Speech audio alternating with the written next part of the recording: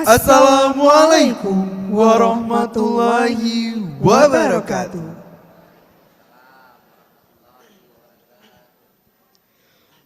Welcome to the 7th International Conference held Polytechnic of Jambi and the open synod session of the 25th Dies Natalis of the held Polytechnic of Jambi 2026.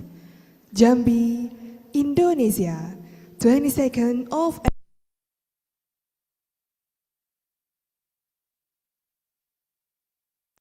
Acara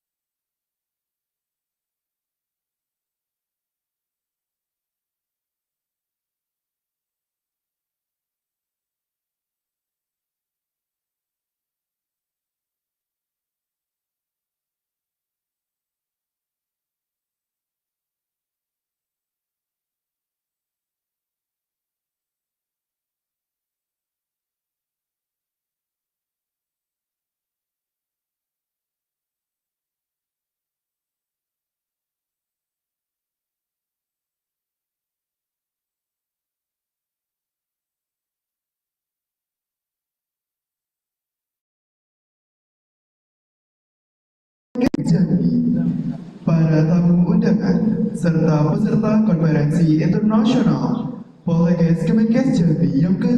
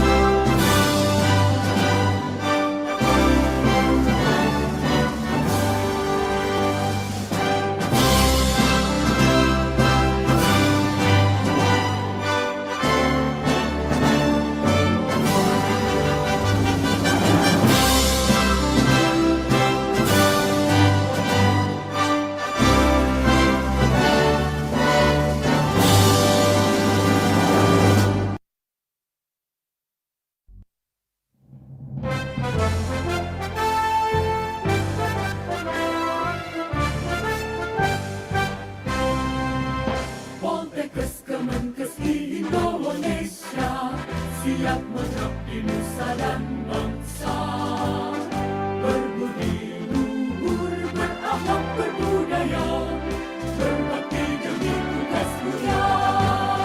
Politechnic Kemenkes di Indonesia, bekerja profesional mendunia.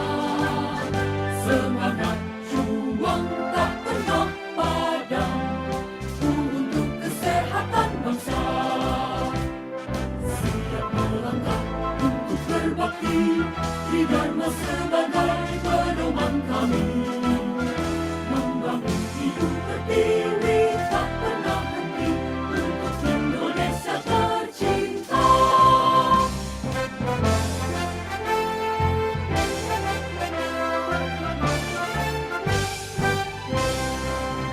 Politechnic Kemenkes di Indonesia, siap mengabdi nusa dan bangsa. Berbudi luhur, berakhlak berbudaya, berbakti demi tugas mulia.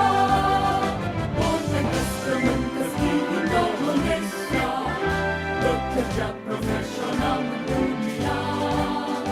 Semangat juang tak pernah padam untuk kesehatan bangsa. Siap melangkah untuk berbakti di Dharma sebagai pedoman kami. Membangun hidup berdiri tak pernah henti untuk Indonesia tercinta. Politechnic Kemenkes hebat, Indonesia sehat.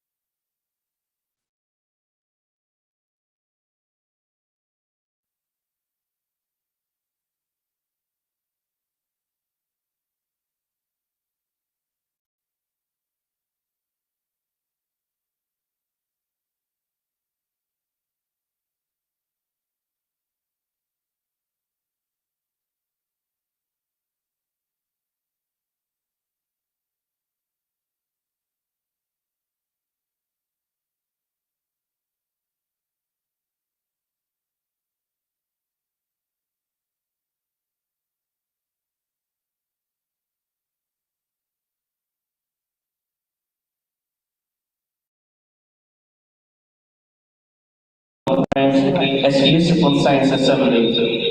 My view of sharing useful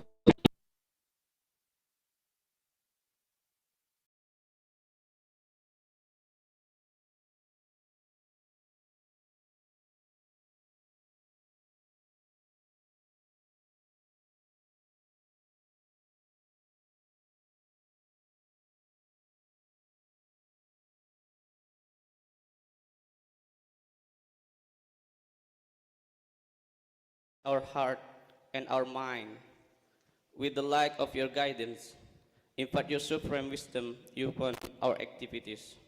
Help us to speak our mind clearly. Help us to listen each other, respect each other, love each other, so that we are included to the blessed person. Allahumma arinal haqqa haqqa warzuqna tiba'ah wa arinal batila batila warzuqna istinabah. Rabbana taqabbal du'ana ya maulana innaka antas samiun alim wa tub alaina innaka antat tawwabur rahim. Rabbana atina fid dunya hasanah wa fil akhirati hasanah wa qina azabannar. Subhana rabbika rabbil izzati amma yasifun wa salamun alal mursalin walhamdulillahi rabbil alamin. Wassalamualaikum warahmatullahi wabarakatuh.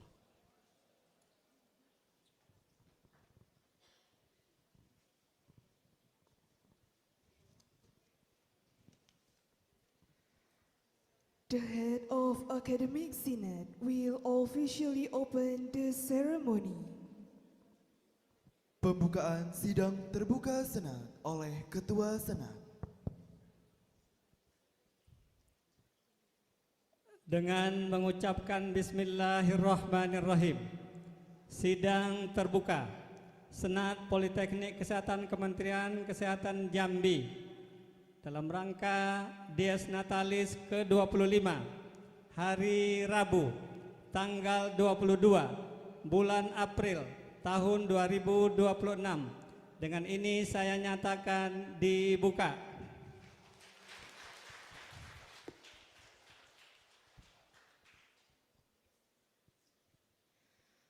Tumpeng cutting ceremony in celebration of the 25th Dies Natalis of Health Politechnic of Jambi. Pemotongan tumpeng oleh Ketua Senat dalam merayakan Dies Natalis Poltekkes Kemenkes Jambi ke-25 tahun 2026. Kepada Ketua Senat, Wakil Direktur 1, 2, dan 3 disilakan mengambil tempat. Kami turut mengundang staf ahli gubernur, Dr. Ferry Kusnadi, SPOG, untuk turut mengambil tempat.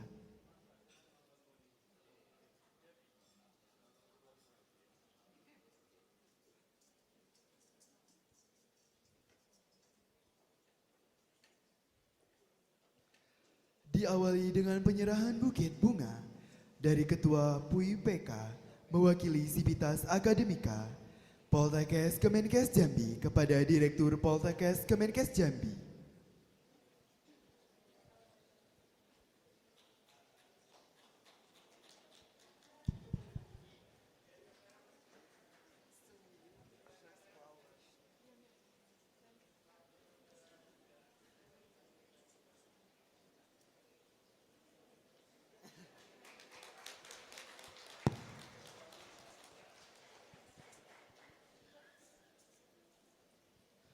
Pemotongan tumpeng Dies Natalis Poltekkes Kemenkes Jambi ke-25 akan diberikan kepada dosen berprestasi yang telah mendapatkan paten sederhana produk inovasi hasil penelitian, kepada Ibu Halimatus Sadia, Spam Apoteker MKes, dan Ibu Agus Riani, SSC MKes Apoteker dari jurusan Farmasi.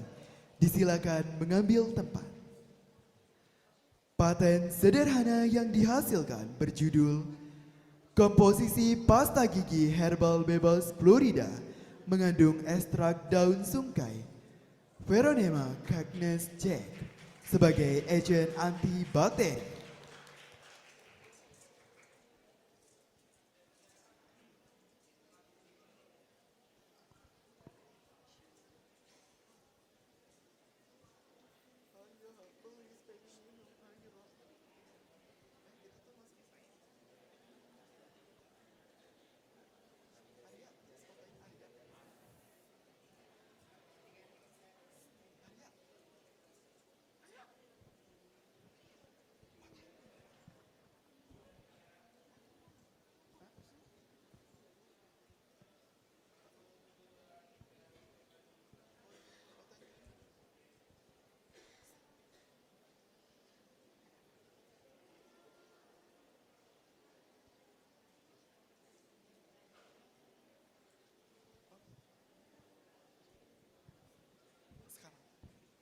Dilanjutkan dengan foto bersama.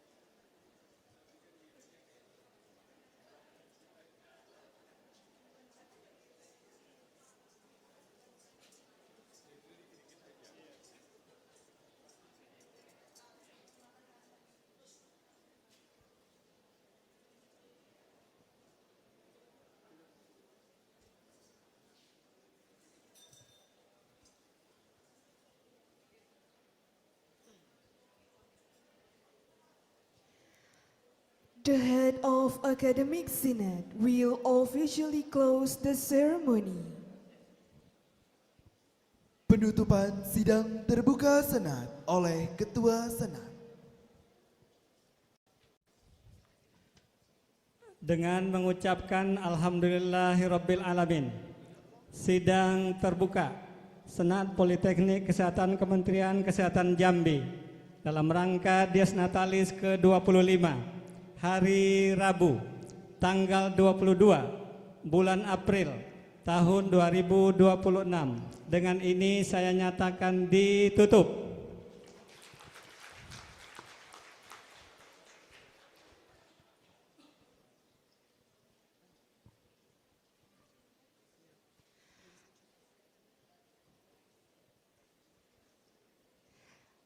Ladies and gentlemen, distinguished guests, respected speakers, and all participants. Good morning, greetings to all of us. Om Swastiastu, Namo Buddhaya, greetings of virtue. It is my pleasure, a true honor to say, as we gather here on this special day, the 7th International Conference, hosted with pride by Health Politechnic Jambi, we stand side by side. This conference is under the theme Populations Level Pre-Diabetes, Bridging Science, Policy, and Practice for Global Collaboration's Prevention. The Excellencies, Vice Minister of Health, Republic of Indonesia, Profesor Dr. Dante Saxono Harbuwono, SPPD, KEMT, PhD.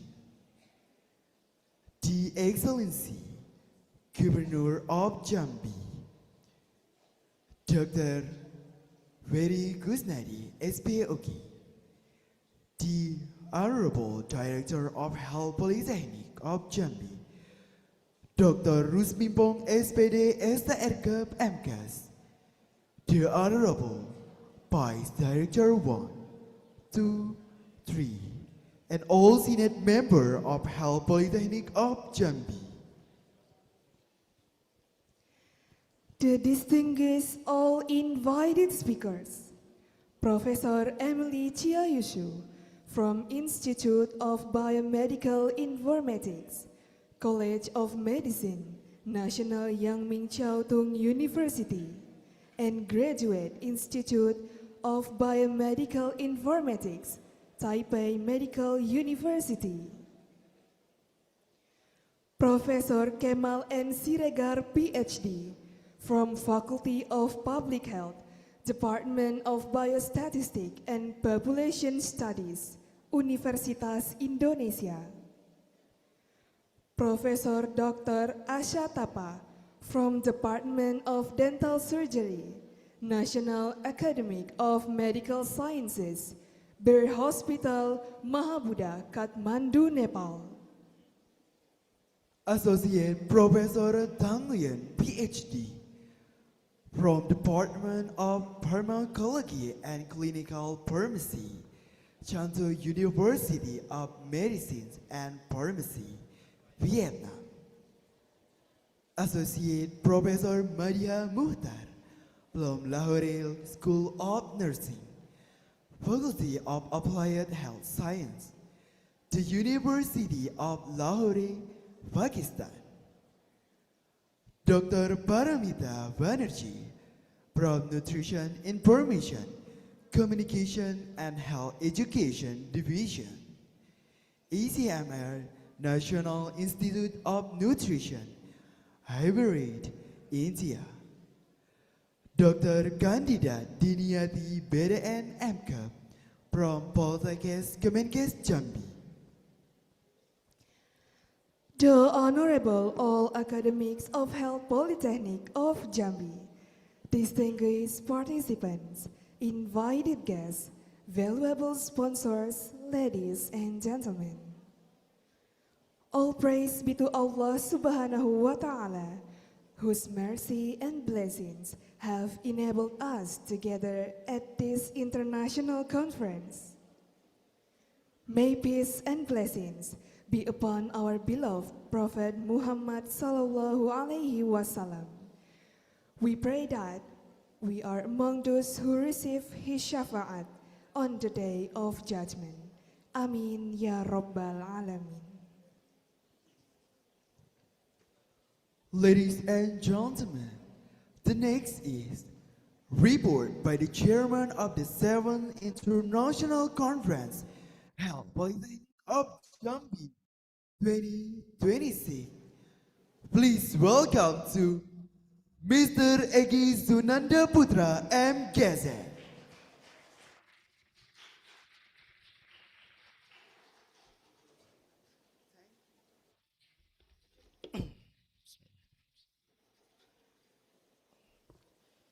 Assalamualaikum warahmatullahi wabarakatuh. Say the first, I pray this the moment in the days Natalis. I hope Politechnic of Jambi always be grow and success for the all years, next year in the great institution in health back.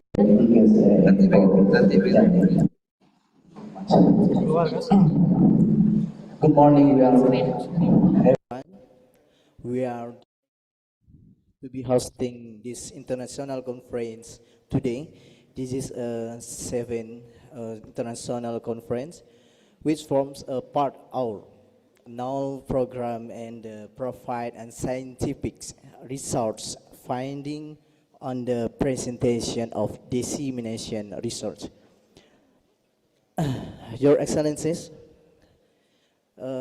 Deputy Ministry of Health, Republic of Indonesia, Professor Dante Saksono Harbuwono is PhD, KMD, PhD, and then I'm delighted and how now that you have agreed to open this conference via tapping video, design our team.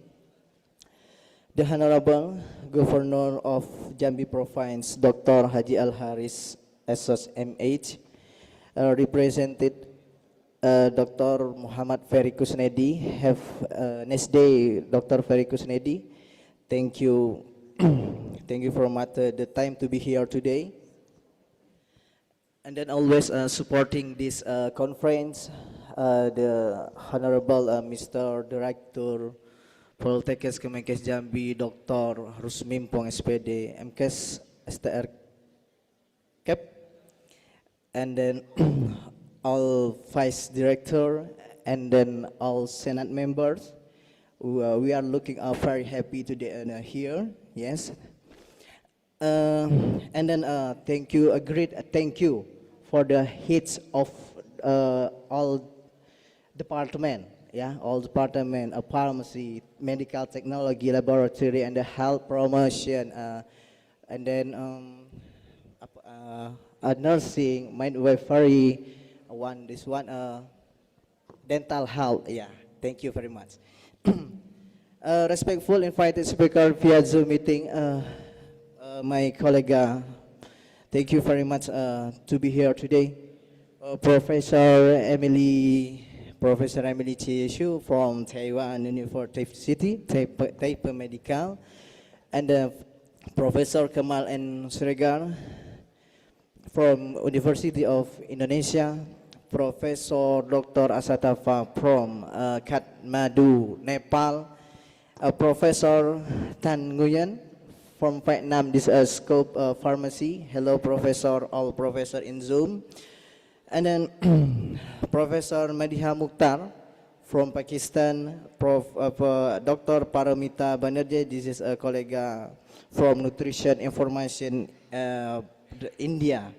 And then grateful for Dr. Dini Yanti MCAP.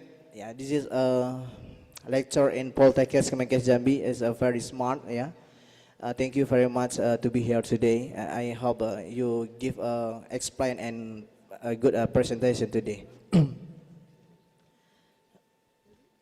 And then estimate participants from Indonesia and the Asian country across the global attending in the person and via the Zoom meeting.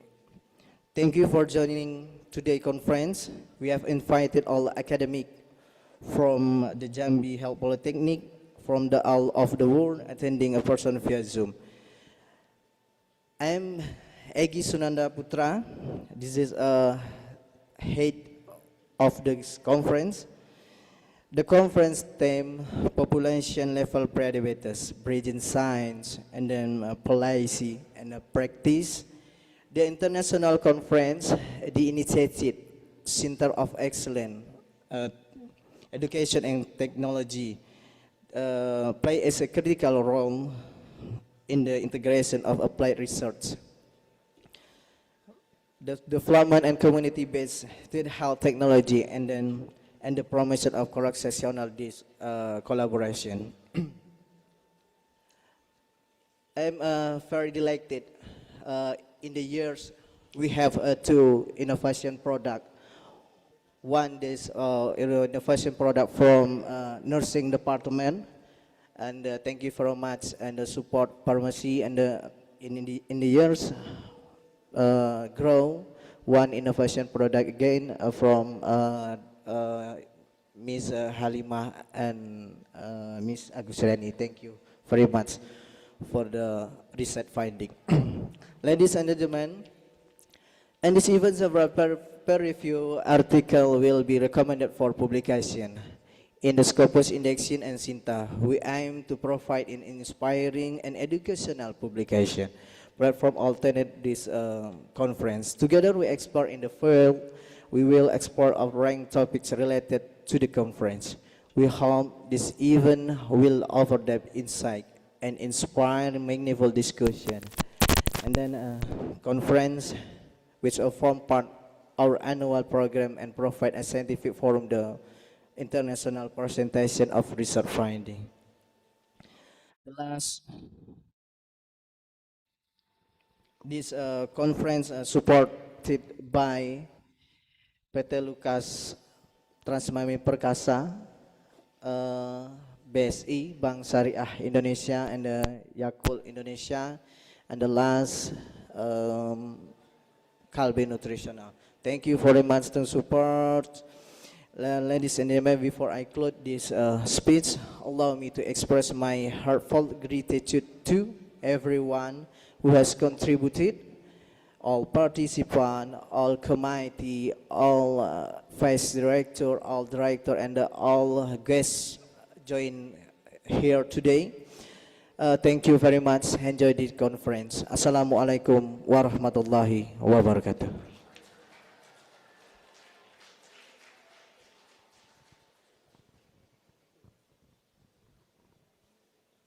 Thank you, Mr. Egi, for delivering the report.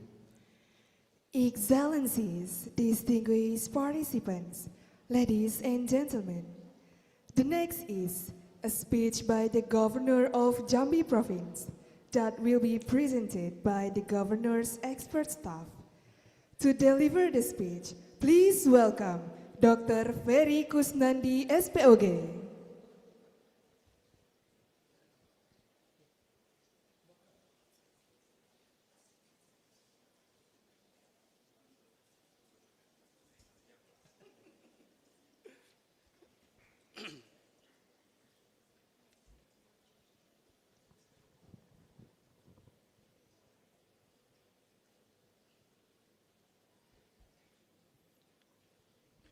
Assalamualaikum warahmatullahi wabarakatuh.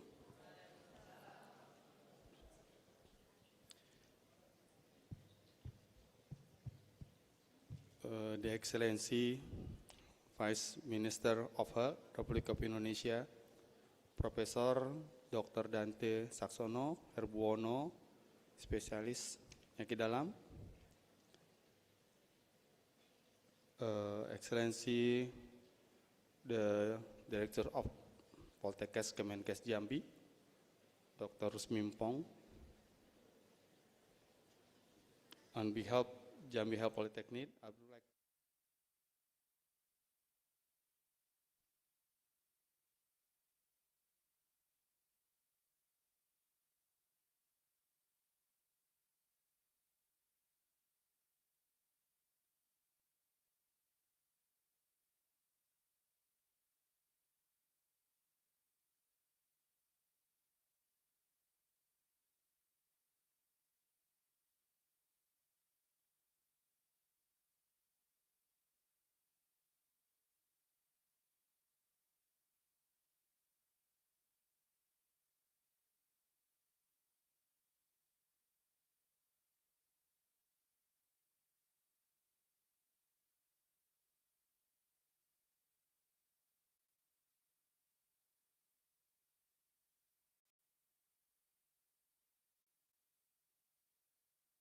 Vietnam, Associate Professor Madiha Mukhtar from Lahore School of Nursing, Faculty of Allied Health Sciences, the University of Lahore, Pakistan, Dr. Paramita Banerjee from Nutrition Information, Communication and Health Education, Niche Division, ICMR, National Institute of Nutrition, Hyderabad, India, and Dr. Candidate Diniati Bidan MCAP from Politechnic Kemenkes Jambi. This international committee conference is also held in cooperation with Human Resource Development Unit Jambi, which accredited and integrated with the Minister of Health Learning Management System. For the first time, the apologies from the Governor of Jambi Province, because at the same time the governors have duty, and this for me, I am the staf ahli gubernur bidang sumber daya manusia, kebetulan juga orang kesehatan. And I'm sorry because the speech from the governor in Bahasa. So I would like to presenting in Bahasa, because if I translate in English maybe sounds not good. Assalamualaikum warahmatullahi wabarakatuh. Salam sejahtera untuk kita semua. Om Swastiastu, Namo Buddhaya, salam kebajikan. Salam sehat untuk kita semua. Puji dan syukur tanpa jeda kita panjatkan kepada Allah SWT, Tuhan yang Maha Kuasa, atas semua nikmat yang terbilang dan tak terungkap, untuk merahmati kita dengan kesempatan untuk hadir dalam pembukaan konferensi Seminar Internasional ke-7 Politechnic Kesehatan Provinsi Jambi. Bapak, Ibu, saudara-saudara hadirin yang saya hormatin, berdasarkan profil kesehatan Provinsi Jambi, ini diabetes mellitus termasuk dalam 10 jenis penyakit yang paling diderita atau dilukan oleh masyarakat dan persentasenya terus menunjukkan kenaikan setiap tahun. Ini juga ada riskesdas, tapi riskesdas tahun 2018, ya, dikarenakan tingkat konsumsi makanan dan minuman manis yang sangat tinggi, yaitu 87,99% dan 91,49%. Tapi sekarang sudah ada MBG ya. Jadi mungkin makanan manis-manis dan minuman manis-manis agak berkurang.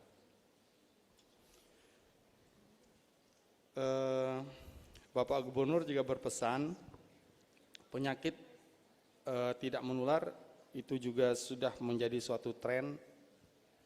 Kalau kita lihat banyak ya anak-anak SMP, SMA itu sudah kungku, sudah ngafe. Ya, jadi hampir rata-rata itu SMP, SMA, kuliah. Dan kafenya itu bukanya 24 jam, nongkrong cuma buat wifi, seperti saya pikir itu. Jadi memang harus ada kebijakan yang komprehensif, ya, termasuk juga dari wali kota Jambi mungkin nanti untuk melihat perubahan gaya hidup yang tidak kita lihat dan tidak bisa kita pungkiri. Terkait hal tersebut, Bapak Gubernur menyampaikan apresiasi kepada Politechnic Kesehatan Jambi dan semua pihak yang telah mendukung penyelenggaraan seminar internasional ini dengan memfokuskan diskusi ilmiah pada pencegahan prediabetes. Besar harapan kegiatan ini menjadi pendukung konkret bagi berbagai peraturan Menteri Kesehatan yang terkait pencegahan maupun penanggulangan penyakit menular diabetes mellitus. Ini mungkin tersampaikan ke Bapak Gubernur bahwa seminar ini tentang diabetes ya, Pak Direktur. Karena bahasanya diabetes semua ini.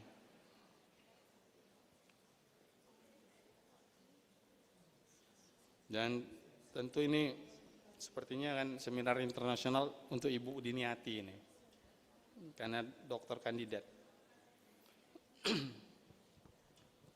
Berbagai upaya telah dilakukan, ya, termasuk juga sebenarnya kalau dari Kementerian Kesehatan itu pemberian ultrasound ya, USG, itu salah satu bisa untuk melihat bagaimana perkembangannya, termasuk juga perkembangan penyakit ya, tumor bisa dilihat, kemudian juga untuk ibu dan anak juga bisa dilihat.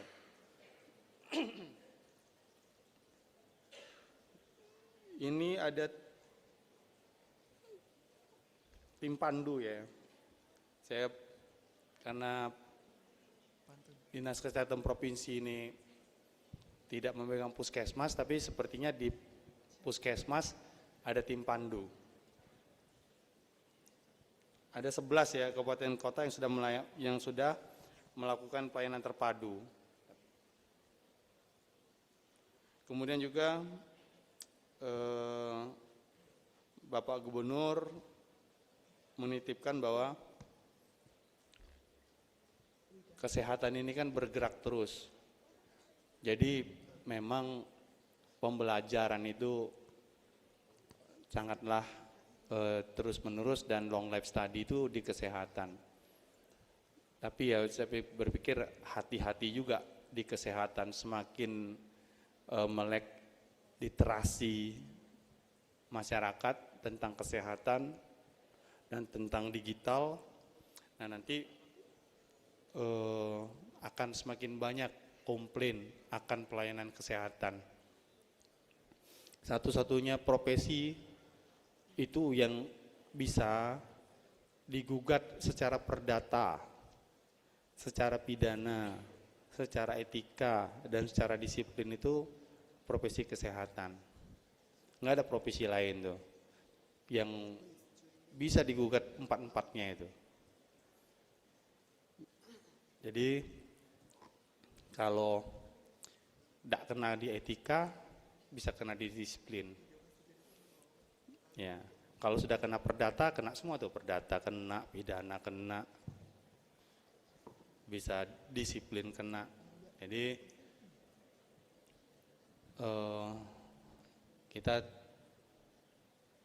praktisi kesehatan ini haruslah bersatu padu, ya, menguatkan 9 profesi kesehatan yang ada di dalamnya, sehingga nanti tidak juga organisasi tersebut malah hadir untuk menghukum anggotanya. Ya, apalagi kalau disiplin itu dari 5 anggota Dewan Kehormatan Disiplin itu paling cuma 1 orang kesehatan. Jadi ada praktisi hukum dan yang lain-lain. Jadi orang luar profesi kita menilai profesi kita dari segi disiplin. Jadi titipannya untuk ke depan mungkin agar kita muatkan lagi konsolidasi ke dalam, termasuk juga izin Pak Wamenkes yang hadir pada saat ini, Prof. Dante, untuk melihat kondisi tenaga kesehatan kita. Jadi kalau kita lihat satu-satunya juga profesi, ya tapi apoteker ada ya, apoteker ada. Selain apoteker itu yang tidak ada nilai dasar dari salary-nya. Kalau apoteker ada. Jadi apoteker itu melindungi bahwa perjanjian pembayaran sekian. Ya walaupun mungkin ada perjanjian yang lain lagi untuk yang baru-baru buka. Tapi dokter, bidan, perawat, mungkin radiografer, ya, nutrition, ya, itu tidak ada itu nilai dasar untuk penggajiannya. Sementara kalau kita sekarang lihat fakultas kedokteran dibuka di mana-mana, oh ya, termasuk juga perawat, bidan, yang paling banyak perawat kan, tapi tidak ada itu untuk salary dasarnya. Beda dengan yang toko sebelah, ya, baru-baru sebentar sudah mau diangkat jadi P3K, gaji 3,5 juta.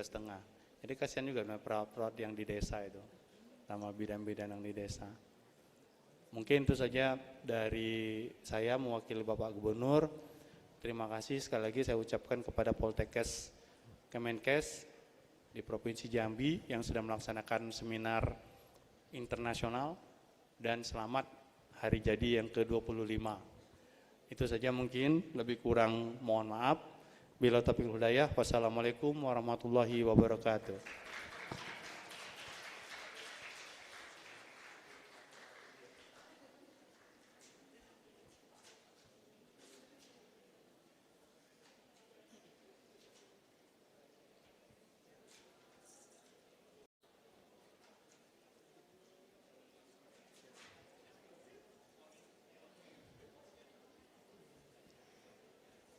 Thank you, Dr. Ferry Kusnadi SPOG, for delivering the speech.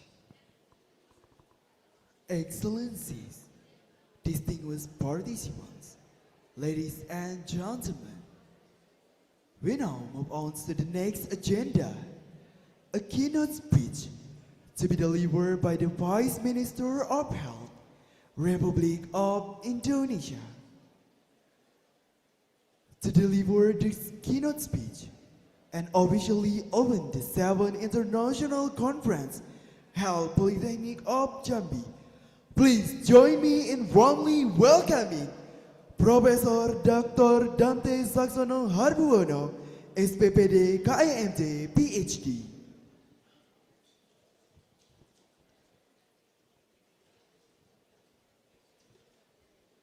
Assalamualaikum warahmatullahi wabarakatuh. Good afternoon, greeting to all of us. Om Swastiastu, Namo Buddhaya, greeting of virtue. Distinguished Governor of Jambi Province, Dr. Haji Al-Haris, Director of Health Polytechnic of the Ministry of Health Jambi, Dr. Rusming Pong, distinguished keynote speaker from Taiwan, Nepal, Vietnam, Pakistan, India, and Indonesia, ladies and gentlemen. Let me begin with a reality we cannot ignore. 500 million people worldwide are living with diabetes. But what is more alarming is a million more who do not yet realize they are on the path. This is prediabetes, a silent window of risk that most people never ever know they are in. Prediabetes is not just individual clinical condition. It has evolved into complex multidimensional public health issue. Life change, urbanization, dietary pattern, and broader socioeconomic determination. That is why our approach must shift from treatment prevention from individual to the population. The Ministry of Health continues to drive this transformation through concrete prevention efforts, including the free annual health check-up program, we know as CKG, which has screened more than 24 million people this year, strengthening early detection and bringing health service closer to the community. So prediabetes can be identified early and prevented from progressing into diabetes, ensuring no one reaches that state when it is already too late. This conference stands at exactly that crossroad, bridging together science, policy, and practice. Research without policy cannot scale. Policy without practitioner lack impact. All three must move together. I expect this forum to move beyond discourse and produce actionable recommendations that can integrate it into our national health strategy. By ensuring our system can detect it and reach those at risk in time, we fulfill our shared responsibility. With Bismillahirrahmanirrahim, I hereby officially declare that 7th International Conference of Health Polytechnic of Jambi officially open. Thank you. Wassalamualaikum warahmatullahi wabarakatuh.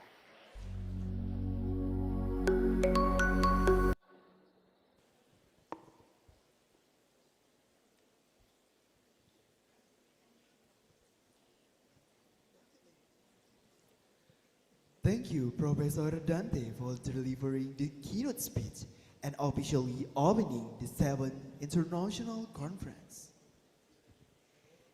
Excellencies, distinguished participants, ladies and gentlemen, our next agenda item is welcoming remark by the Director of Health Polytechnic of Jambi. To deliver the speech, please join me in welcoming Mr. Dr. Rusming Pong, SPD STRK MKes.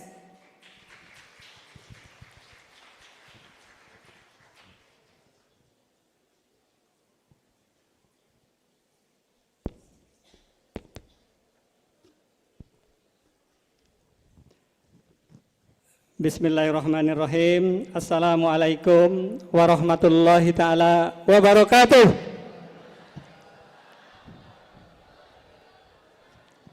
Selamat pagi, salam sejahtera untuk kita semua. Semangat pagi, pagi, pagi, pagi, luar biasa. Semangat pagi, pagi, pagi, pagi, luar biasa. Thank you.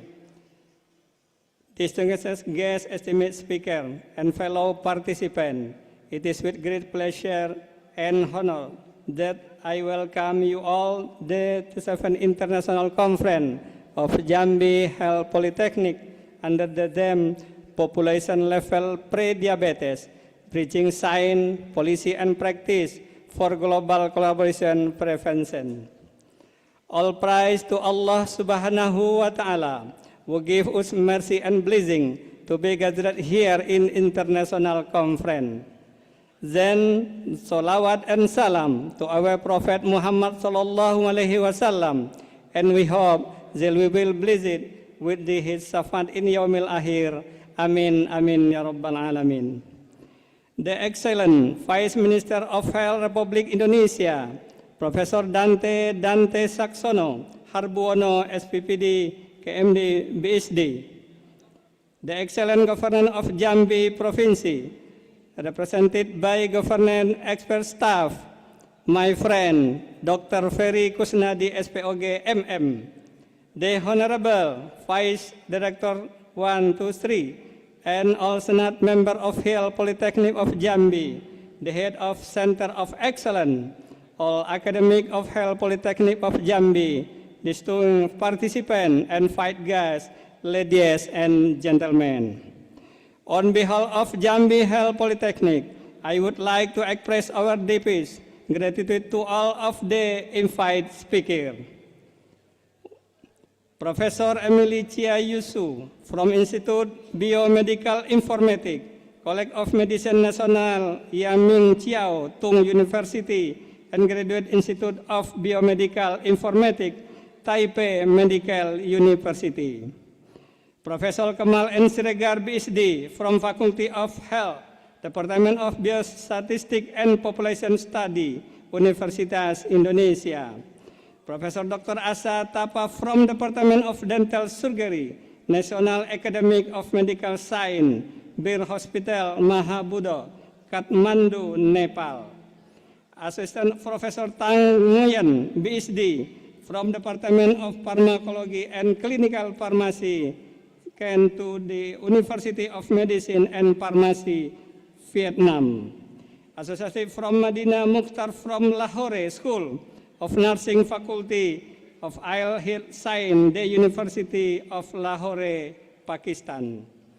Dr. Paramita Banerjee from Nutrition Information Communication and Health Education, Divisi ICMR National Institute of Nutrition, Hyderabad, India. And Dr. Candidate Diniati, BDN, Bidan, MCAP from Politechnic of Jambi.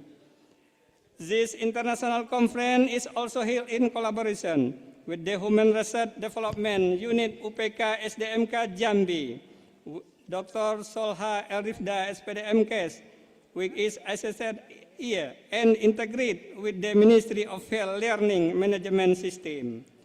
Ladies and gentlemen, welcome to the value conference.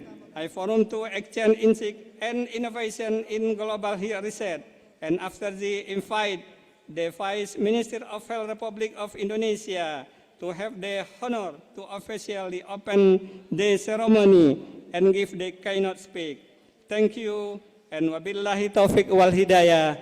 Wassalamualaikum warahmatullahi ta'ala wabarakatuh.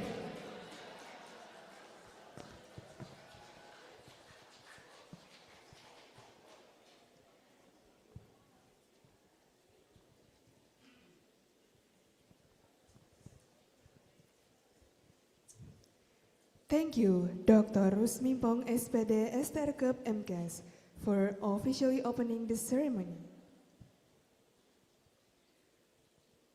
Starting a day with a cup of espresso. Enjoying the Jambi view in silence. Please enjoy our video, The Hill Polytechnic of Jambi Center of Excellence.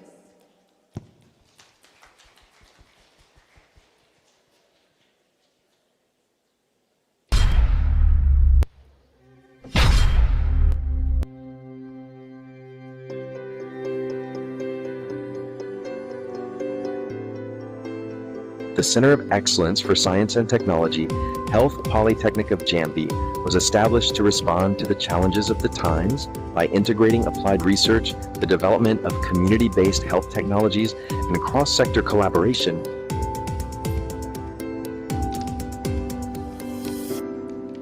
The Health Polytechnic of the Ministry of Health Jambi already has a PUI-PK in accordance with our agreement. We have set the theme as public health with non-communicable diseases.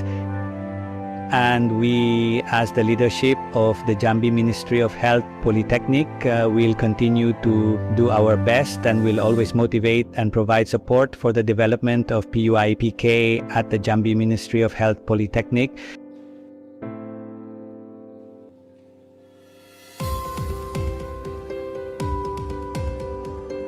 The Center of Excellence in Science and Technology at the Jambi Ministry of Health Polytechnic focuses its studies on public health, particularly in the prevention of non-communicable diseases using appropriate technology. The PUIPK makes a significant contribution to addressing health issues through activities that include academic excellence, commercialization, and implementation. WIPK will embrace all the leading research products at Politechnic of Jambi, and through WIPK, there will be dissemination of these leading products to the public and to the government, with the aim of contributing to the government in improving public health standards. We are committed to becoming a driving force for national health advancement. Our Center of Excellence has produced numerous patented products, intellectual property rights, and both national and international research publications, as well as policy recommendations to improve public health in Jambi Province. Berbagai upaya telah dilakukan oleh pemerintah, namun belum membuahkan hasil yang maksimal dalam penemuan kasus TBC di masyarakat. Oleh karena itu, aplikasi Kecapi, kenali, catat, dan periksa dikembangkan. Yuk mulai gosok gigimu. Ada sebuah aplikasi yang dikembangkan untuk membantu penderita DM mandiri dalam mengidentifikasi hipoglikemi. Aplikasi ini diberi nama NETA, Nursing Education Therapeutic Application. Satu prototipe yang kami beri nama sensor pintar robotik pencegah infeksi. Salah satu faktor penular orang terinfeksi COVID adalah dengan kontak tangan. Join us and become part of an innovative health ecosystem that shapes a healthier, more competitive, and sustainable future for Indonesia. Let's innovate, collaborate, and contribute together with the Center of Excellence for Science and Technology of Health, Polytechnic of Jambi. Jalan-jalan ke Sungai Batanghari, jangan lupa memakai batik Jambi. Jika ingin melihat mercusuar Politechnic of Jambi, jangan lupa kunjungi galeri Politechnic of Jambi. Pagi hari minum kopi, siangnya es buah selasi. Kami PUIPK Politechnic of Jambi siap hilirisasi dan industrialisasi. PUIPK Politechnic of Jambi, Leading Innovation.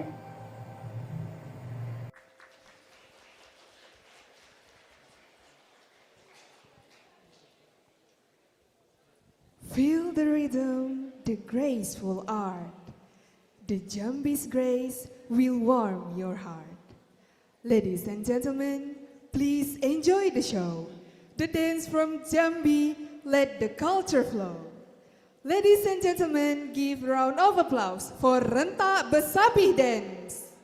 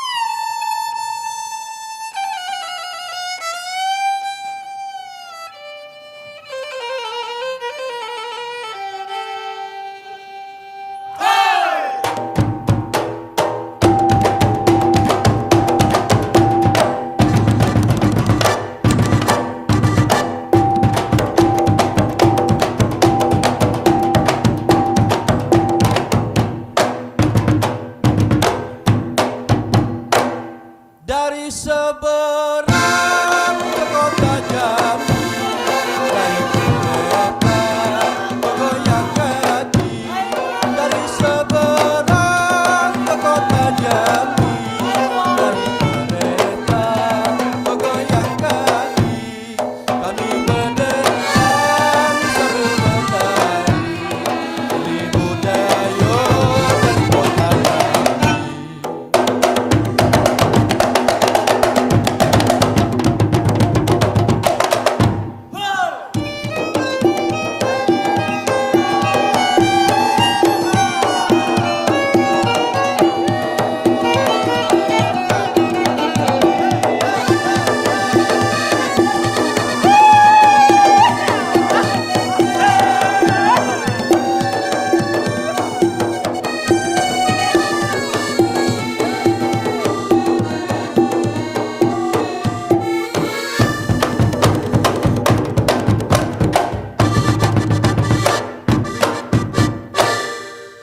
Ya salam,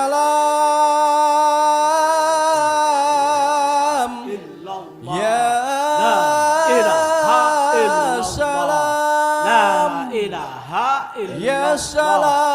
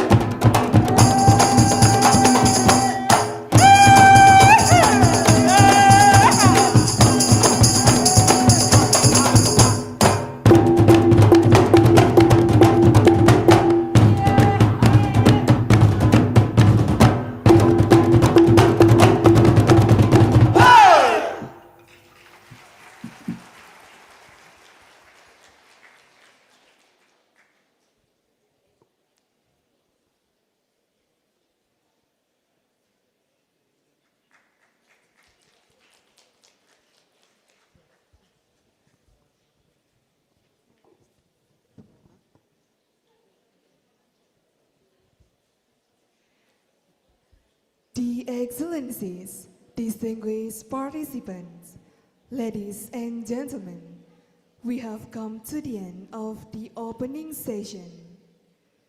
Senate member leave the podium. Kepada anggota Senat, disilakan meninggalkan tempat.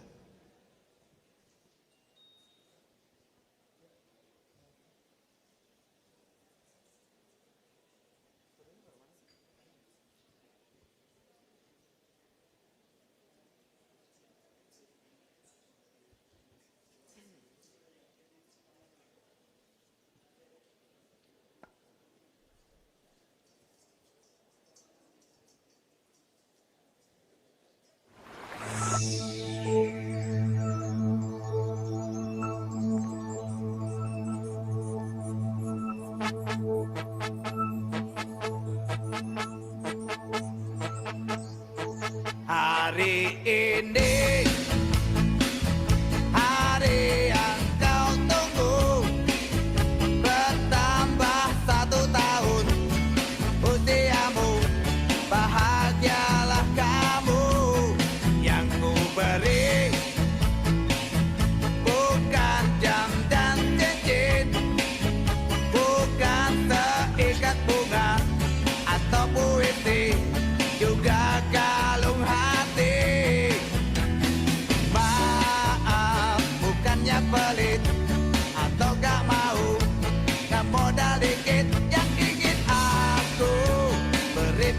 kamu, doa setulus hati.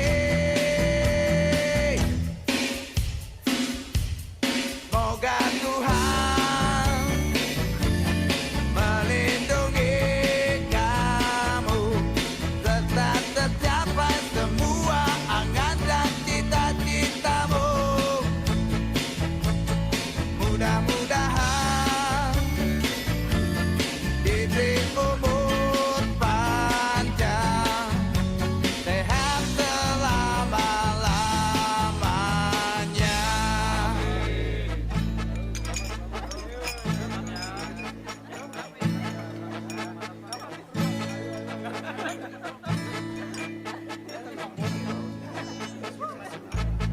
Moga Tuhan melindungi kamu, serta tercapai semua angan dan cita-citamu. Mudah-mudahan diberi umur panjang, sehat selama-lamanya.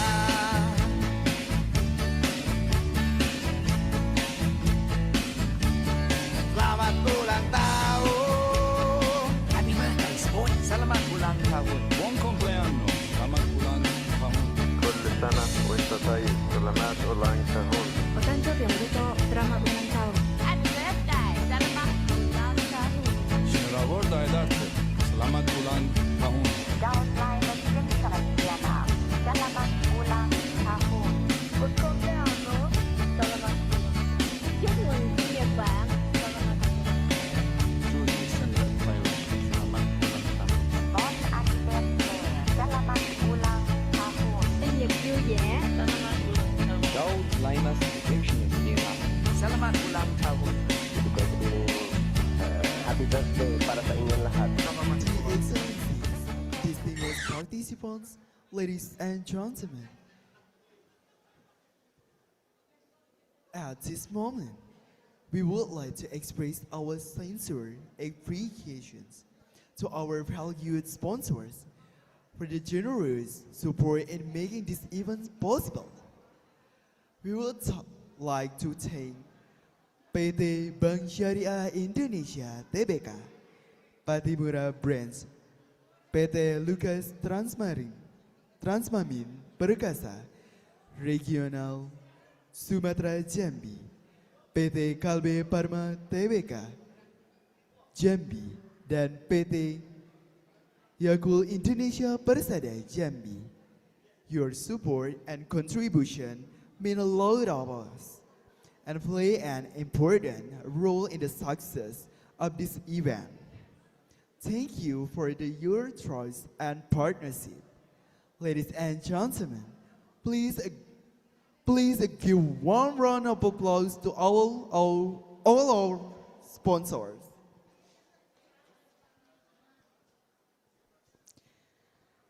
Our opening session now must end. We thank you all, each guest and friend. With heartfelt thanks, we close this part. Your gracious smile will warm each heart. May this conference inspire innovations and enlightenment. Thank you once again for joining us in this conference. We wish you productive and memorable experience in the upcoming session of the 7th International Conference hosted by the Health Polytechnic of Jambi in 2026. I'm Yunarsin from Danta Health Department and Fitria Atifa from Health Promotion Department. Wassalamualaikum warahmatullahi wabarakatuh.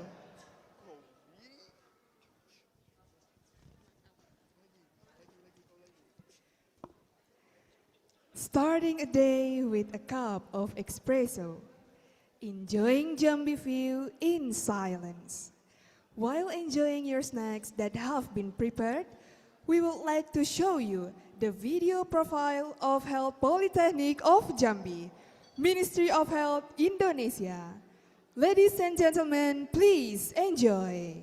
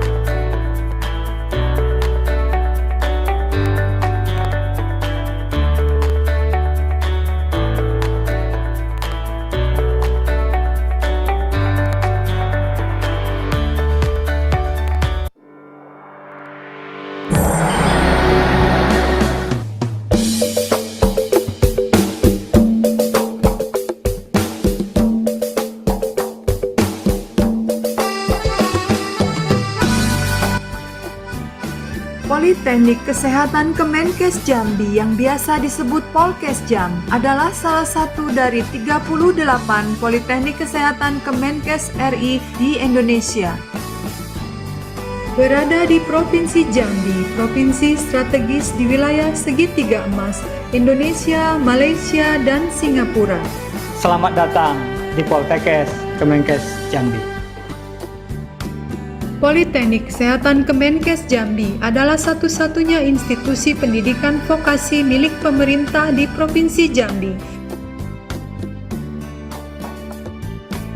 Politeknik Kesehatan Kemenkes Jambi yang memiliki lahan sangat luas, didukung dengan sumber daya manusia profesional dalam jumlah cukup dan sarana yang lengkap. Saat ini melaksanakan layanan CBT Center, OSCE Center, perpustakaan terpadu dan perpustakaan keliling, serta laboratorium terpadu.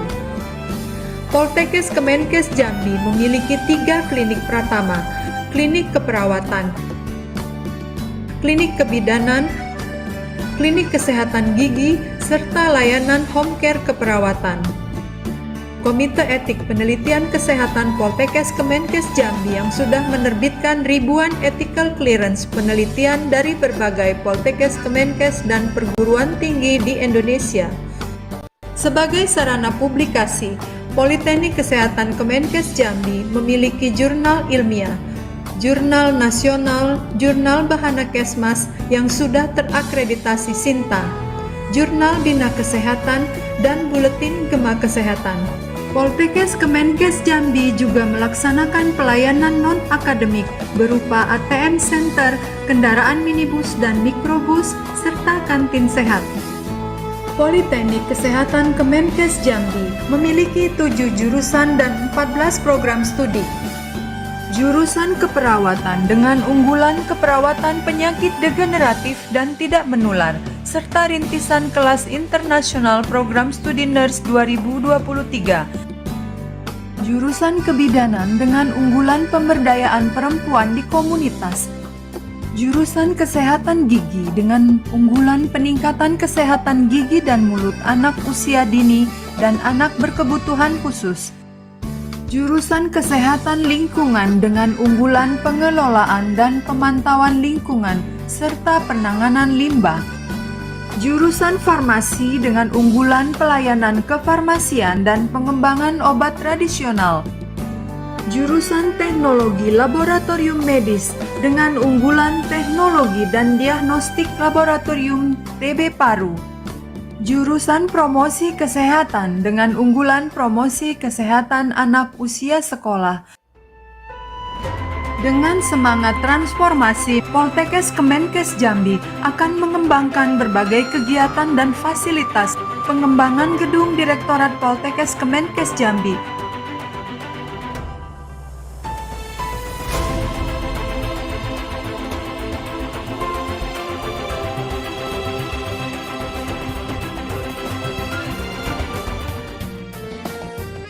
Pengembangan perpustakaan terpadu yang menjadi pusat rujukan referensi kesehatan di Provinsi Jambi. Pengembangan laboratorium terpadu yang akan menjadi laboratorium rujukan. Pengembangan ruang kelas dan sarana olahraga serta kantin sehat sehingga dapat menampung ribuan mahasiswa dari program studi yang ada dan program studi yang akan dikembangkan selanjutnya. Pengembangan klinik pratama keperawatan, layanan home care keperawatan, klinik pratama kebidanan, dan klinik pratama kesehatan gigi. Pengembangan CBT Center. Pembangunan multipurpose building atau gedung serbaguna dengan kapasitas ribuan. Selain itu, akan diadakan juga academic event organizer. Juga akan didirikan studio fotografi dan videografi serta jasa desain infografis. Dengan segala upaya tersebut, diharapkan akan terus meningkatkan kualitas layanan pendidikan dan layanan non-pendidikan, sekaligus meningkatkan nilai dan pendapatan bagi Politeknik Kesehatan Kemenkes Jambi. Terima kasih.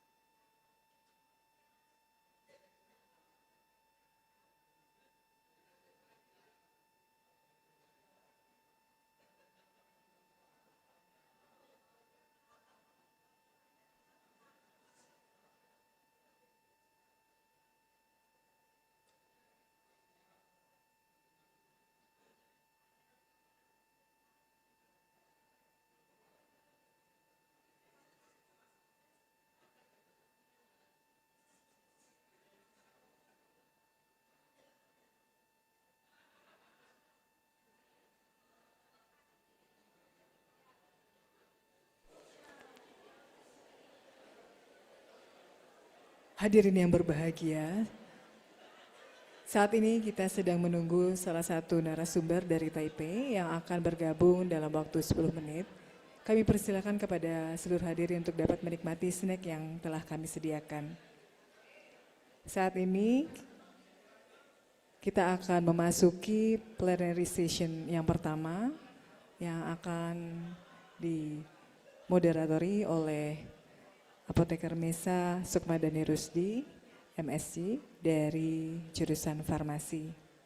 Sekali lagi kami ucapkan selamat mengikuti International Conference Health Politechnic of Jambi yang ke-7 dengan tema Population Level Pre-Diabetes, Bridging Science, Policy, and Practice for Global Collaboration Prevention. Terima kasih.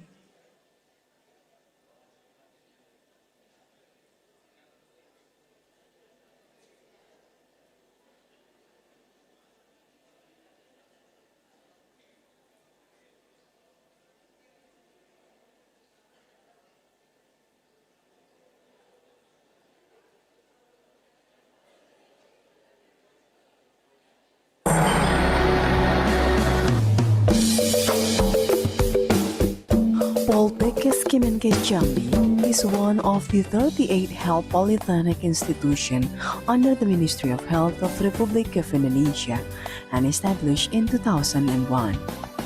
Located in Jambi Province, Politechnic Kemenkes Jambi occupies a strategic position within the Golden Triangle of Indonesia, Malaysia, and Singapore, serving as an important hub in the development of health vocational education in Western Indonesia. Welcome to Poltekkes Kemenkes Jambi. As the only government-owned higher education institution for health vocational studies in Jambi Province, Politechnic Kemenkes Jambi stands on a vast area supported by professional human resources as well as modern and comprehensive facilities and infrastructures. At present, Politechnic Kemenkes Jambi manage a range of integrated academic service centers, including CBT Center, OSCE Center, TOEFL ITP Center, Prometric Center, Integrated Library, Mobile Library, and Integrated Laboratory, supporting both learning and research activities. In the field of health services, Politechnic Kemenkes Jambi operates a primary clinical accredited paripurna or excellence, providing nursing, midwifery, and dental health service, as well as home care nursing service for the community. Additionally, the Health Research Ethics Committee of Politechnic Kemenkes Jambi has issued thousands of ethical clearance letters, not only for its own academic community, but also for various universities across Indonesia. The Health Human Resource Training and Development Unit UPK SDMK of Politechnic Kemenkes Jambi has been accredited excellent and actively organized scientific activities such as seminars, workshops, and training at local, national, and international levels. As part of its academic publication efforts, Politechnic Kemenkes Jambi publishes several journals, including Jurnal Bahana Kesehatan, Pinakes Journal, Kemakes Bulletin. And beyond academic services, Politechnic Kemenkes Jambi also provides a variety of non-academic facilities, including ATM Center, minibus and microbus transportation services, and a healthy canteen for students and staffs. Currently, Politechnic Kemenkes Jambi offers 7 departments and 14 accredited study programs, including 12 with excellent and 2 with very good accreditation. Each department has its own distinctive area of excellence. Department of Nursing with excellence in nursing care for degenerative and non-communicable diseases, and an international class established since 2022. Department of Midwifery with excellence in women's empowerment within the community. Department of Dental Health with excellence in improving dental health among early childhood and children with special needs.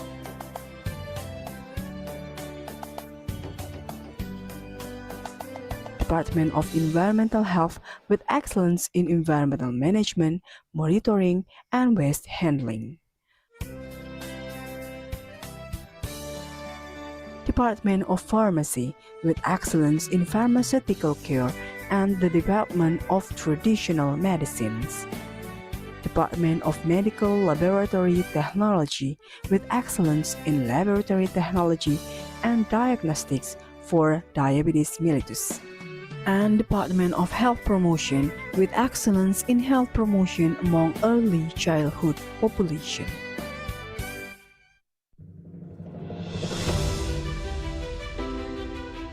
With the spirit of health transformation, Politechnic of Jambi continues to expand and enhance its various facility and flagship programs.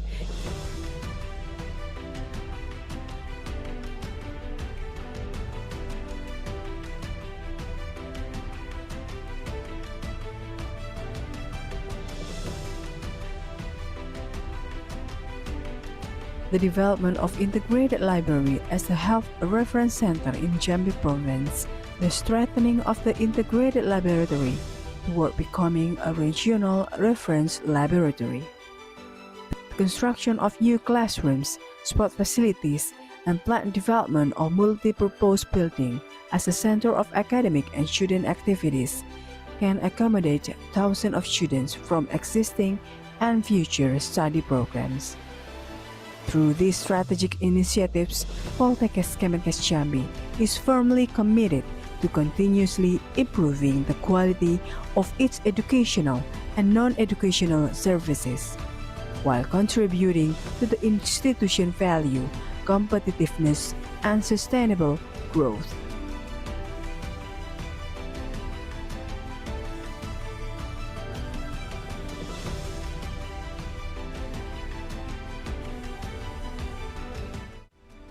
Thank you. Politechnic of Jambi, leading in health innovation.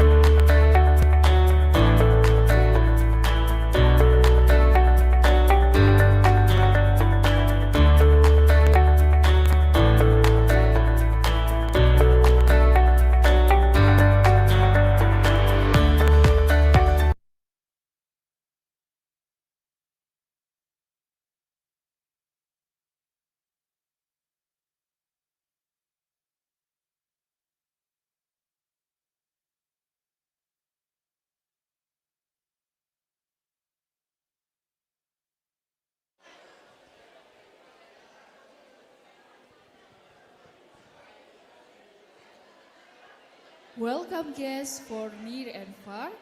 In Jambi, we gather to raise the bar. The plenary session will shortly begin. Let's learn together and all the knowledge we'll gain. The Excellencies, distinguished participants, ladies and gentlemen, we come to the first plenary with our distinguished speakers. First, Professor Emily Chia Yusu from Institute of Biomedical Informatics, College of Medicine, National Yang Ming Chiao Tung University, and Graduate Institute of Biomedical Informatics, Taipei Medical University. Second, Professor Kemal N. Siregar, PhD, from Faculty of Public Health, Department of Biostatic and Population Studies, Universitas Indonesia. Third, Dr. Paramita Banerjee from Nutrition, Communication and Health Education Division, ICM, National Institute of Nutrition, Hyderabad, India. Fourth, Associate Professor Tang Nguyen, PhD, from Department of Pharmacology and Clinical Pharmacy, Chanto University of Medicine and Pharmacy, Vietnam. This session will be led by moderator, Apotheker Mesa Sukmadani Rusdi, Master of Science. She is a lecturer from Department of Pharmacy, Health Polytechnic of Jambi. Please welcome and give a warm round of applause to Mrs. Apotheker Mesa Sukmadani Rusdi, MSc.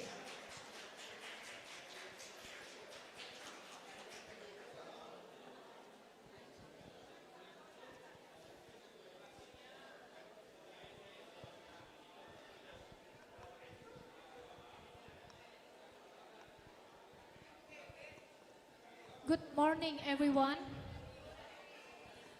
Distinguished guests, respected speakers, ladies and gentlemen. First, I would like to warmly greet the Director of Health Polytechnic of Jambi, Dr. Rusmimpong, SPD, STR Cap MKes, Vice Director 1, 2, 3, and Senate members of Health Polytechnic of Jambi. Our honored speakers, Professor Emily Chia Yusu from National Yang Ming Chiao Tung, Taiwan, Professor Dr. Kemal N. Siregar, PhD from Universitas Indonesia, and Mrs. Paramita Banerjee, PhD from National Institute of Nutrition, India, and also Mr. Associate Professor Tang Nguyen, PhD from Chanto University of Medicine and Pharmacy, Vietnam, and all participants who joining us today. It is a pleasure for me to serve you as a moderator for this panel session at the 7th International Conference of Health Polytechnic of Jambi. This year, we are discussing a very important and timely topic with the theme Population-Level Prediabetes, Bridging Science, and Practice for Global Collaboration Prevention. As we know, prediabetes is becoming an increasingly serious global health issue. It represents a critical stage where early intervention can significantly reduce the progression to diabetes and related complications. Therefore, strengthening collaboration between science, policy, and real-world practice is essential to achieve meaningful impact at the population level. Before we begin, I would like to briefly explain how the flow of this session. Since this is an online session from the speakers, we will have each speaker present their work for about 20 minutes, followed by 10 minutes of a short discussion or Q&A section before we moving on to the next speakers. Okay, before we start our panel session, I would like to greeting our speakers, Professor Emily Chia Yusu. Is Professor Emily has been joined with us today? Yes, can you guys hear me? Hello, I'm Emily from Taiwan. Professor Emily Chia Yusu. Hello, can you hear me? Hello? Okay. Yes. Our next speaker is Professor Kemar N. Siregar has joined with us today. Yes, thank you. Could you hear me clearly? And Mrs. Paramita Banerjee, PhD. Yes, I am online. Thank you. Can you hear me? And the fourth speaker is Associate Professor Tang Nguyen, PhD. Hi, Okay. How are you, Professor? I'm good here. Thank you. Okay. We are moving to our first speaker first. Professor Emily Chia Yusu from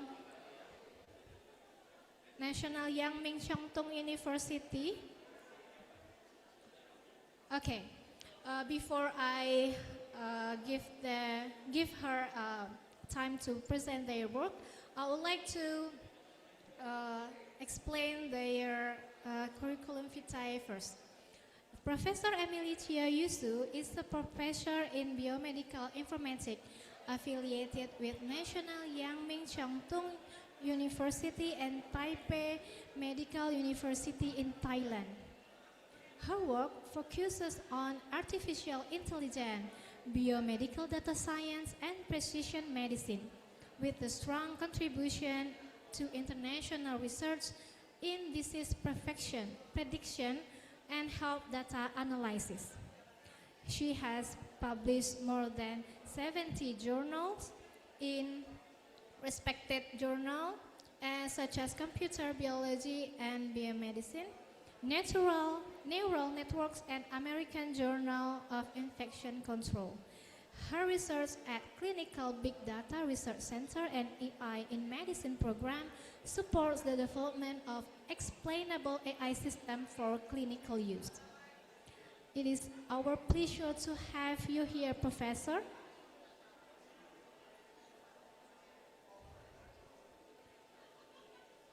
Hi, can you guys hear me? Yes, I can hear you clearly, Professor. Okay. Thanks a lot for the invitation. It's my honor to be here today to present our research at the 7th International Conference of the Health Politechnic of Jambi.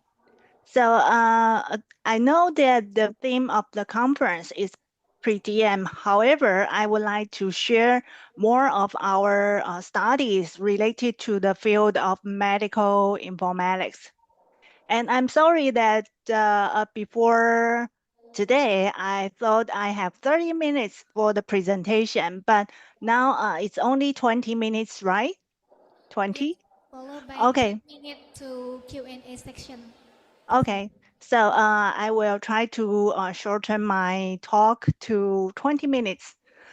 So today I'm going to focus on the introduction of digital health, especially for the public health prevention and also medical informatics. So my talk will be about the AI and machine learning and also clinical decision support. First, I would like to briefly introduce myself. I obtained my PhD from Taiwan.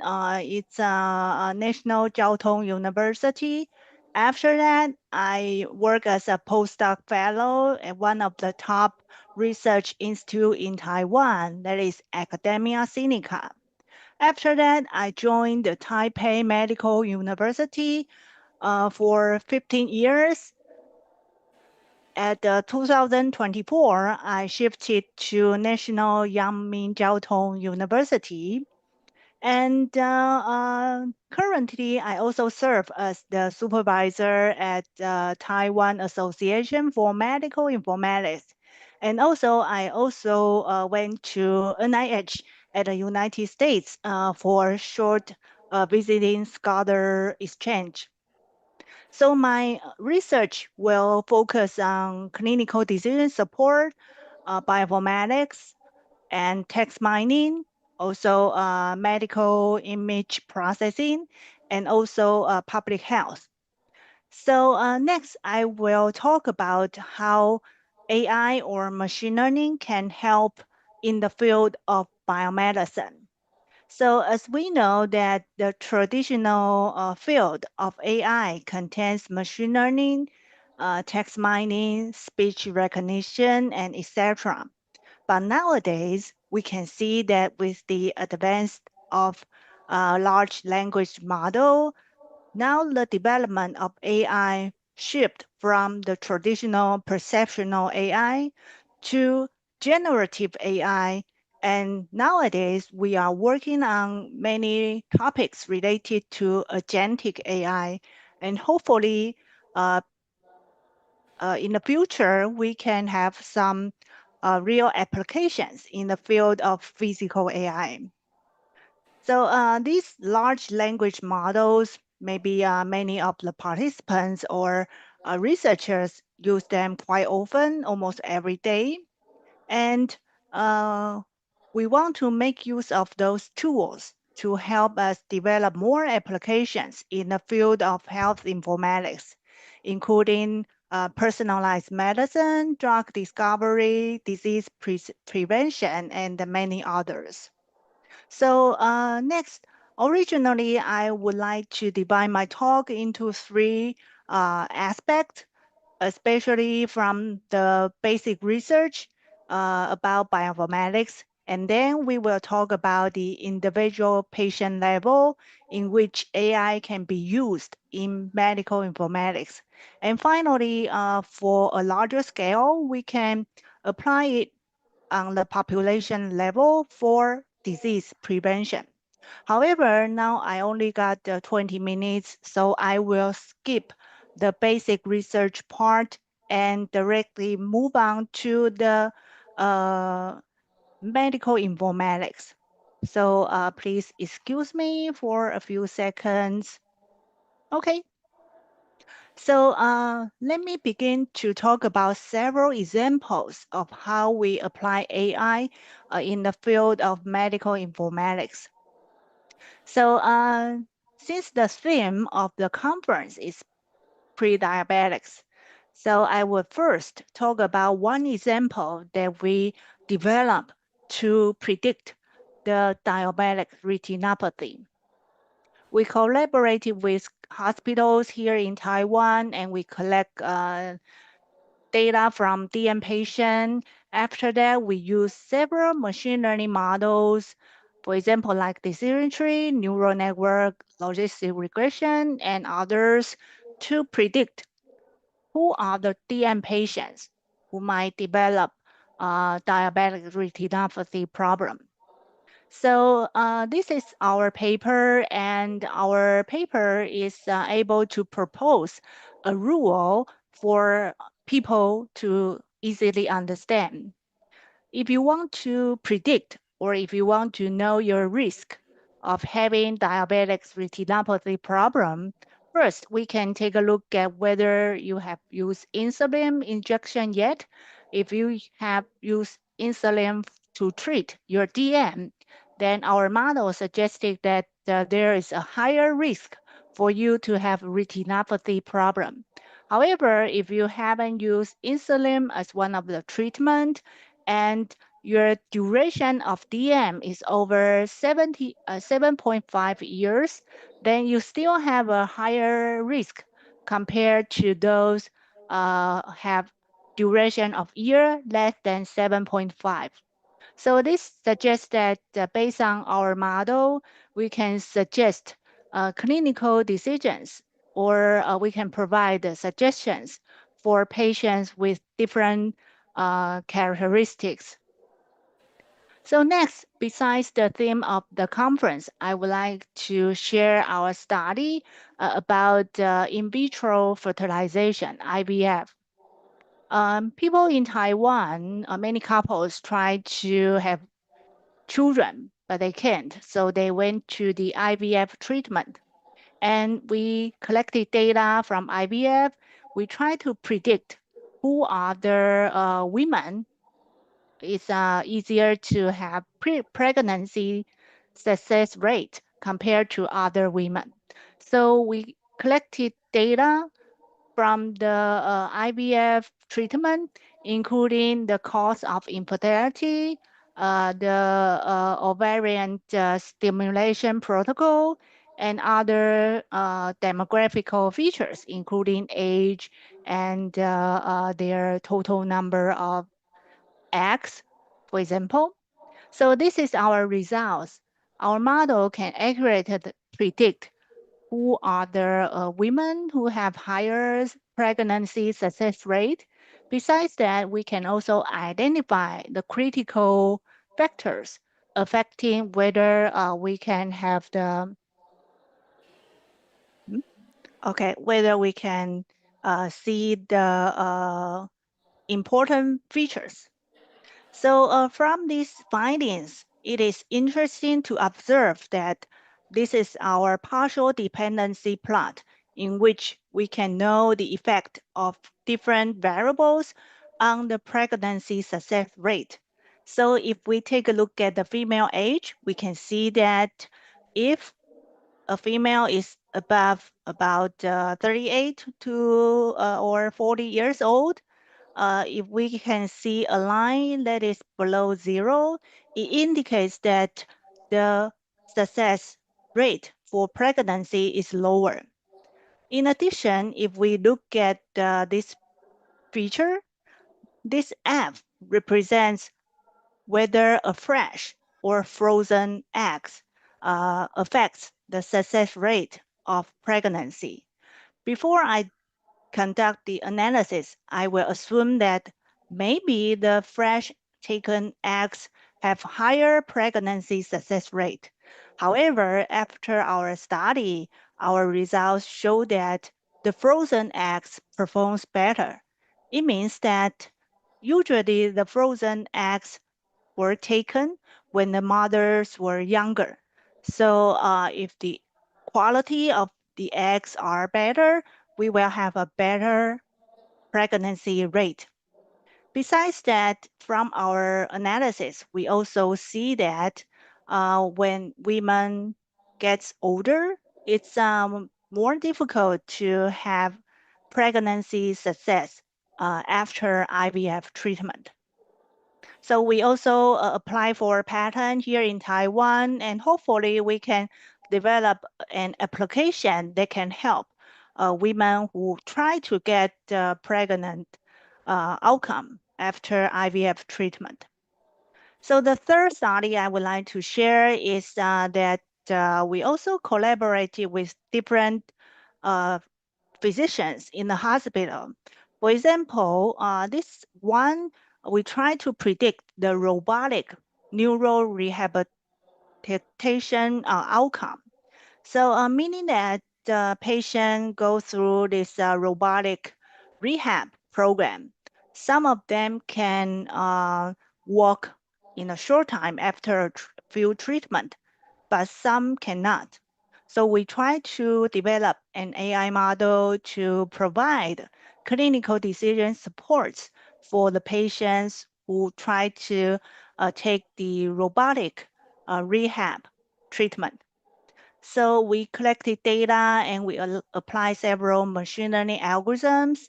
At the end, we achieve a pretty good performance. But the most important of all, we can know what would be the most important factors to affect the recovery. So over here, we can suggest that if you can complete your robotic treatment within 23 days, the shorter the better. And during the rehab treatment, if you can try to walk faster, it's better. So in this case, we can provide more interpretable factors to let the patient know how can they make use of the robotic treatment for recovery. Besides that, our group also work on medical image processing. From this study, we try to look at the ultrasound image and we try to predict who could be the potential patients with liver fat problem or other problems. So we try to analyze the ultrasound image and build a machine learning model to predict the severity of fatty liver disease. So our model also achieved a pretty good result based on the ResNet model. Besides that, we can also compare the decision support for different severity of patients. So after that, besides the traditional clinical data and also the image data, our group also work on the natural language data. For example, this is a medical record summary. We try to develop text mining techniques to analyze the unstructured text data. And here we collaborated with the psychiatry department and we want to analyze the violent behaviors associated with the clinical summary. So this is an illustration of the psychiatric evaluation form. From the unstructured text, we try to identify the risk factors from these patients with violent behavior. So this is the association we identify after the text mining analysis. We can see that if a patient is suffering from financial stress or he or she has a psychiatric history of inpatient treatment or they have the history of suicide or they have drug use, it is easier or there is a higher probability to associate with the violent behavior. So up to now, I try to demonstrate it that the AI or machine learning model can be used in many kinds of medical data, including the traditional table-like data, and also image data, and also the unstructured text data. So since nowadays the large language model is very popular, our group also work on multi-mobility prediction. So this is an example in which we collaborated with another hospital here in Taiwan, and we want to analyze the neonatal outcome to predict whether the newborn baby, the preterm baby, can suffer from the retinopathy problem, or they have a severe BPD, or they have a growth restriction in the head size or body weight, or if they will have higher probability for the hearing loss. Okay, so this is how we apply multi-mobility prediction in the very preterm infants. Besides that, our group also make use of the generative AI to help nutritionists to analyze or to provide dietary suggestion for the cancer patient. So here we try to develop a system for the nutritionists to use when they discuss with the cancer patient. Our model can analyze the speech outcome and be able to provide a medical summary and also a nutrition suggestion for the cancer patient. So this is still an ongoing project. So finally, I would like to make use of 3 minutes to share our results in terms of the public health domain. So here in Taiwan, we also suffer from dengue fever outbreaks, especially in summer. But traditionally, we look at the weather factor, the vector factor, but not many people work on the air pollution, how air pollution can affect the outbreak of dengue fever. So here we collected data from Taiwan, and especially we also collect AQI, PM10, PM2.5 from Taiwan, and we want to know whether AQI affect dengue fever outbreak or not. So this is our descriptive statistics. We can see that if we separate the days with dengue fever outbreak and without, we can see that the AQI, for example, PM10, seems to be higher when there is no dengue fever outbreak. If we further incorporate the AQI, the air quality variables, into our machine learning model, we can see that actually AQI variables slightly improve the performance of dengue fever prediction. And we also analyze the explainable rules. Here we also use the partial dependency plot in which the x-axis represents the PM10. If it is higher, it means that the air quality is poor. So with the increase of PM10, we can see that the probability or the propensity for dengue fever drops. We can come up with an association like this. If the air quality is bad, it will affect the growth of mosquitoes.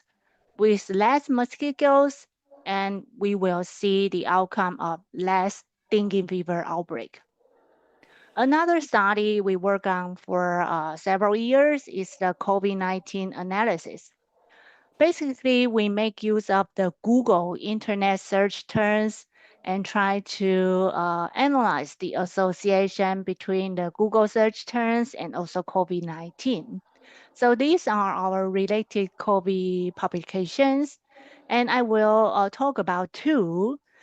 At the beginning of COVID outbreak, here we try to analyze the Google search terms and also the association between the confirmed case and also the death case.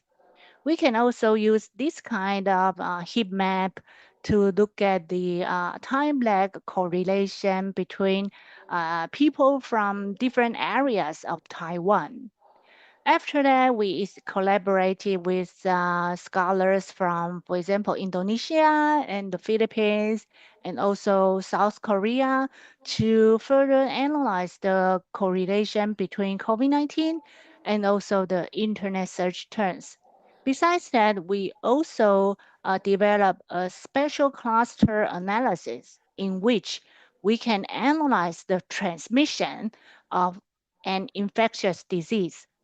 Here we use the United States as an example. We can see that this is February, March, April, May, so on and so forth. So the red spot indicates the hotspot of COVID-19. So here we can see that the transmission of COVID started from the west part of United States all the way to the east part and then go down to the south and finally all the way up. So we not only try to analyze the public health disease prevention strategy, but also we want to know why or how the disease was transmitted in different areas of the world. So finally, I think my time is almost up. So given a very short time, I hope the take-home messages are, first, we can apply AI or machine learning in the field of biomedicine, not only from the basic research, but also from the application part, like medical informatics and also public health.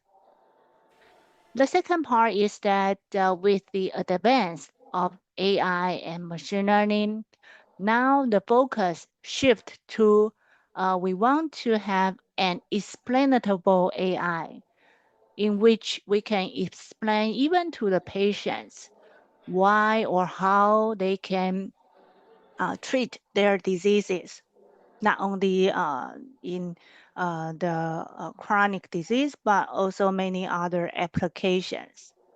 Finally, the goal of our research is mostly want to bridge the gap between basic research, like publishing papers or getting more grants, but also we try to make use of our research results to help more people in the clinical practice. So I would like to thank you for joining this wonderful conference, and I will use the last 30 minutes for to share some information. Now, our institute is recruiting students, master and also PhD students. So if there's any lecturer who is interested in coming to Taiwan to pursue master or PhD degree, you are welcome to send me an email or go to our website to take a look. Besides that, my lab currently is recruiting interns from all over the world, especially we have several students from Indonesia, and it is called the Taiwan TIP Internship Recruitment. So this program, our lab is about agentic artificial intelligence for decision support. So please feel free to let me know if you are interested in our study or our internship. Again, thank you very much for your attention, and I would be very happy to take some questions. Thank you. Okay, thank you, Professor Emily, for the splendid explanation about data mining and utilization in biomedical information. Okay, next we are taking one question from the participant. Is there any question from the participant? Please come forward and state your name and the question from Professor Emily. Yeah, it's okay. You can always send me an email if you come up with any question. And most important of all, if you want to study in Taiwan to pursue master or PhD, please let me know anytime. Okay, thank you for the opportunity to study in Taiwan if you are interested in study in Thailand, especially in the professor department. Okay, Yes. the one question from student, please state your name and the question. Check. Let me introduce myself first. My name is Emaria Dinata Wijaya. I'm from Department of Nursing. So here's my question is, how can data mining techniques enhance the accuracy and efficiency of predictive models in healthcare compared to conventional statistical method? Okay, that is a very good question. Actually, I can use your question to share some of my experience in this field. To compare with traditional statistical methods, for example, logistic regression can also do the classification. But most important of all, if we have a more complex research problem in which the relationships between different variables are nonlinear, or we can have a huge amount of data, or we have a large data variable dimension. In this case, using machine learning or other more advanced algorithms usually performs better. However, I would like to emphasize that if you want to use machine learning, it is very important to take a look at your data sample number. If you only have like a 10 or 20 from your data set, maybe it's like a rare disease. In this case, if you didn't give a machine learning model enough samples for the training and testing, it is not easy to show the power of machine learning. That would be the first concern. And the second one is that you need to do a proper data pre-processing before you put your data into any machine learning model.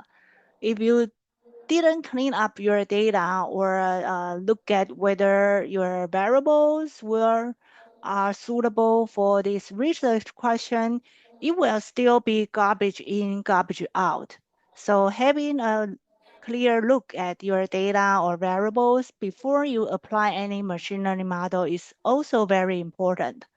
Finally, if you can properly interpret your machine learning results, you can bring your research to a higher level. For example, you can try to submit your study to a better journal, or you can come up with a business model to turn it into profit, for example.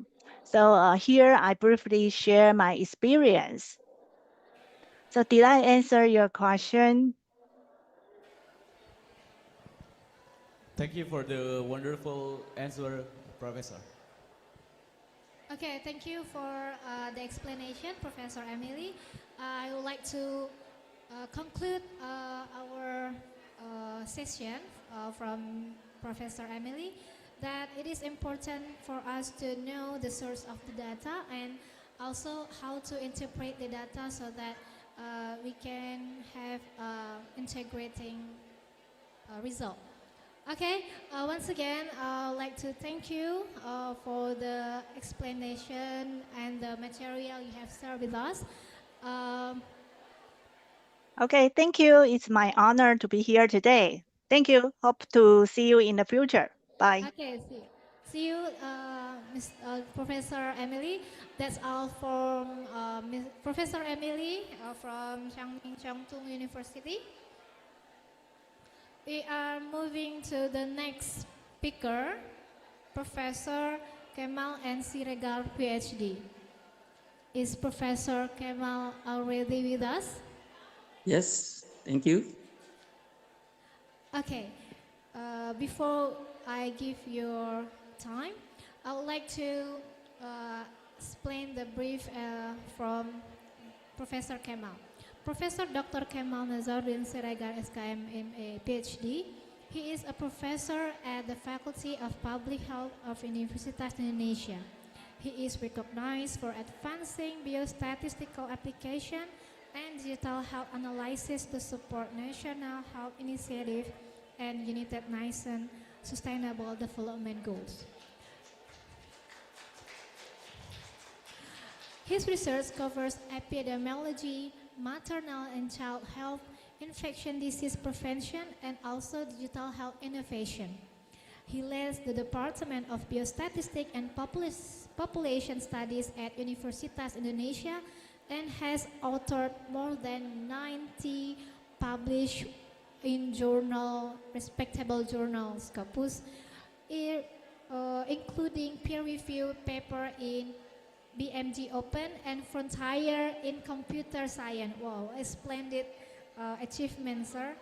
And he has a position. This has interdisciplinary approach linking biostatistics, based informatics, and community health has positioned him as a key contribution to evidence-based public health innovation in Indonesia and Southeast Asia. We are honored to have you here with us, sir.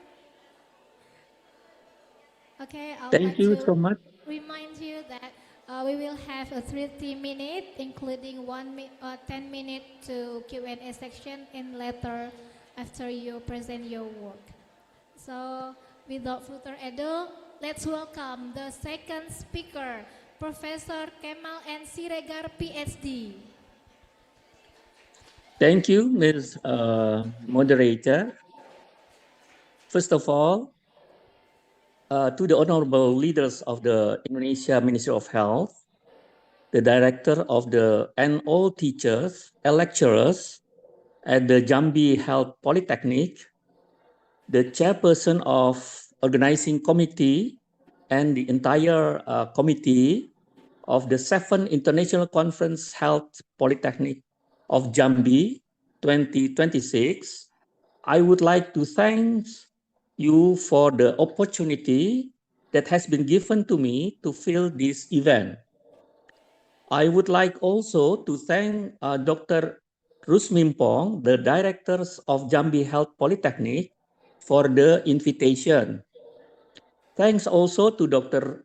Ruwaida, who have provided assistance to me in presenting these materials. Dear all distinguished conference participants, ladies and gentlemen,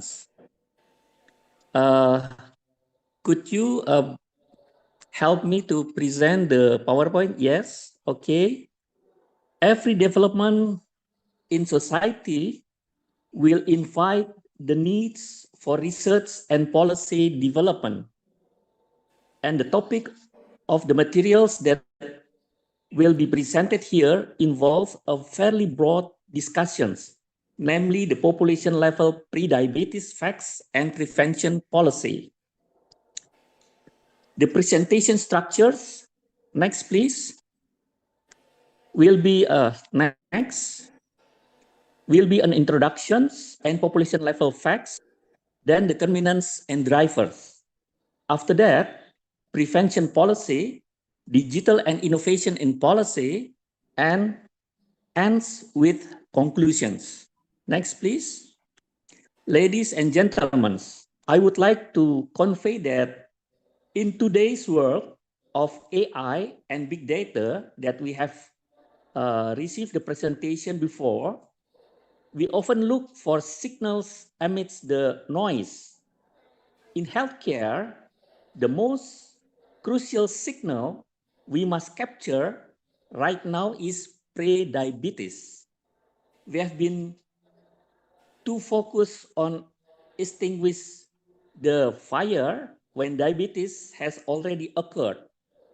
However, through national data integration and predictive analytics, through the machine learning, for example, as already mentioned before, we have the ability to detect the spark long before the fire starts. Prediabetes is more than just high blood sugar. It's an indicator of system failures in our population environment and lifestyle. This presentation will demonstrate how these population level facts must be transformed into evidence-based technology-driven prevention policy. Next, please. Ladies and gentlemen, in this introduction, prediabetes can be linked to a ticking time bomb. 3 key points will be briefly discussed: the global shift, the epidemiological gap, and the urgency. Next. Prediabetes is no longer a rich man's disease. It is global metabolic crisis that moves faster than our policies. When we talk about the global shift, we are witnessing a silent transformations. As the world urbanizes, our environment are being re-engineered to be obesogenic. We are seeing a rapid transition where prediabetes is shifting its epicenter from the West to the global South, and from the elderly to our working age population. This is the ticking bomb, a global emergency that requires more than just clinical advice.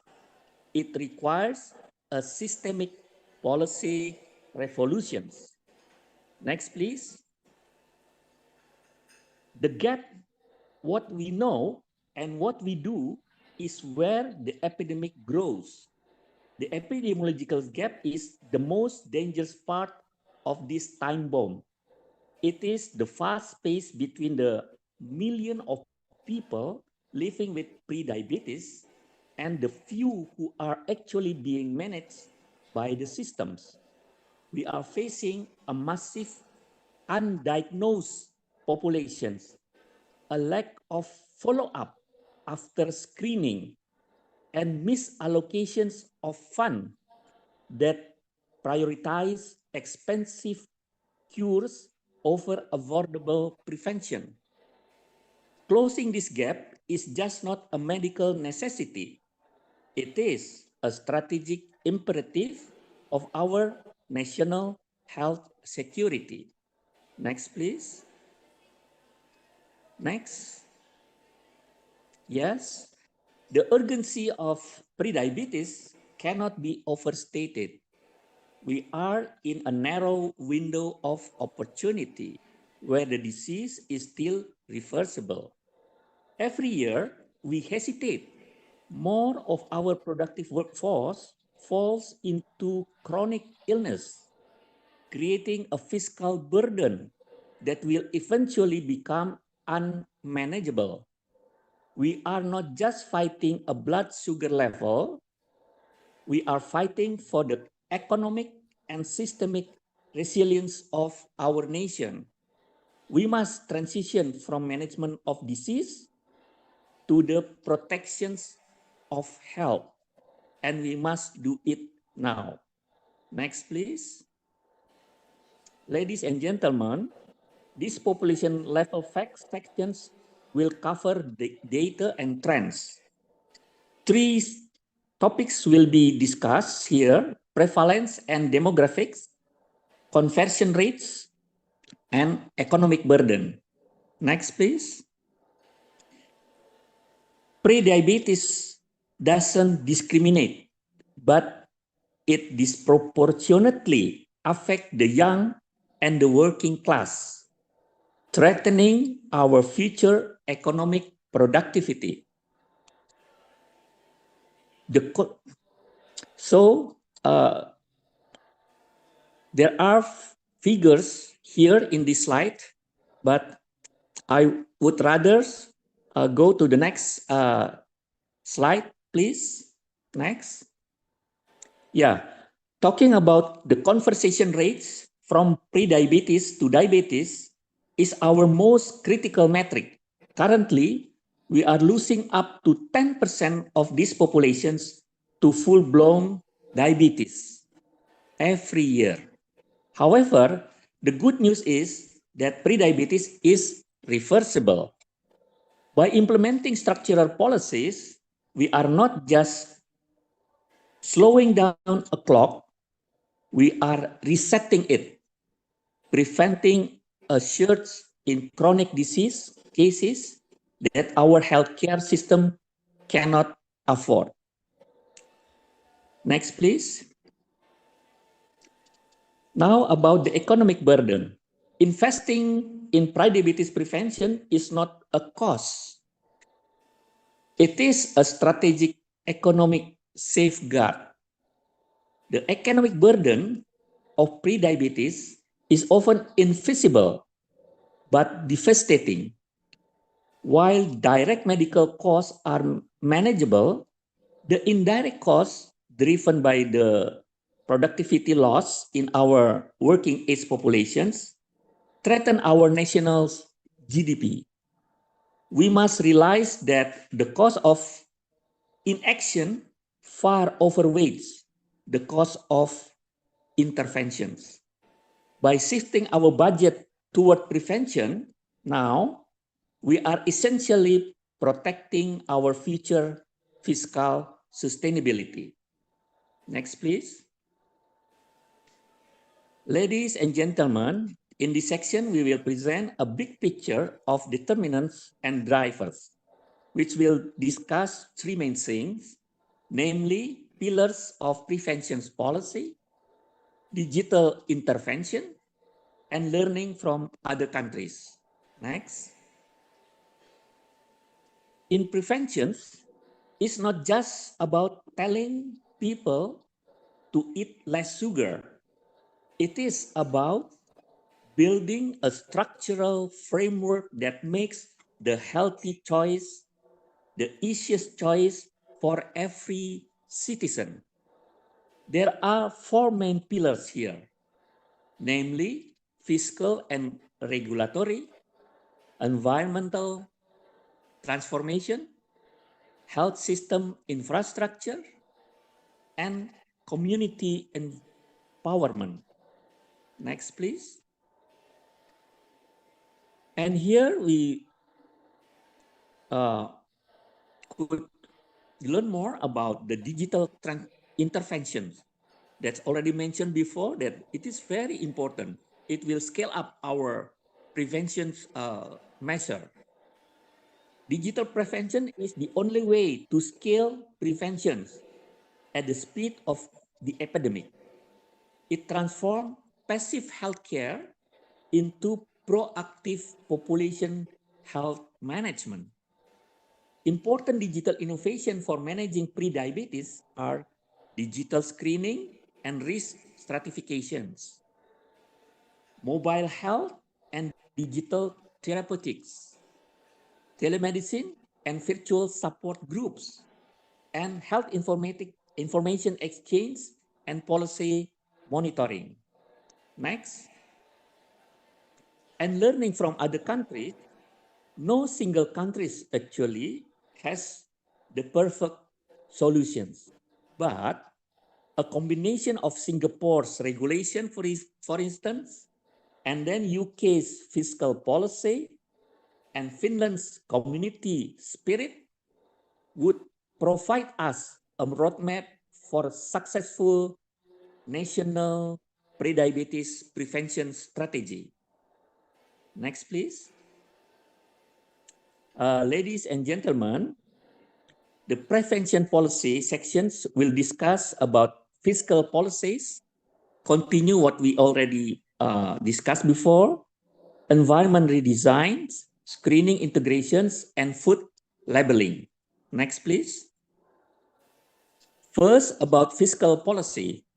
Fiscal policy is not just about revenue. It is about re-engineering the market to protect public health. Fiscal policy is one of the most powerful structure levers we have.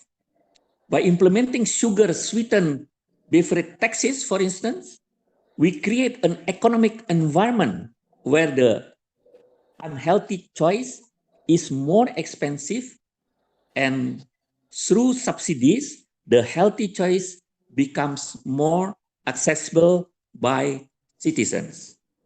This is about using economic signal to drive population level biological outcomes. Next, please.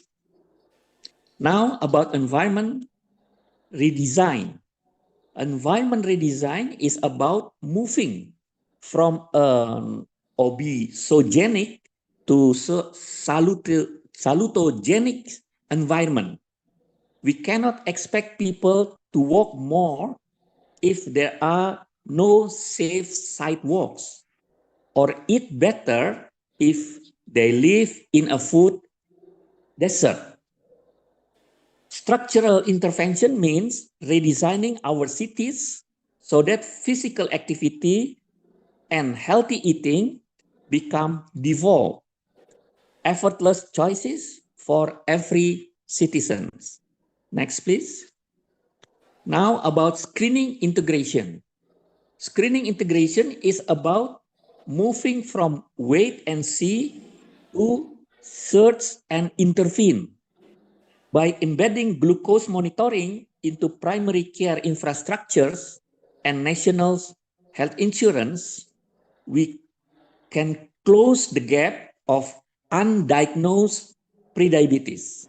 Remember, a screening program without a clear pathway to interventions is a missed opportunity for prevention. Next, please. On food labeling. Food labeling is our primary tools to combat the hidden sugar epidemic. By moving nutrition facts from the fine print on the back to a clear color-coded system on the front. We provide consumers with an instant nudge toward health, as seen in Singapore's NutriGrad. Yeah. Effective labeling doesn't just change consumers' behaviors, it forces the entire food industry to reformulate for a healthier populations. Next, please. Ladies and gentlemen, in this section, I would like to mention about digital and innovations in policy. Two important things will be discussed: digital phenotyping and gamification and nudging. Digital phenotyping, next please. Digital phenotyping allows us to see the unseen behaviors that derive pre-diabetes. It turns the devices in our pockets into powerful tools for proactive and personalized public health. With gamifications, focus turns to struggle of lifestyle change into a rewarding journey, while nudging ensures that the healthy choice become the path of least resistance. Next, please. Ladies, next. Yeah, ladies and gentlemen, we come now to the conclusions of this whole discussion. Next, please. Yeah, these closing sections introduce the concept of the prevention paradox, which is a smart move. This is first proposed by an epidemiologist, Geoffrey Rose. This concept is a powerful argument for why policies should target the entire populations, not just individuals at high risk. Next, please. To conclude, we must embrace the prevention paradox. While it is tempting to only focus on those at highest risk, the greatest public health impact comes from shifting the entire population's risk profile. Small changes for everyone through fiscal and environmental policies we have discussed achieve far more than large changes for only a few. Prevention is a collective journey, and our policy must reflect that. We often say prevention is better than cure. However, our policy often say the opposite. I urge all of us, stop waiting for patients to arrive at the hospital with complications. Let's catch them in the pre-diabetes phase through proactive policies and smart technology like a digital health, which already include AI detections or machine learning. Yeah, that's already mentioned before. This feature of Indonesia's health will not be determined in the operating room, but rather in the preventive measures we take today. So, shift from individual burden to systemic responsibility. Investment, not just expenditure. Multi-sectoral synergy and breaking the silo. I would like to highlight that the windows of opportunity is closing. So, ladies and gentlemen, this is the end of my presentations, and I would like to thank very much for your attentions. And if there are questions or that we can share some thought, I'm very happy. Thank you so much. Thank you. I return to the moderator. Give round of applause for Professor Kemal. Okay, thank you for the presentation, Professor. I would like to conclude this from your perspective. Prediabetes represents a critical yet largely undetected in public health that requires an urgent systemic action. By addressing it effectively demands a shift from reactive treatment into proactive population-level prevention through integrated screening, structural policies, and the use of digital health technologies. So, whoever has a question from the participant here, you may state your name and the question.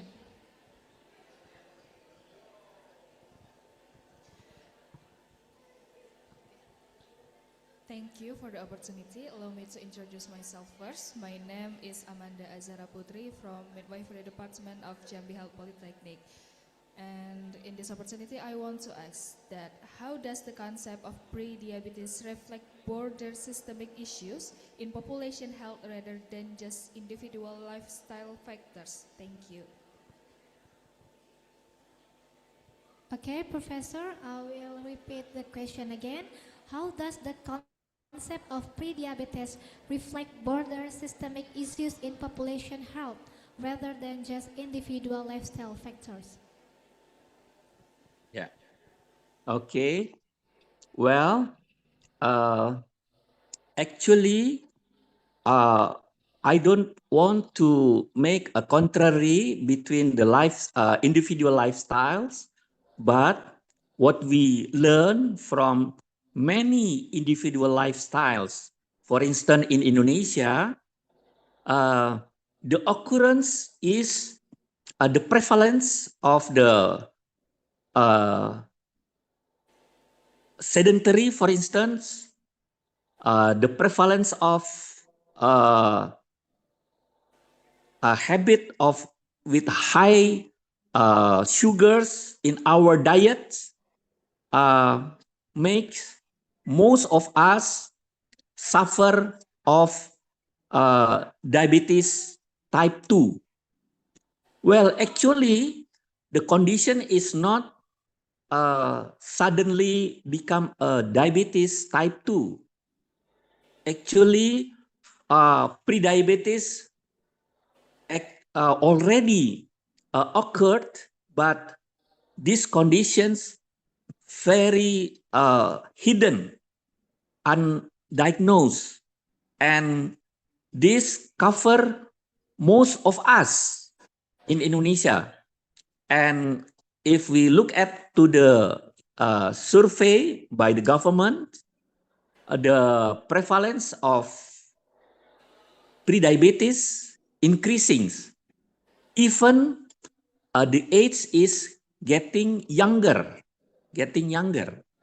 So we have to think this using a public health dimensions, public health approach, that we have to see this not only waiting for the individuals come to our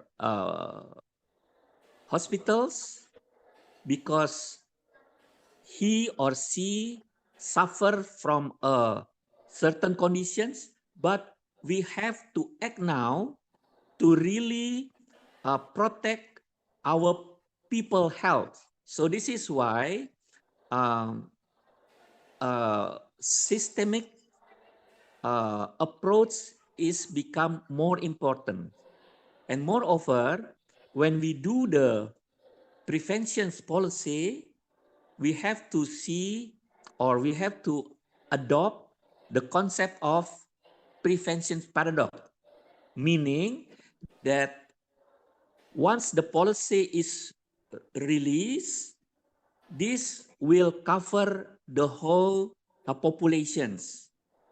How to recognize the conditions, they know better to choose the a good habit in terms of eating, in terms of uh, um, activity, yeah, physical activity, and so on. So I hope this will respond the questions.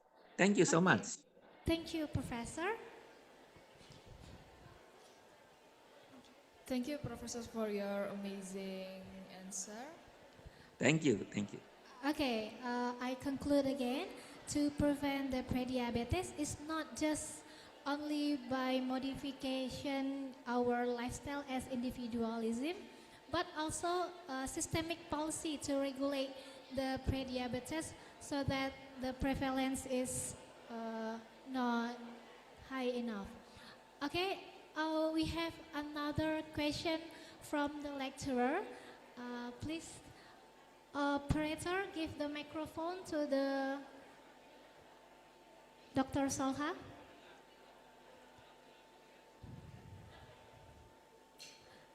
We have another question from lecturer to your professor.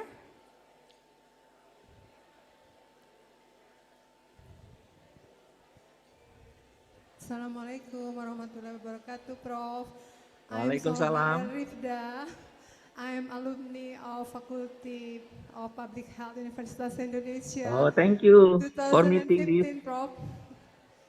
Okay, Prof. I want to ask you about what is the professor opinion about the risk of pre-diabetes in adolescents? What steps and policies should be implemented to prevent it? Thank you, Prof. Okay, thank you so much. So, in my presentations, there are some focus that I mentioned before. Firstly, about that we have as a member of citizens, for instance, our diets is high with sugar sweetened beverage, for instance. And also our lifestyle that most of us are not so active in terms of physical active. Many of us rather sitting than doing many physical activities, yeah, what we call as sedentary.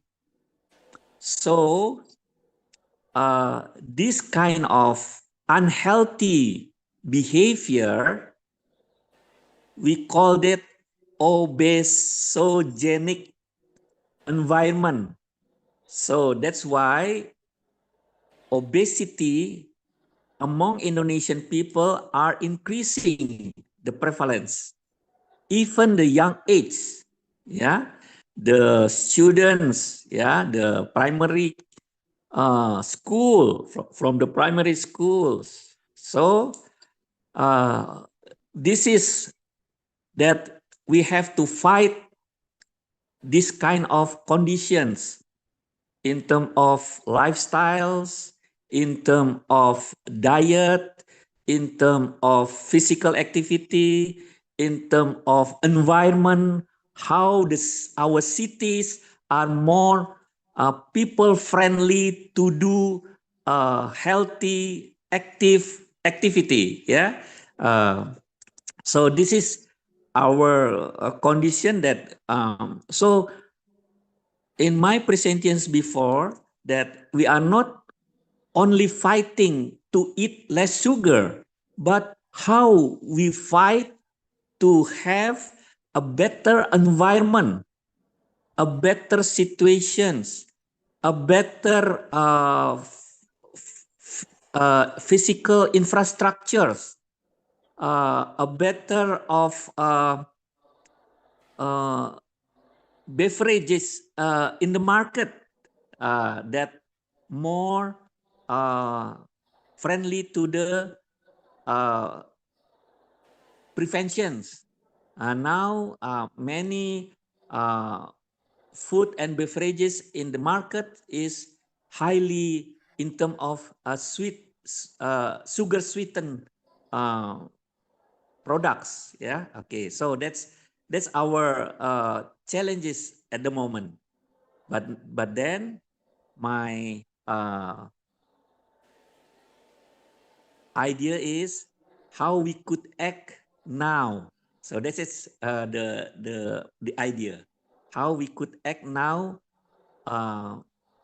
to fight our current conditions. Thank you. Thank you for your great answer, Prof. Thank you very much. Thank you. Okay, thank you for the question. By the question already answered, we have end our session with Professor Kemal and Siregar. Once again, give round of applause to the professor. Okay, thank you once again, Thank you. Professor, for the insightful presentation about population in pre-diabetes. We can end our session with Professor Kemal, and we are moving to the next speaker. Our third speaker is Dr. Paramita Banerjee, PhD. I will explain the brief curriculum vitae from Dr. Paramita Banerjee. Dr. Paramita Banerjee is a nutrition researcher currently serving as a project coordinator at UNICEF Let's Speak Our Food Initiative, ICMR National Institute of Nutrition, India, where she leads research on adolescent nutrition, policy development, and health education interventions. She also works as a freelance medical writer, contributing to scientific publication and healthcare communication. She is also a certified diabetes educator, CDCES, strengthening her expertise in metabolic disease prevention and management. She holds a PhD in nutrition in 2024 from ICMR National Institute of Nutrition, Osmania University, focusing on workplace wellness program to prevent metabolic syndrome, along with a Master of Science in Applied Nutrition and a Bachelor of Science in Food Nutrition. Her achievements include prestigious awards such as a Dr. Sahnas Wazir Memorial Award in 2023, Young Scientist finalist at the International Congress of Nutrition in 2022, and Research Scholar of the Year 2020. She has published extensively in peer-reviewed journals and actively contribute as reviewer and international conference presenter in public health nutrition. Okay, how are you, doctor? Hello, thank you for the introduction. I'm fine, thank you. Okay. Share my screen and then start. Okay, you might start your presentation.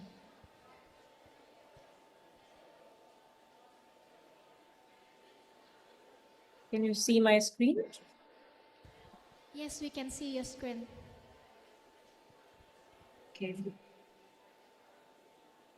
Good morning, everyone. I am Dr. Paramit from India, and today I'm going to talk about preventing pre-diabetes early by integration of lifestyle, nutrition, and policy action changes. So to begin with, let's first discuss what is a pre-diabetes, and that has already been discussed in the previous talks. But still, I would like to repeat that it is an intermediate metabolic stage that any diabetic patient goes through before the clinical onset of diabetes, when the diabetes is clinically established. So during this stage, the body begins to have insulin resistance, and our pancreas try to compensate for the elevated blood glucose level by creating more and more insulin. But our body is in a metabolic shock and it is not responding to it and providing an insulin resistance. So the American Diabetic Association describes that in this stage of pre-diabetes, usually the fasting plasma glucose remains within a range of 100 to 124, and HbA1c percentage lies between 5.7 to 6.4. So though the diabetes has not really developed at this stage, it can manifest, pre-diabetes can manifest in two forms. One is the impaired glucose tolerance. When post glucose consumption, the glucose is not regulated, and this insulin resistance usually comes from the skeletal muscles. Whereas if the fasting blood glucose levels are high, usually the resistance is coming from, insulin resistance is coming from the liver. Whatever the manifestation it be, but it is very important to catch the disease at this stage, because it is silent and not providing any clinical complication at this stage. But this is the stage where we can still intervene, and with lifestyle modifications, and we can prevent the progression to diabetes. So it is very important to address the metabolic changes that are happening at this stage. So even before, say, 30 years or so, we were pre-diabetes or diabetes type 2 was rightly called as the adult onset diabetes. This is because it usually occurred in the elder population. But over the past, say, 30 years or so, the parameters are changing, and globally all the countries are reporting higher incidence and prevalence of diabetes and pre-diabetes even in the younger generation. If we take this meta-analysis of global pediatric population, it showed about 6 million kids, there were 8.8 million, 8.8% of them were already pre-diabetic, and many of them were undiagnosed. They did not know about the condition, and of them, almost 8% actually turned into diabetes in the future. And this rate of 8.8% would be much higher if we look at only the obese population of the obese pediatric population. And in Italy, it was about 21%. In Hong Kong, in Germany, everywhere it was higher. And if we take the USA data, and there is, like, every year it was increasing by 4% or so, and which the rate of pre-diabetes, which was only 3% at the beginning of early 90s, it reached to about 30% by the end of 2010. But we notice a lot of gender and race differences in this rate. While the whites have the lowest rates, the Asian people, the Hispanic people, and they have much higher rates. The rates are even higher in the women, or not the women, but the girl child or the girl adolescent. So the question here is, are we, the South Asian or the Southeast Asian people, are more we have the higher risk of developing pre-diabetes and diabetes? And this turns, the data suggests that yes, we are more at risk, because of the early life factors, that most of the Asian people are born with a low birth weight, and there is chances of maternal malnutrition, gestational diabetes, which changes the metabolic programming at the beginning of their life itself. And we have the phenotype that we have, that is the thin fat phenotype, what it is called, where there is higher visceral fat accumulated, even if though they have a lower BMI. And this visceral fat only predisposes to early insulin resistance and reduced activity of the beta cells of our pancreas. And along with this, most of the East and South Asian countries are are undergoing an environmental transition where there is increased abundance or of abundance of ultra processed food. They're more accessible, more affordable, and there is rapid urbanization that is making it available for everyone. Along with that, the lifestyle factors are also coming in. There is reduced physical activity. We are not that active, and there is increased screen time, and there is limited outdoor play in case of the adolescents. So all of this together with the intergenerational risk, like if their parents are already diabetic, if there was a case of gestational diabetes, or there was higher risk in the family itself, all of this together are like creating a higher risk for the Asian population to be more at the risk of developing pre-diabetes or metabolic changes. Okay, and itself, adolescence is a critical period, metabolic period, when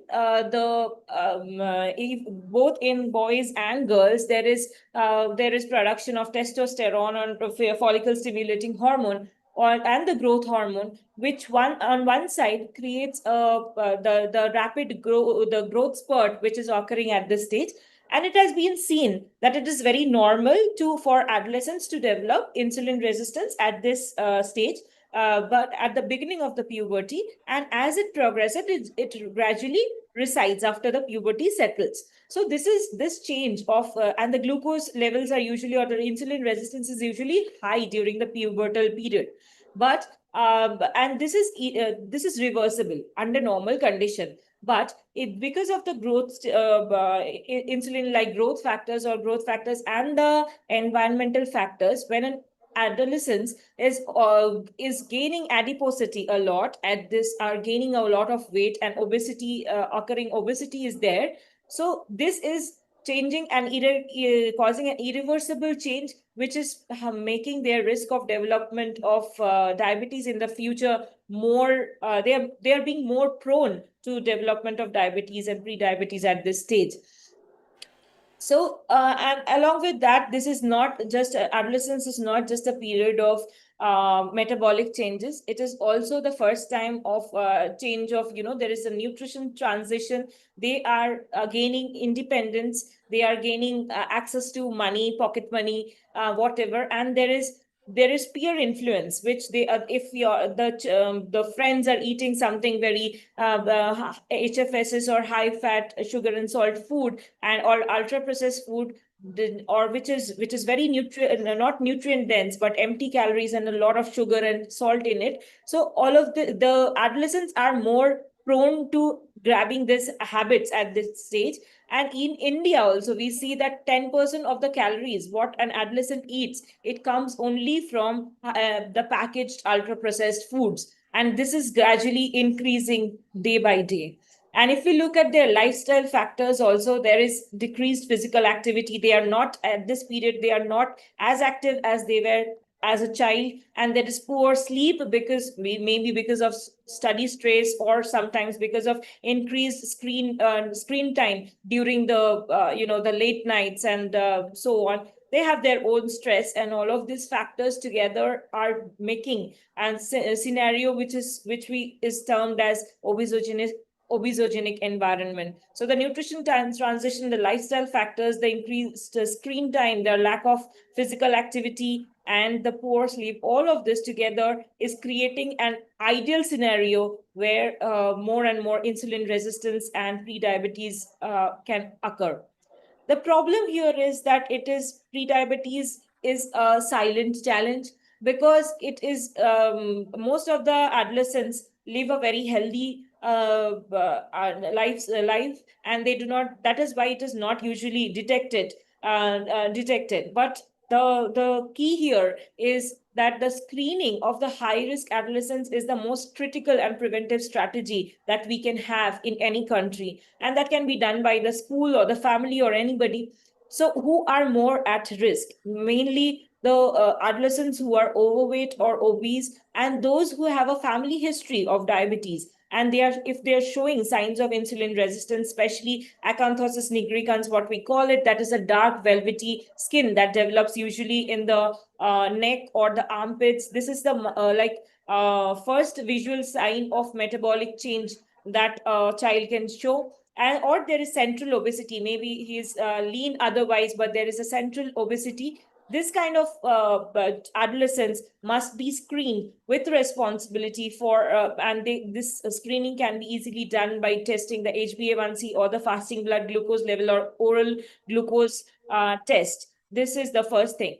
But yes, with detection or with the screening, we can only identify the pre-diabetic condition, but we cannot definitely stop it from progressing to diabetes. For that, we need definitely lifestyle modification, dietary modification, which is the at an individual level. What an adolescent can do is definitely focusing on physical activity. And as it is advised that it should be more than 60 minutes of moderate to vigorous of physical activity regularly. It should not be only cardio, but also increasing strength training, because that is how with strength training the skeletal muscles uses up more of the glucose, and that is why insulin sensitivity will be bettered if they are more physically active. Definitely reducing the ideal not just the screen time, but the sedentary time. So on one side, if the recreational screen time should be reduced to less than 2 hours in case of adolescents, because screening, like ideal screening, all often causes mindless snacking, late night snacking, and all of this are causing the metabolic change, and glucose metabolism is being affected by this. And also it is also being studied now that reducing sedentary time is even more important than physical activity, because as it is said that sitting is the new smoking, as it is called, that even if you work out for like 1 hour or so in a day, but you are sitting idle for the rest of the days, that is not going to compensate for the metabolic the changes, or the failure of that is being caused by sitting idle for the rest of the day.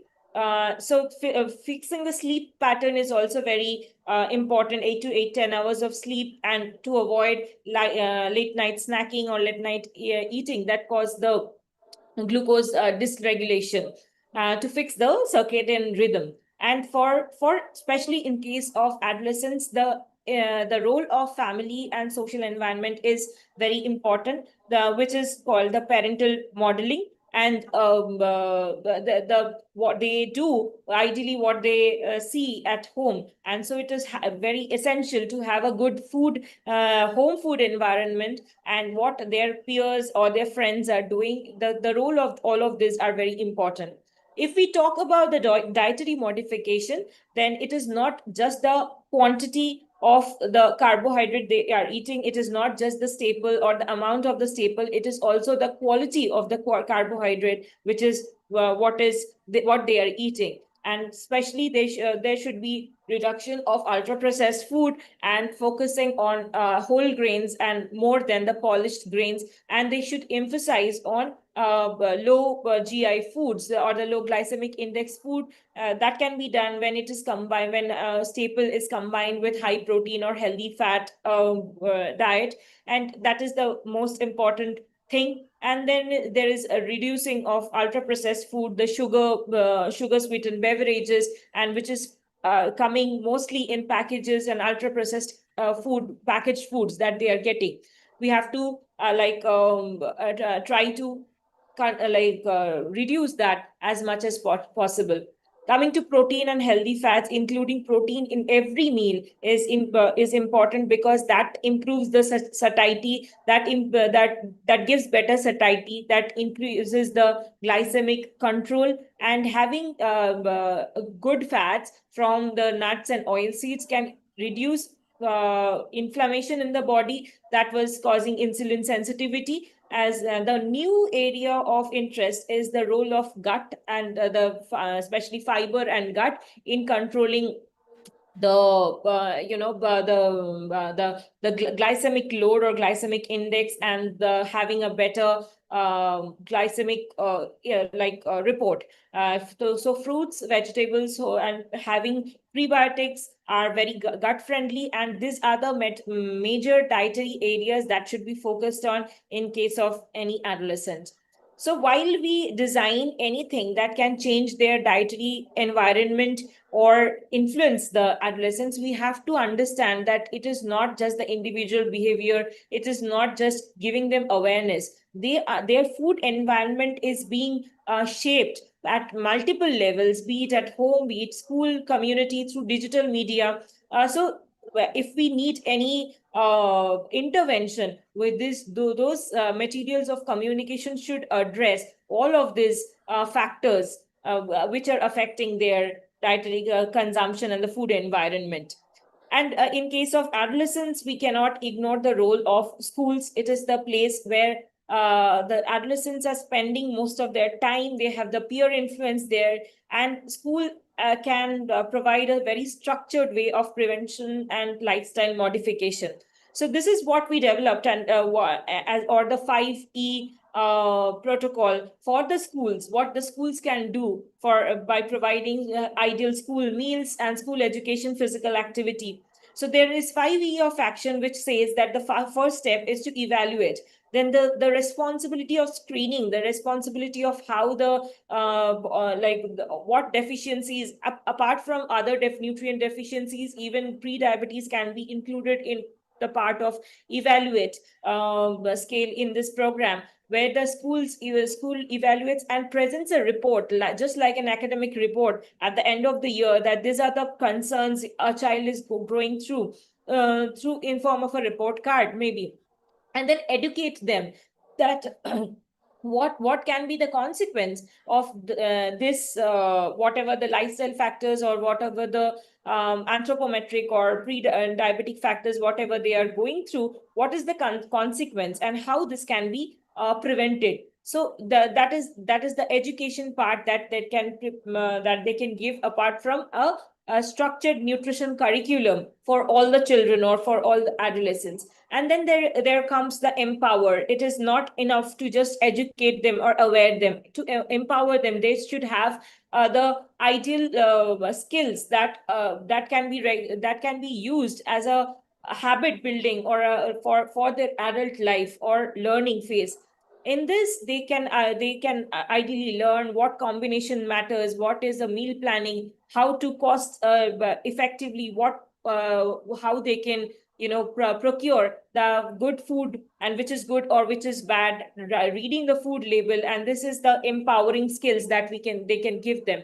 And enabling means that providing an ideal school environment where the school food, where the school canteen only provides healthier food choices from where the school, where the adolescents regularly have their meals from, and then providing or not just within the school but within the school peripheral region, there should not be much access to HFSS foods, and having such laws can help.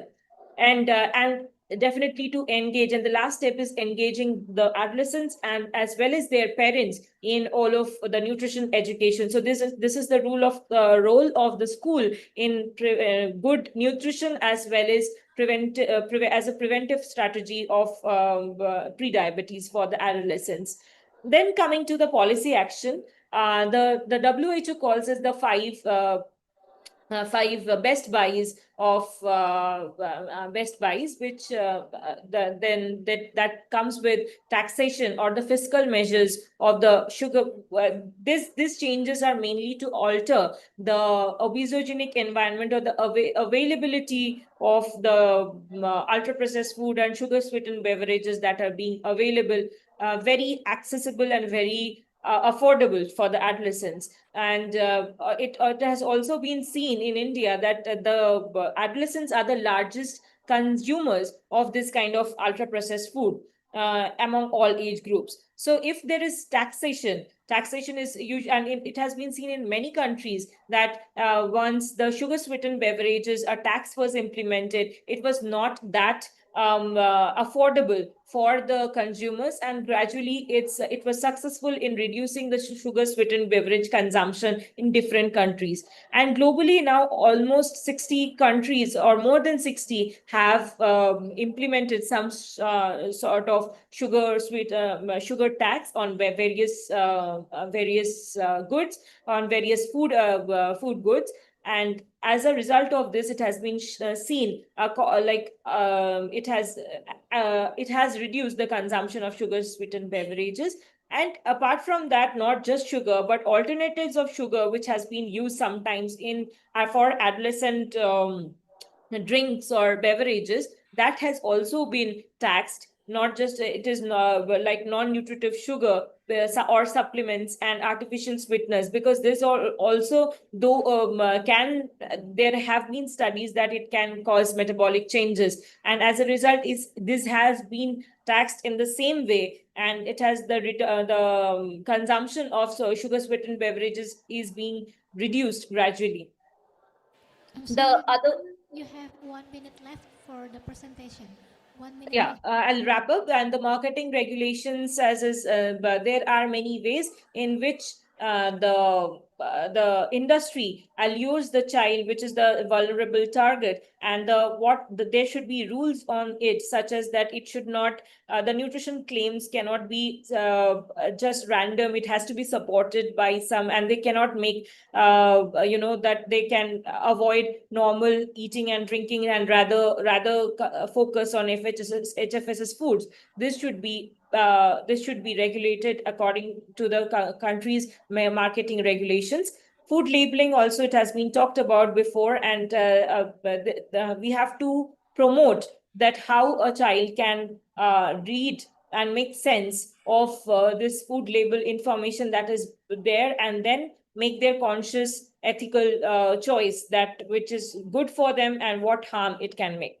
And there are emerging areas of intervention which can come as a policy action, and so that is once is choice architecture, or if it is available so densely unregulated way, obviously or the population is going to be fed on it. So we can design the choice in such a way that it is the density of unhealthy food, especially near the schools or the parks and everywhere where the adolescents goes. It should not be so dense and should not be so affordable to them.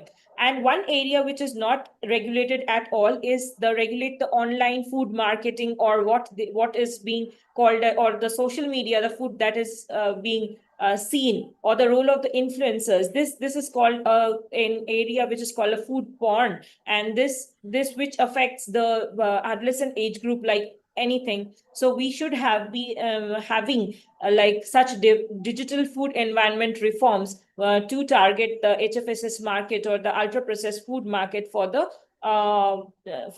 children. So what we see that for prevention of pre-diabetes, particularly for the adolescents, the role of individual or family is as important as to have community and social media engagement, as well as to have a policy framework to provide them with an enabling environment or a ideal healthy food environment. If all of this goes together, maybe we can be successful in prevention of pre-diabetes, or more children to have pre-diabetes, or can prevent it to in transition into diabetes in the future. So what I believe is pre-diabetes prevention should begin not only in the clinic, but in the families, in the schools and communities, and modification of the food environment. And with this, I'll end my talk here. And if there are any questions about regarding this, I'll be happy to answer. Thank you. Okay, thank you, Dr. Paramita Banerjee, for the insightful presentation about prediabetes and how to prevent it in adolescent and community. We open our discussion for one participant. Please state your name and state your question for Dr. Banerjee. Yes, Dr. Stomo. Please, operator. Oh, yeah. There is a question from lecturer in Jambi Health Polytechnic. He is a lecturer from environmental health. Thank you, Mrs. Moderator. Okay, for Dr. Paramita, I would like to introduce myself. My name is Gustomo Yamistada from Environmental Health, Polytechnic Ministry of Jambi. Is very interesting presentation. I would like to ask one question for environmental factor to predict diabetes. Can you explain furthermore how environmental health factor to cause diabetes disease? Thank you, Ms. Moderator. Okay, we have another question. Is there any question from other participant? Okay, there is one question from the participant. Please state your name and the question. My name is Muhammad Claudio Karatito. How can school effectively implement lifestyle intervention program like diet, physical activity, and screen time reduction to prevent pre-diabetes among adolescents? Thank you. Thank you for both the questions, but I had difficulty in hearing the question. I request the moderator if they can repeat the questions for me, please. Okay, for the second question, the question is, how can school effectively implement lifestyle intervention program, including diet, physical activity, and screen time reduction to prevent pre-diabetes among adolescents? And the second question, can you repeat it again, sir? The question. Yeah, I'll answer this first and then take the first one. For the first one, it's not really can hear. Okay, I want us to, can you explain furthermore about environmental health factor to pre-diabetes disease? Health factor Sure. of diabetes. Coming to the school, what schools can do to influence for lifestyle changes? That was the question, if I have heard it right. Then the school plays a major role in case of adolescents to address their lifestyle, their understanding, their behavior change. So they can use various communication tools to address this. And apart from, as I said, that there are five E's of action which they can do. So once they educate them, or first it is evaluation. Once it is evaluated how their health status is, and then educate what are the lifestyle changes that are needed, and when their peers are doing it, when the teachers are doing it, children definitely get influenced by that. And the role of the school would be to present as a model and to educate properly. And there is need of a proper nutrition education, which in most of the countries students do not get. There should be, according to the class or the standard they are in,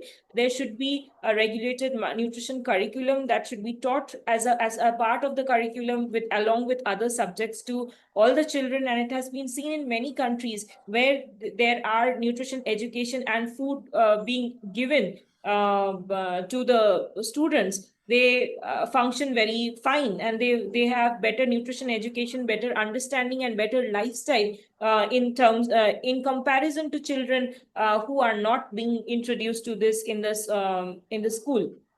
So I believe that nutrition education should be a part of the nutrition curriculum. and there should be classes for physical activity. There should be reduced for reducing their screen time. They can be involved in active games, or even when they are on screen, turning that into an active time that can be beneficial. And coming to the first question, which asked about the environmental modification. In this case, the environmental modification that I was talking about is the food environment modification, or the abundance of ultra-processed food that is unregulated and widely available for the adolescents. And this is definitely comes in a packaging that is very alluring, or the marketing that comes very alluring to the children. So every country must have their own policies that can regulate how these foods are being marketed, how to the particularly to the children.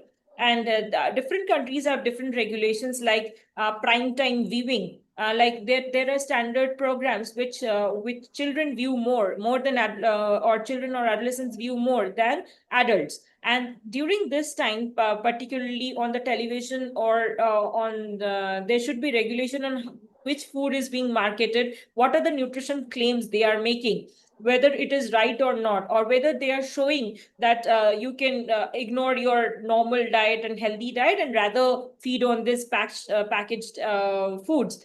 So this kind of regulation should be there, that no industry or no industry can show this type of claims. And this is how, and the availability, the price, the density of the market of this ultra processed food, and how it is being marketed.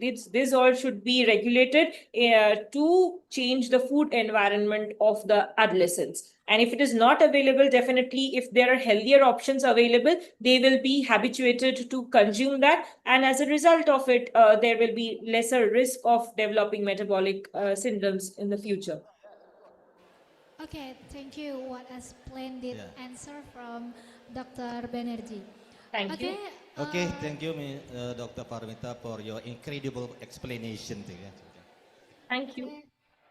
That's all our the third session of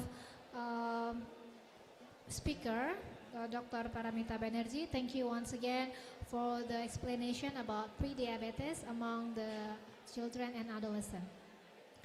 Okay, finally, we have the fourth speaker, Mr. Associate Professor Tang Nguyen, PhD, from Department of Pharmacology and Clinical Pharmacy at Chanto University, Medicine and Pharmacy, Vietnam. Before I give you time to present your material, I would like to give the brief explanation of his curriculum vitae. Associate Professor Tang Nguyen, PhD, currently serves as the head of the Office of Education Quality Management and vice head of the Department of Pharmacology and Clinical Pharmacy at Chanto University of Medicine and Pharmacy, Vietnam. He obtained his PhD from the University of Groningen, the Netherlands, and has extensive expertise in clinical pharmacy, pharmacotherapy, and pharmaceutical care. He has published more than 70 international articles and is effectively engaged in international research collaborations, academic publishing, and peer review activities in various high-impact journals. How are you, Associate Professor? How are you? Can you hear me? Can you hear me now? Yes, I can hear your voice clearly. Yeah, I'm fine, thanks. Okay, the floor is yours. You may begin your presentation, sir. Okay, thank you very much. So now I will show to all of you my slides, my presentation. I will shorten my presentation because now we just have about less than 30 minutes for my presentation. Good morning and nearly good noon. Distinguished college. Today I will present a decade of research on drug utilization and regional medicine use in Vietnam. This presentation to synthesize evidence on drug-related problems prescribing quality, outcomes, and intervention, and to translate that evidence into practical frameworks for practice improvements. The overall logic is simple. First, we measure the problems, and then we explain and we identify the determinants, and then we link to the outcome, and we test the intervention, and then we scale up intervention. And I have 5 parts of my presentation. The first one, I will show you why personal medicine use remains a system-level challenge. And the second, how drug-related problems or DRB and prescribing quality are measured. We use BCNE from European countries, appropriateness indicator, guideline adherence, and ATC DDD when relevant. And the third one, I show you the Vietnam evidence, especially for international publication and research from my research team about our patient with coronary artery disease, pediatrics, antibiotics, and acute coronary syndrome guidelines adherence. And the fourth one, I will show you why quality matters clinically, ACS guideline adherence, and 6-month outcome. And the final one, what works, pharmacist-led audit, feedback intervention, and Vietnam-ready implementation framework. According to the World Health Organization, rational use of medicine means that patients receive medicine appropriate to their clinical needs in the right dose for the right duration with correct instruction and at the lowest possible cost. The concept is broader than correct drug choice alone. It also includes safety, effectiveness, affordability, and the quality of medication use processes. Therefore, rational medicine use should be seen as a system-level quality goal. And the practical reality we can show us common rational patterns. You can see here polypharmacy, guidelines, non-adherence, inappropriate antimicrobials, dosing administration errors, for example. So that's still the big problem for using medication in Vietnam, and I think also in some low and middle income countries. And how about the gap? One key challenge is the gap between knowing guidelines and applying them consistently in practice.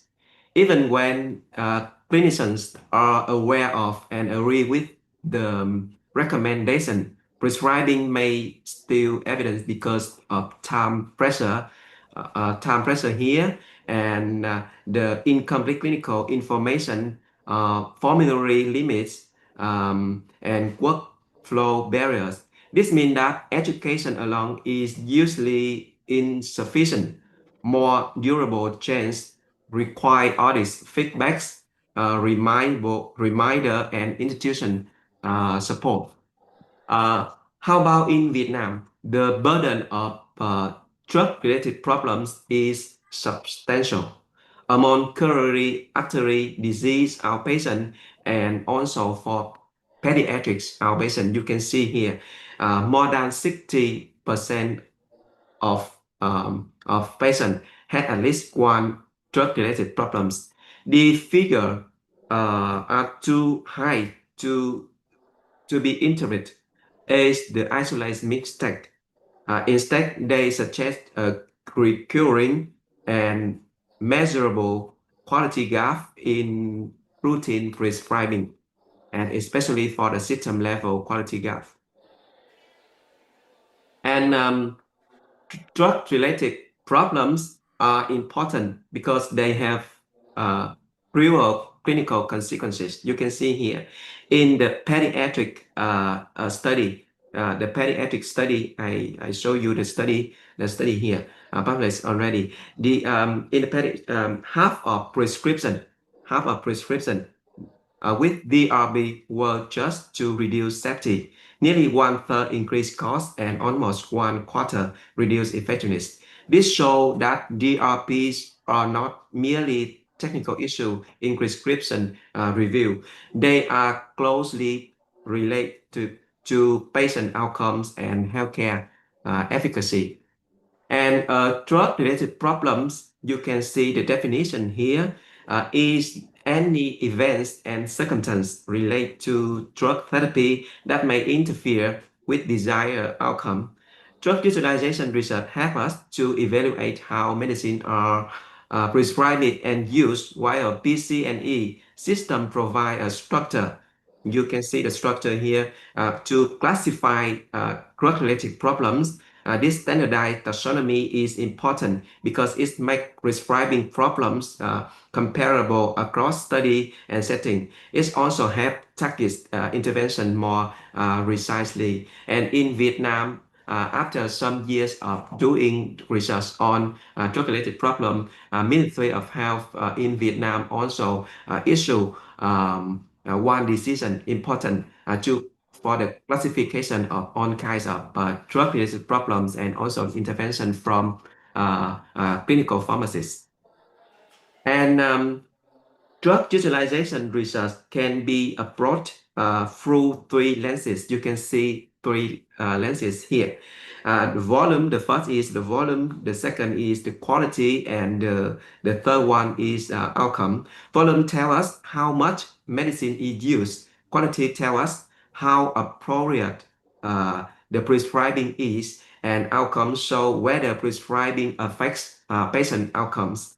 In this research portfolio, the main emphasis is on quality and outcomes, and with more than 20 international publications, I show you that is especially relevant for understanding the clinical meaning of DRP in Vietnam. And I go to the second part for measurement, the step one for measurement of DRP. I show you the study. This is in the coronary artery disease cohort. More than 60% of patients had at least one DRP. The most common problem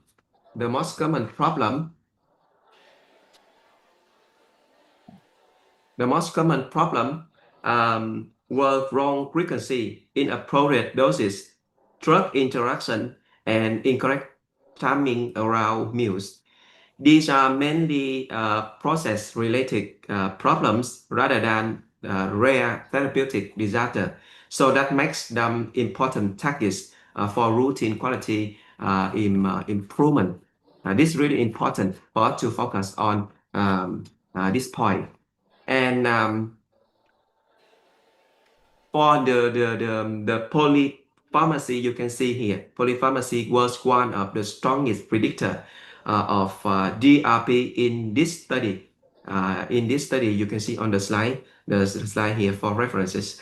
A patient taking 5 or more medications had nearly twice of overall risk of having DRP, and the odds of drug interaction were much higher.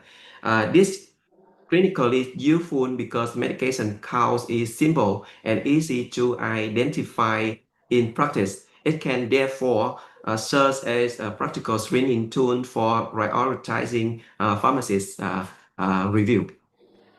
Yeah, and how about the pediatrics patient group? This pediatric study from our research group analyzed more than 4,000 first visits outpatient prescription at the children hospital in Cần Thơ City in the south of Vietnam. And the mean age of children less than 5 years old. The study used BCNA classification and also added expert consensus to assess the impact of DRP on safety, effectiveness, and cost. This makes the study stronger than poorly descriptive analysis. And how about the results of this study? In pediatrics, the burden of DRP were also high, with more than 65% prescription containing at least one DRP, at least one drug-related problems. The most frequent problem were inappropriate drug selection, dose form, and indication. The patterns is important because it highlights both therapeutic decision making and also administration instruction is the key area for improvement. And how about the determinants for this patient group? Young children were at greater risk of DRP, especially those aged 2 years or below. Polypharmacy again show the strong association with 5 or more medications substantially increasing risk. This suggests that pediatrics risk stratification can be based on two simple variables, age and number of medication patient receive. And such rule is practical and easy to apply for our patient setting to help more focus on reducing DRP. And how about antibiotic appropriateness? In the outpatient antibiotic study from our study group, the overall rate of appropriateness was more than 86%, which appears encouraging the first glance. However, important component level problems were still identified, including excessive dose frequency, excessive dose, inappropriate timing, and some drug interaction. This illustrates important methodology points. A high overall appropriateness rate can still conceal clinical relevance errors, you can see. Yeah, and how about the determinant of for this study for DRP? The study found that inappropriate antibiotic use were more likely to patients with comorbidity and prescription lasting more than 7 days. This finding have defined practical stewardship priorities in busy outpatient setting. Prescriber and pharmacists may focus review first on complex patient and prolongs antibiotic courses. This is the targeted rather than universal approach, especially for limited resources of human to support for reviewing medication prescribing. And in ACS care, in acute coronary syndrome care, adherence was uneven across different components of treatment. Some therapies such as beta blockers at arrival and clopidogrel loading dose show relatively low adherence. At the same time, patients managed through invasive procedure were more likely to receive recommended discharge medication. This suggests that system organization and care pathways strong impact prescribing quality. And this so interesting for all of you now. I will show you in for hospital in Cần Thơ city in the south of Vietnam. Most physicians, you can see here, most physicians were aware and agree with national cardiovascular guideline. However, actual adherence in practice remain much lower than expected. You can see here awareness, agreement, and adherence, less than 50%. This clearly demonstrates that knowledge and agreement do not automatically translate into behavior. Clinical system and implementation condition remain essential. And how about measuring the outcomes? How about the impact of DRP on patient outcome? The prospective cohort study from our study group include more than 500 patients with acute coronary syndrome followed for 6 months after hospital discharge. Guideline adherence were defined as prescribing all eligible medications classes at both admission and discharge for patients. And the main outcome was major adverse events, including all-cause mortality and cardiovascular readmission. This design allows study to move beyond prescribing quality alone to examine clinical relevance. And the results show that guidelines adherence were associated with better outcomes. Patients in adherence group had a significant lower risk of major adverse events over 6 months. You can see the adjusted hazard ratio here. So can reduce about 29% of major adverse outcome. It suggests that adherence is not simply a documentation issue, but real patient safety intervention. And how about the intervention? This pharmacist left before and after include the grid meeting information sheets and reminders. The overall DRP grades decrease only slightly. You can see here only slightly per percentage. However, some individual DRP category did improve. This suggests that low intensity intervention may influence selective prescribing behavior, but may not be strong enough to change the overall practice.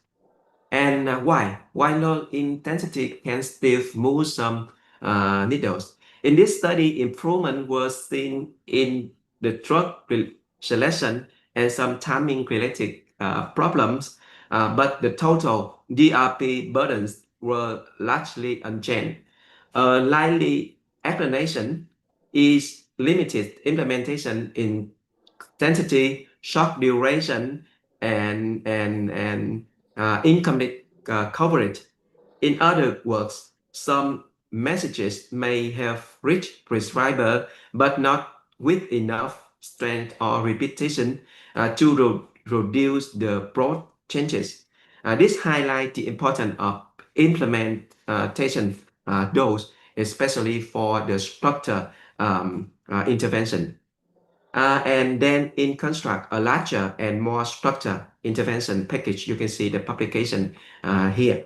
Recently, more structured intervention package produced a clear reduction in TRP. You can see here from more than 88 to 75% after the intervention. It also suggests that structured implementation can improve multiple prescribing domains at the same time. And a similar patterns were also observed in pediatrics group in the last pre and post study also published here. The proportion of prescription with at least one DRP fell from 66% to 45%, and many DRP types decreased significantly. Determinants still include number of drugs prescribed. One persistent issue across on the intervention study, you can see here from our study group, was incorrect timing of medication relative to meals. Even when overall DRP rate improve, these domains often remains difficult to fully correct. This suggests that meal timing errors may require more than general education, standardized instruction, electronic scrums, and caregiver counseling may be especially important here to improve this DRP. And we also do the highest evidence such as the RCT. These randomized control trials provide stronger evidence because it could reduce the risk of confounding. Physicians who receive pharmacist meetings and additional drug information had lower DRP rates than control. Meal timings DRP, as I showed to you previously for previous publication, meal timing DRPs also decreased in the intervention group while increasing in the control group. This supports the cultural value of pharmacy-led focused prescribing support from our study. And in elderly patient, in older outpatient, the intervention effects also particularly strong. You can see here for the improvement for the elderly group if we have more intensive intervention. And at the provincial level, you can see the provincial level multi-center models also show clear success, reduce DRP from 21% to 9%. The intervention include quarterly seminars, DRP bulletin, and physician-specific feedback sheets. I think this is very important because we will have individual meeting with individual prescriber, and we show them their physician-specific feedback sheets about DRP, and also we discuss about the solution for their prescribing problem. This is important because this demonstrates that improvement is not limited to single hospital. It can be scaled across institutions when strategies is structured and repeat, and especially when we receive the strong form of technology and also the support from AI. Now I also conduct a study with the support from AI to improve the result from prescribing to reduce DRP for prescribing for our patient. And across the more successful study, several common features can be identified.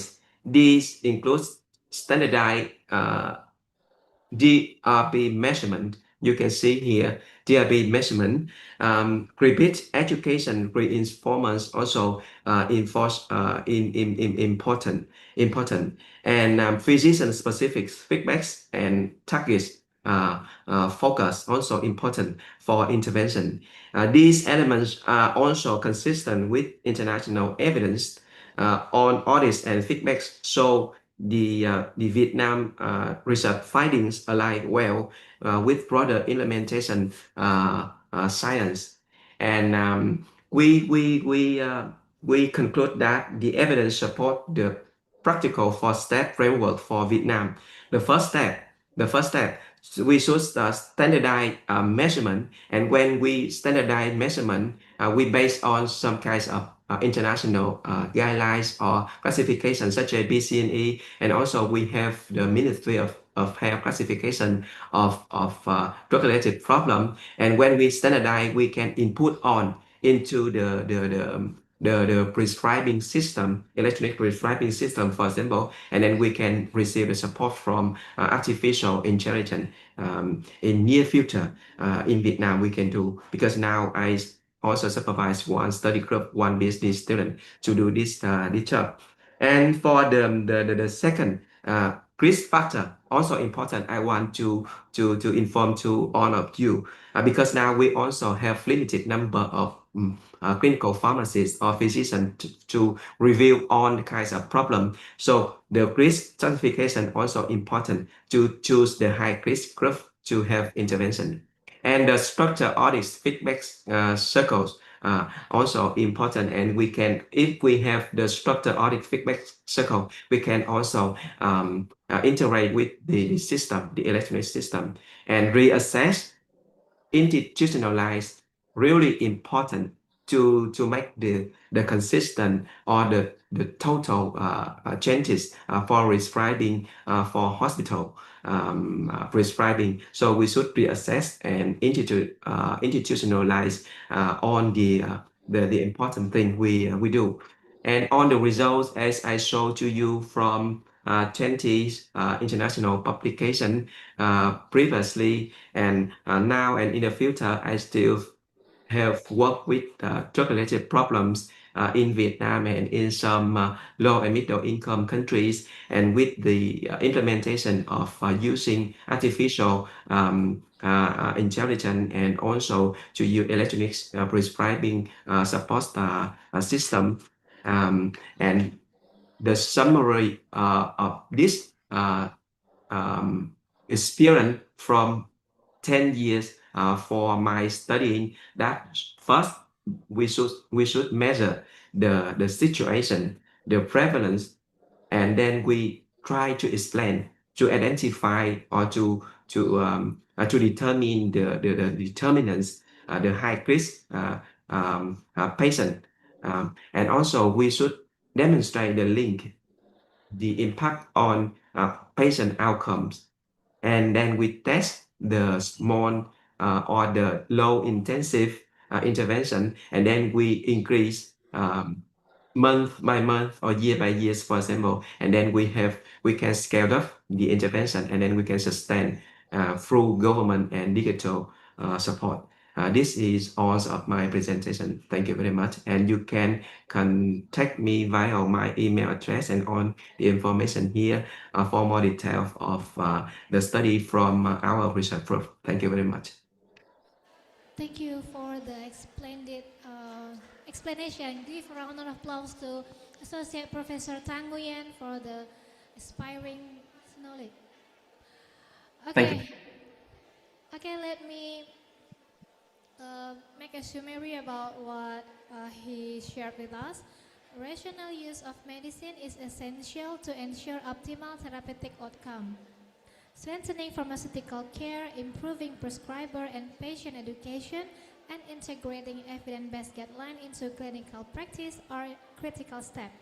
Multidisciplinary and system-level approach supported by policy, regulation, and continuous monitoring is necessary to promote safe, effective, and rational medication use. Okay, thank you for the explanation.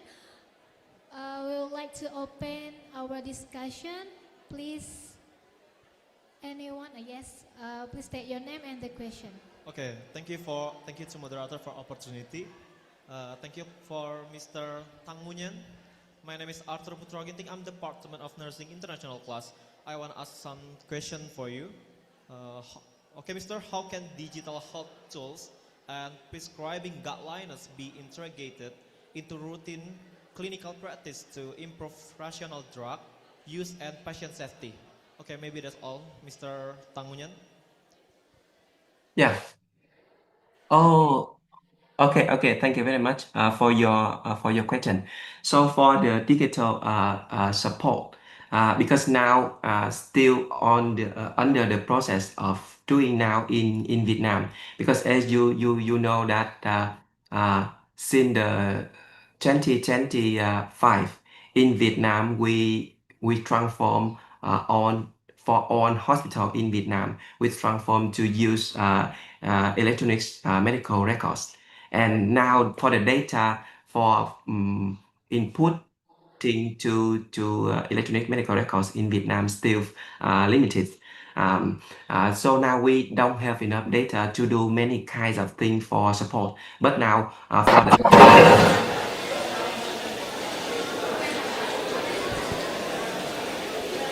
Okay. Yeah. Okay. Thanks.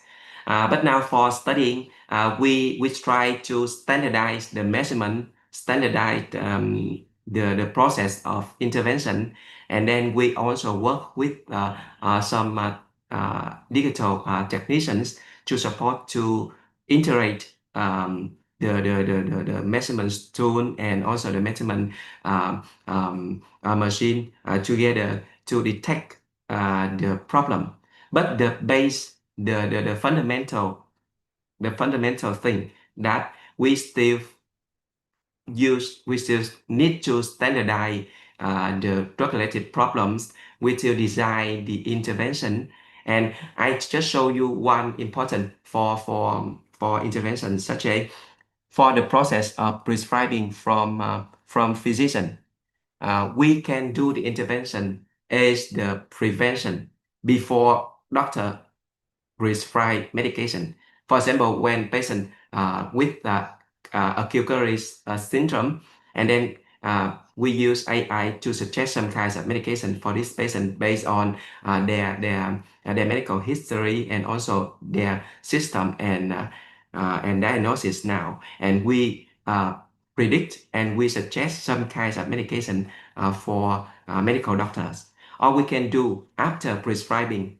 For example, when medical doctor prescribe medication for a patient and the system can identify some kinds of drug-related problems or significant drug interaction, for example, and then they suggest the solution and then give the alerts for physician, for example, like that. And now I'm supervising one PhD student. We do both stages before medical doctor prescribe medication for patient. The system can suggest some kinds of specific medication for patient, and after physician prescribing, we also review the prescription for drug-related problem to alert medical doctor and to suggest the specific target intervention. Okay, thank you for the explanation. Okay, thank you, Mr. Kunyan. That's enough for me. Thanks. Okay, thank you for the question.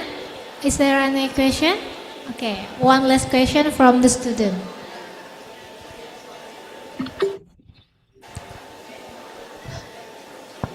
Hello, Mr. Tang Yuyan.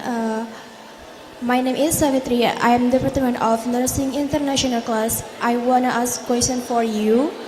What practical intervention can be implemented to reduce self-medication and inappropriate antibiotic use among the general population? Okay, thank you.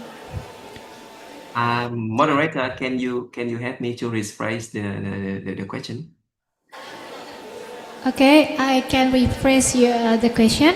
What practical intervention can be implemented to reduce self-medication and inappropriate antibiotic use among general population? For antibiotic use and also for self-medication, because now I work with one university in Belgium to supervise one PhD student. Also as a lecturer at my department, she do for her study on pre-diabetes and diabetes medication management for patients in the hospital and also in the communities. And for the set medication use, also the big problem in Vietnam now. Although in Vietnam, especially for example in Cần Thơ City, in Vietnam now we have 34 cities and provinces. For example, in Cần Thơ City, we have more than 3,000 drugstore pharmacies. But usually in the community, the pharmacists in community pharmacy, they just self medication as the product. And for the counseling, especially for the interaction between their medication prescription and their set medication use without the enough counseling. So this still the big problem in Vietnam. And now I also do the study to find the suitable solution. But now I cannot show you my experience about the solution because still under study for to reduce the self medication use in Vietnam. That's a big problem in Vietnam now, Miss. And for the second part of your question, for management of anti diabetes medication, yeah, we think that we can make the connection between the pharmacists in the communities and also the physician in the hospital or in the clinics.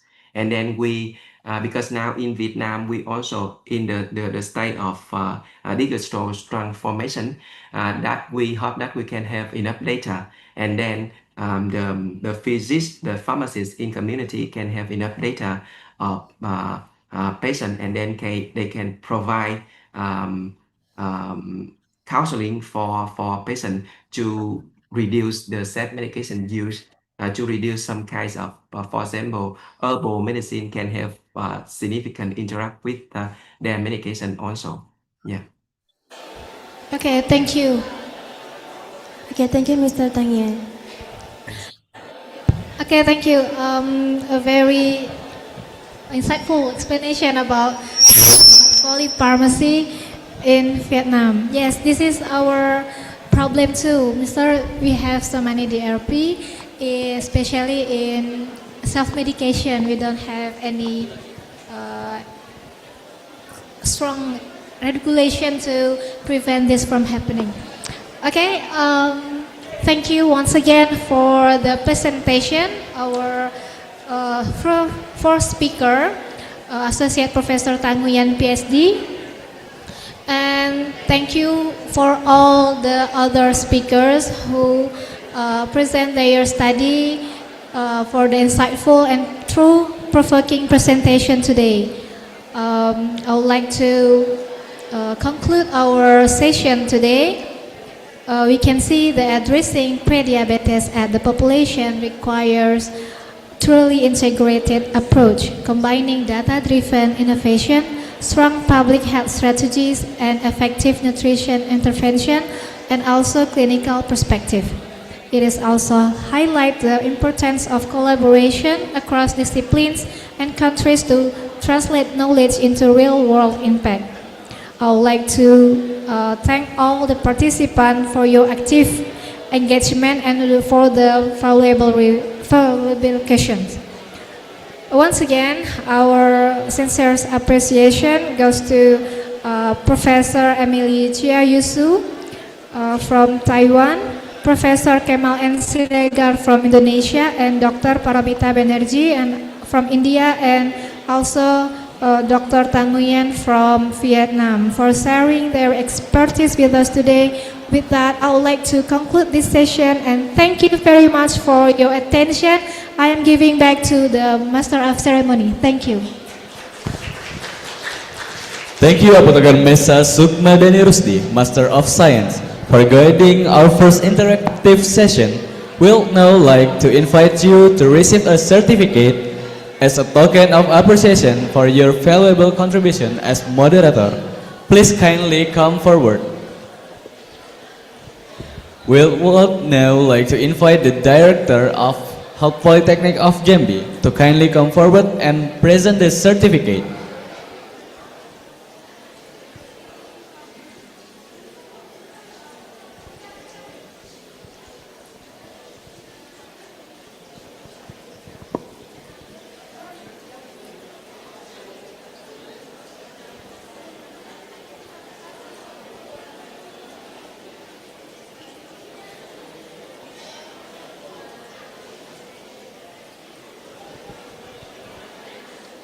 Thank you, ladies and gentlemen. May have a seat.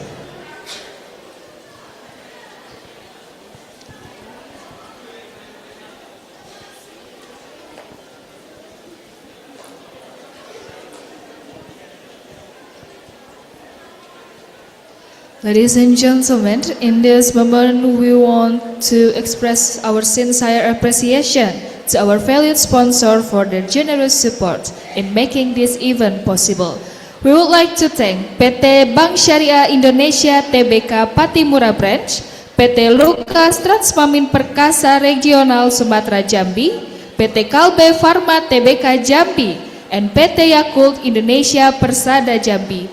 Your support and contribution mean a lot to us and play an important role in the success of this event. Thank you for your trust and partnership. Ladies and gentlemen, the next is Product Knowledge video by the PT Yakult Persada Indonesia.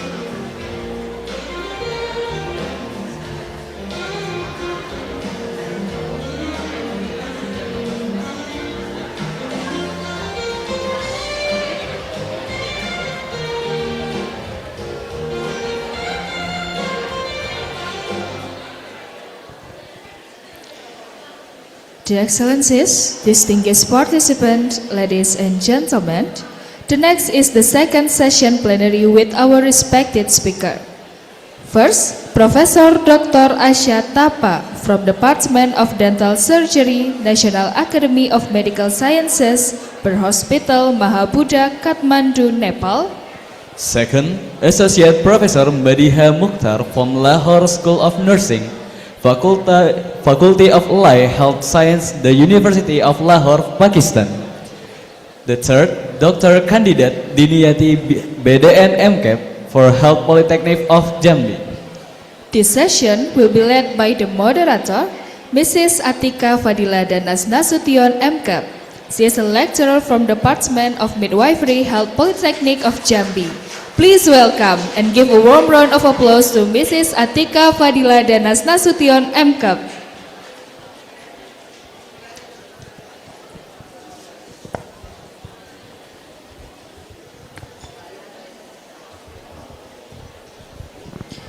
Okay, thank you very much, Master of Ceremony. Bismillahirrahmanirrahim. Assalamualaikum warahmatullahi wabarakatuh. Good afternoon and warm greetings to everyone, all of our respected participants.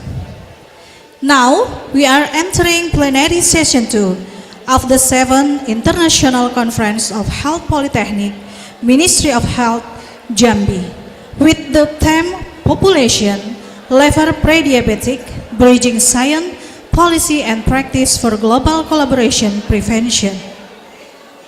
In plenary session 2, we are honored to have 3 distinguished speakers.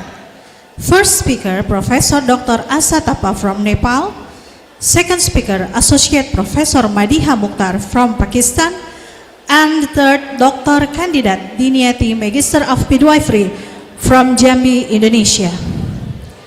For the first presentation, we will discuss about oral health as a gateway to pre-diabetes prevention, integrated dental and metabolic care, which will be delivered by Professor Dr. Asya Tapa.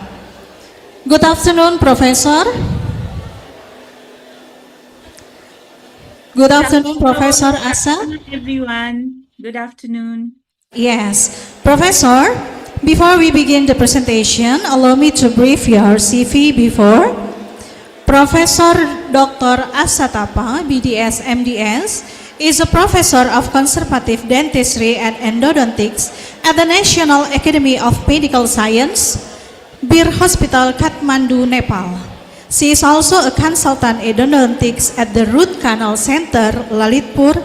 Professor Dr. Tapa completed her Bachelor on Dental Surgery in 26 and a Master of Dental Surgery in Conservative Dentistry and Endodontics in 2011.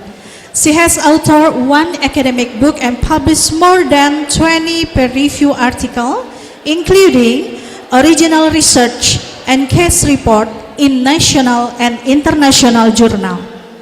Professor Dr. Tapa currently serves as editor of the Postgraduate Medical Journal of NAMS and Journal of Nepal Dental Association. She is member secretary of Medical Education and Curriculum Committee NAMS. She is active involved the postgraduate education. She has served as speaker in many national and international conferences. Professor Dr. Tapa is a founder executive member of the Conservative Dentistry and Endodontics Association of Nepal and a member of several regional and international professional organizations.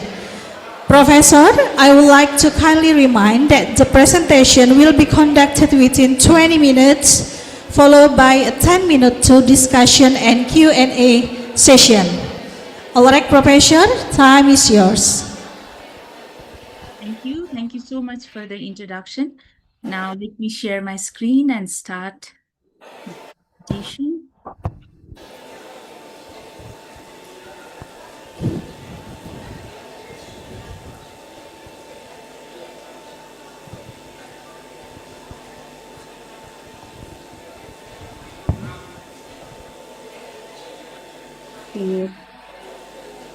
Good afternoon, everyone. My topic for today's presentation is oral health as a gateway to pre-diabetes prevention. How integrating dental and metabolic care can be beneficial in overall health of the uh, patient and the population. So I will be basically giving you the overview of pre-diabetes and oral health and how they are linked with each other. Then I'll be talking about the clinical and public health aspect of oral health, how it can help in preventing pre-diabetes. I'll talk about the challenges and roadmap ahead and conclude my presentation. Starting with, as we all know, diabetes mellitus is a metabolic and vascular disorder characterized by chronic hyperglycemia, resulting in various complications and associated with considerable morbidity and premature mortality. So it is one of the top 10 drivers of the growing global health burden over the last 30 years.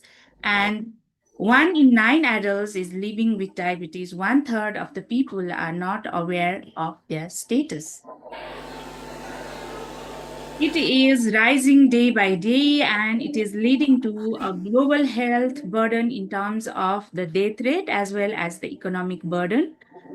Over 1 trillion was spent in diabetes in 2024, and 9.3% of the global death was due to diabetes.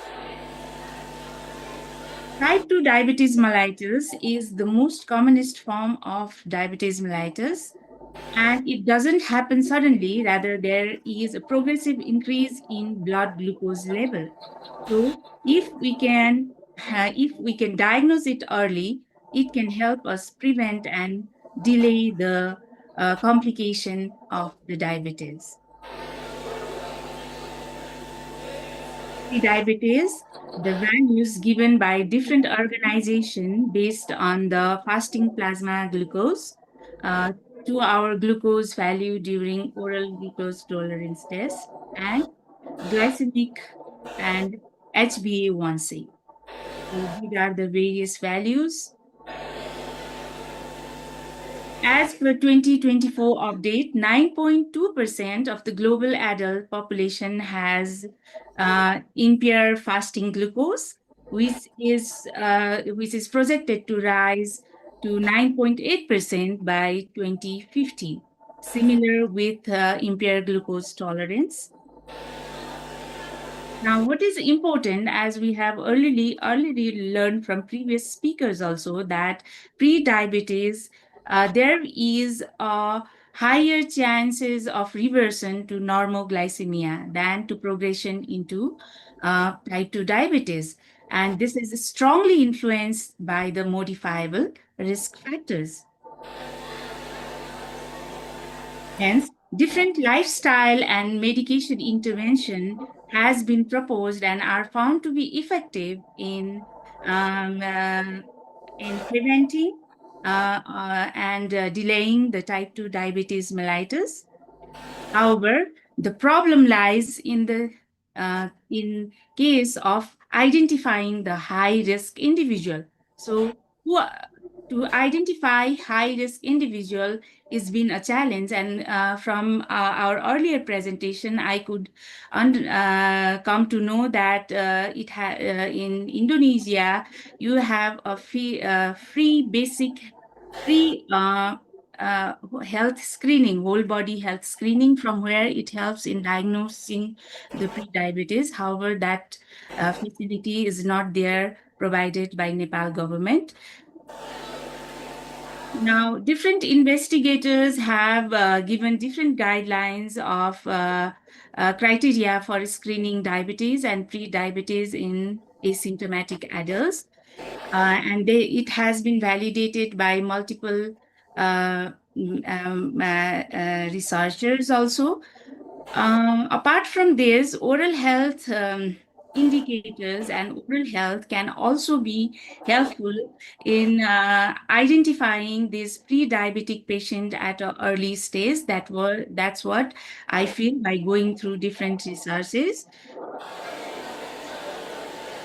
So different evidences suggest that we can identify pre-diabetes based on different signs and symptoms that we can see in oral cavity. Especially they are like periodontal indicators like gingivitis and periodontitis, and other also like mucosal lesions and dry mouth and dental caries has also been found to be associated with pre-diabetes. And different resources have found that we can, based on this oral and overall general risk factor, dentist and oral health manpower overall team, we can find out, we can help in diagnosing pre-diabetes, and then we can collaborate with other specialists to uh, treat them and to prevent them from further going to diabetes stage. So why dentistry matters? Because there are been a lot of evidences which suggest that there is a bidirectional relationship between pre-diabetes or diabetes and periodontitis. So and also we as oral health personnel or our oral health department or a dental clinic is a high frequency contact point for many people because of increased prevalence of oral disease at number one, and also there is a growing a rise of awareness in public regarding oral health. So we have a high frequency of patient coming to our clinic, so we can diagnose them with early and opportunity for early risk detection, because many oral diseases are chronic inflammatory in nature. So we, the dental team, we are expertise in inflammatory disease. So we know what is normal and what is been aggravated by the systemic risk factor. So based on that, we can always go for further assessment and further screening. Also, nowadays it is also possible for chairside screening, may it be risk assessment questionnaire or point of care test. Different point of care tests had been developed and can be done in our dental setting. Now, coming to epidemiological evidences, this is a meta-analysis which is very important and very interesting. What it has found is there is a association between diabetes and periodontitis, and the association is found to be independent of the confounders. So, patient with pre-diabetes are 27% higher risk of developing the periodontal diseases. Similarly, there are other studies which have found patients with periodontitis are also at high risk of developing the pre-diabetes. These studies have given a significant evidences, and there are many more such studies.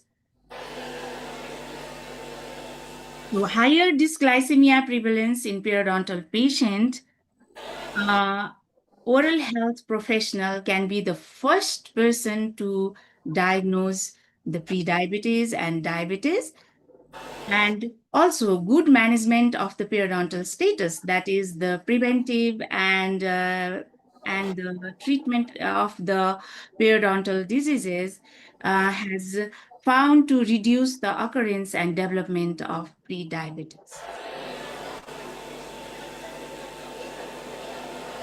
There are also other researches which have found that severe periodontitis significantly increases the HbA1c level in diabetic and non-diabetic individuals, and significant reduction of HbA1c 3 to 4 months after periodontal therapy in pre-diabetic and diabetic patients.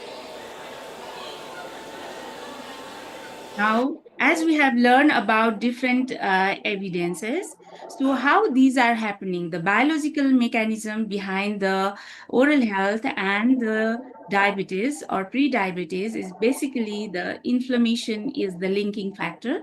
So the increased systemic inflammation due to the chronic inflammatory oral diseases are found to result in insulin resistance and amplification of prediabetes and diabetes. So what happened is when there is a higher level of glucose in the blood, it can result in periodontal tissue breakdown, making it more susceptible to infection, and it results in compromised healing, and also the host, it will decrease the host resistance to infection. So if there is a already existing periodontal disease there and the patient is already also having pre-diabetes, there is a higher chances that his periodontal health will get compromised. Also, how periodontal disease leads to pre-diabetes or diabetes is like because of the systemic bacteremia and endotoxemia, there will be systemic inflammation, which can result in insulin resistance and ultimately the different state of hyperglycemia.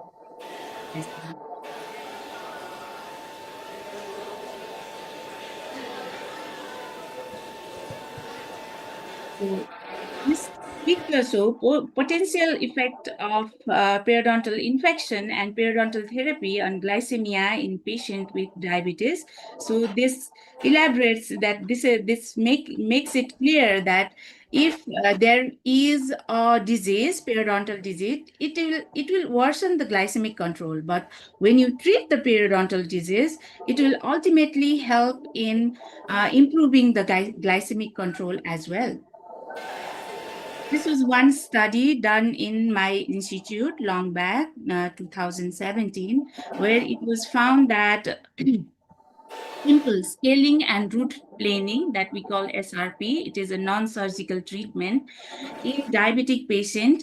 And when we followed up after 3 months, there was a significant reduction in HbA1c levels in test group compared to control group. And also the periodontal health indicators were also found to be improved. So this shows that when you treat the periodontal patient, when you do the oral health treatment and it results in improved glycemic control. But when you compare it with pre and post in the test group, it was not that significant, meaning that not only oral health treatment will be sufficient in improving the glycemic control, but also from medical aspect also we have to do intervene by medication or by other modalities. So these are other studies similar to our studies which were done, and they also found the similar result that the glycemic index was improved nicely after oral health treatment.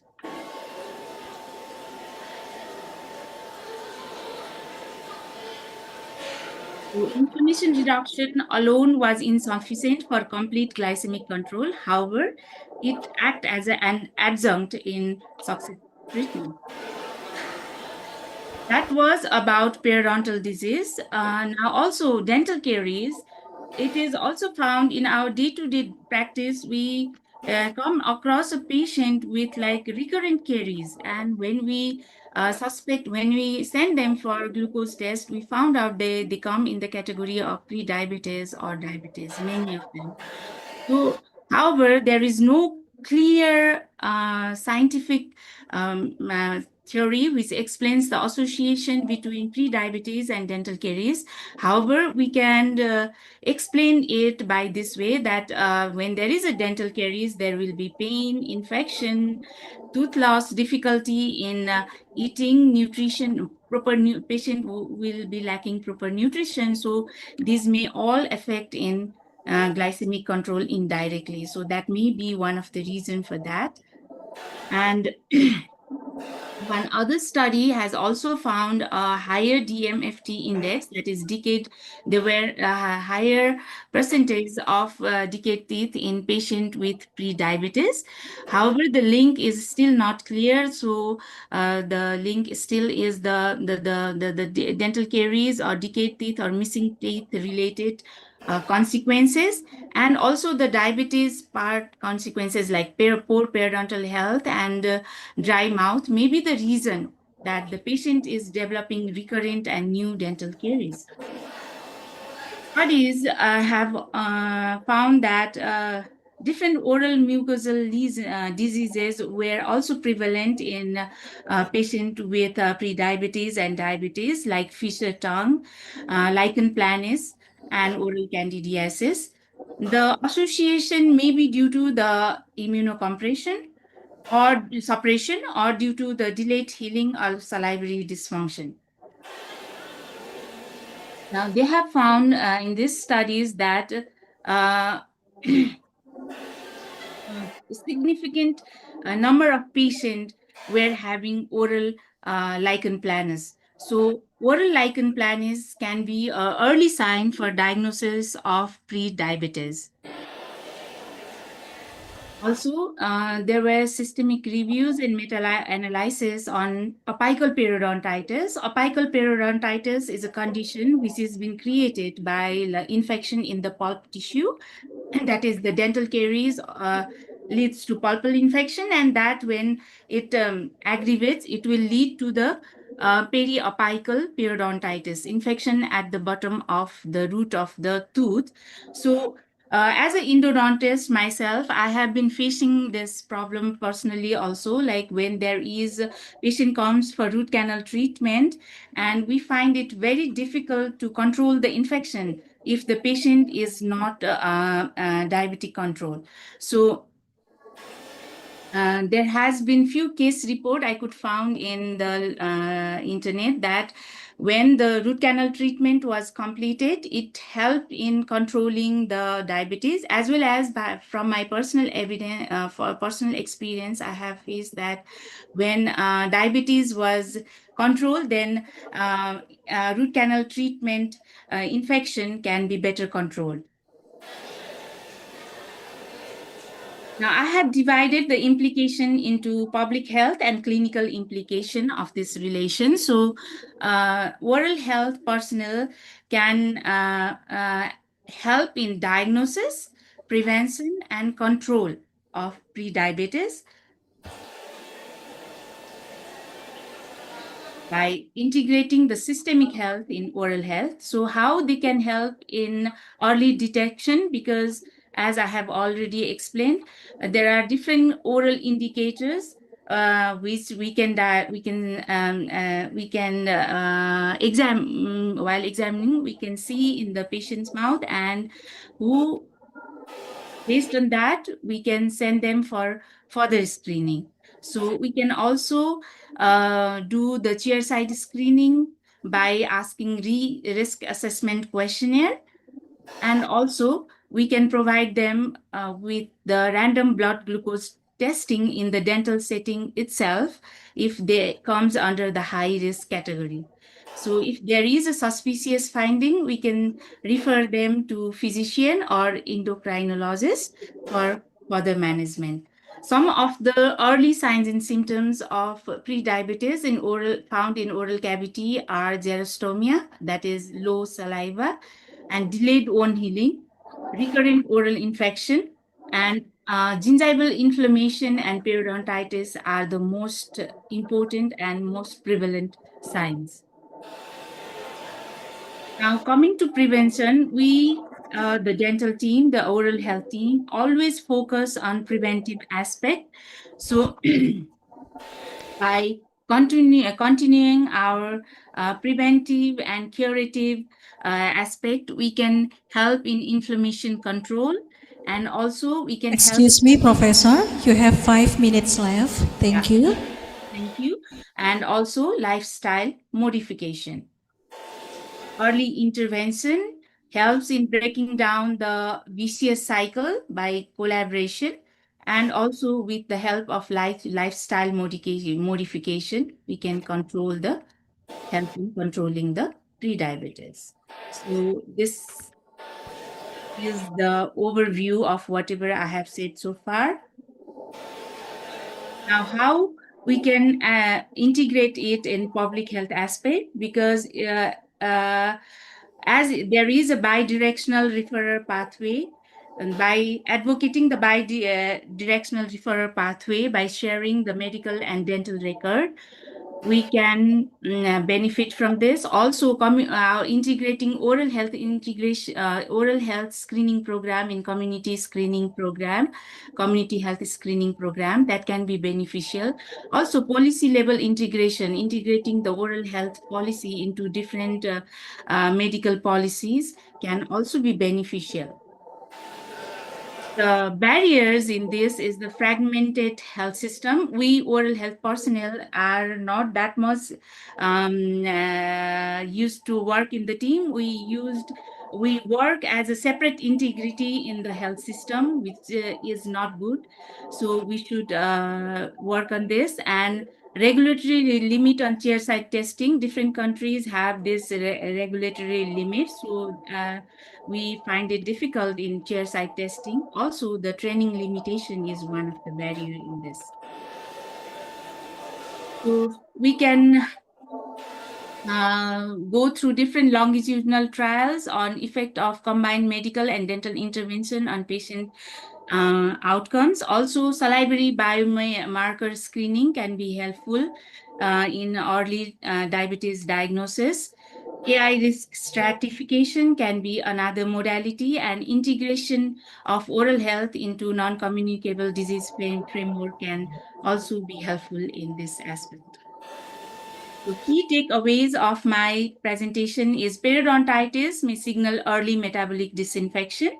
Scaling and root planing reduces inflammation but needs integration. Interprofessional collaboration between dentist, endocrinologist, and primary care physician is crucial to optimize both periodontal and glycemic control. Thank you. Thank you, everyone. If there is any question, I will be happy to take.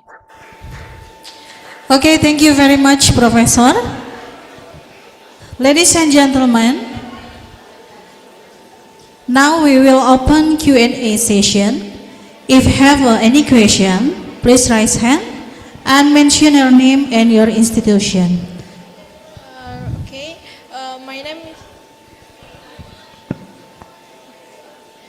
my name is Shakir Alifia from Department of Nursing International Class. So, here's a question.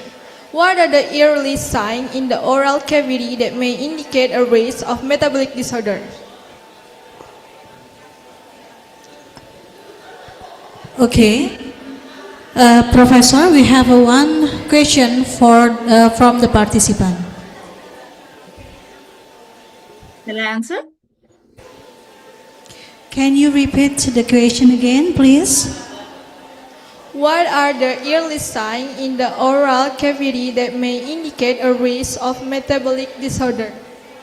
Thank you for the question. Actually, the early oral sign is the gingivitis, which clinically you can notice it by seeing the inflamed gingiva, and also when you probe it with the dental probe, there will be bleeding on probing. So gingivitis, periodontitis, dry mouth, and non-healing oral lesions are some of the important early signs of pre-diabetes or diabetes. Okay, Shakila, that's it, the answer from Professor. Thank It's you clear? for amazing explanation. Thank you. Okay, thank you, Professor. Is anyone question?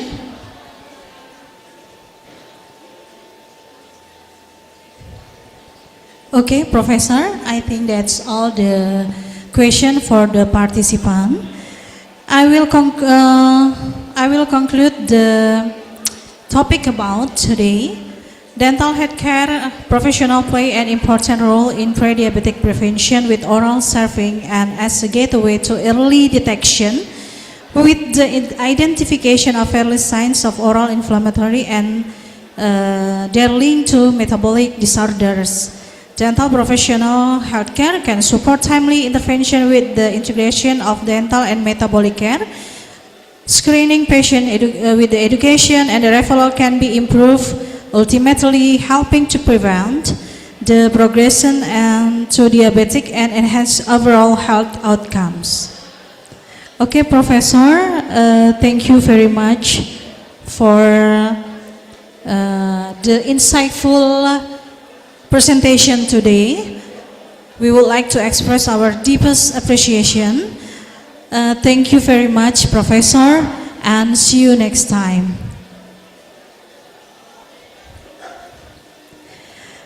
Okay, ladies and gentlemen, we move to the next session.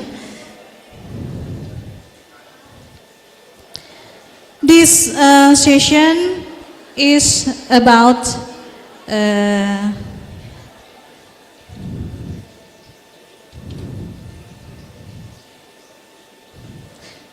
we will invite our speaker.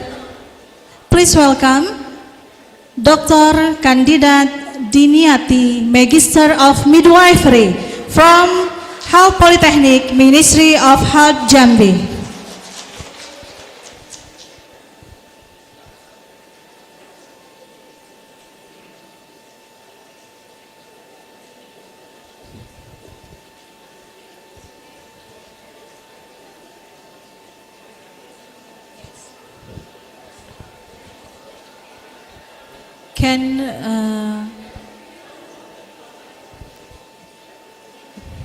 Can we have a microphone for the speaker?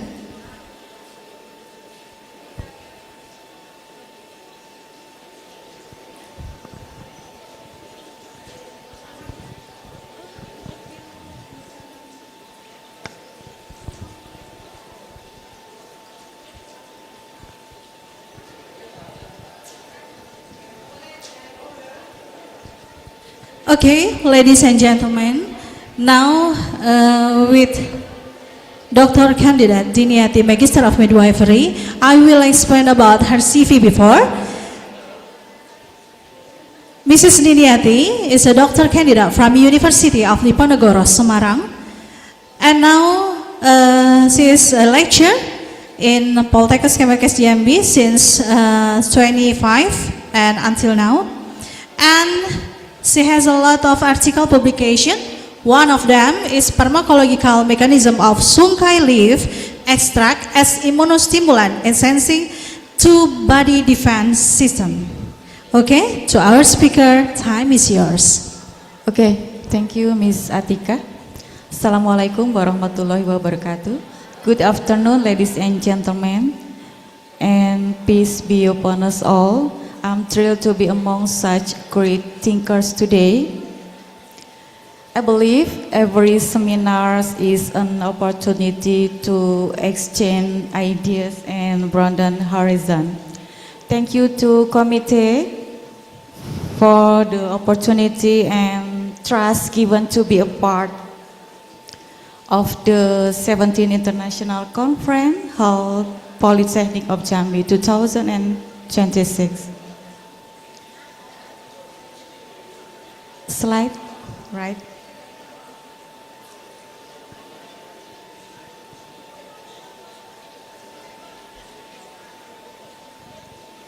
It is my honor today to discuss midwifery care to prevent prediabetes in pregnant women. a topic that has a direct impact on health of both mother and fetus for the future.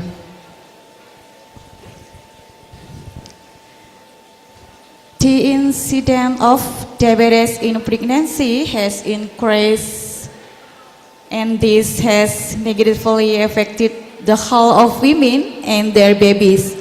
Midwives are caring for increasing numbers of pregnant women with diabetes.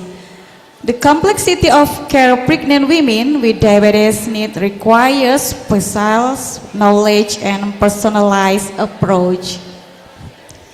The complexity of care of pregnant women with diabetes requires specialist knowledge and personal approach. Gestational diabetes is defined as hyperglycemia first detected during pregnancy at glucose concentration that are less than those of other diabetes. Among mothers of infants born in 2024, 23 million or 17.7% exhibited hyperglycemia during pregnancy. Of these cases, 79.2% were attributable to gestational diabetes mellitus. The vast majority of hyperglycemia cases occur in low and middle income countries where access to antenatal care is limited. Midwives are crucial in improving outcomes for women and childbearing people as they are often the first point of contact in pregnancy. Evidence base show that 18.5% of midwives would like more information and training on the topic, including how to support women and their families throughout pregnancy and beyond. Individual health, personal needs, and preferences should be considered when providing healthy lifestyle guidance to promote sustainable and manageable change. Referral to service that offer additional. We can see the picture about GDM. We can see prevalence of diabetes mellitus person by country territory. We can see the black is 3 to 5%.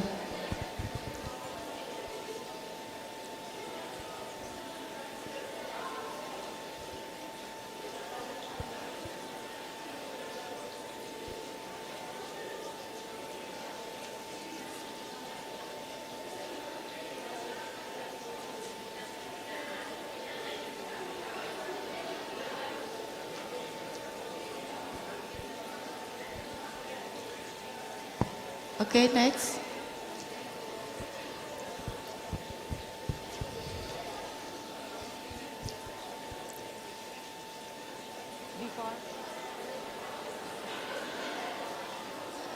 Sebelumnya Atika. Okay.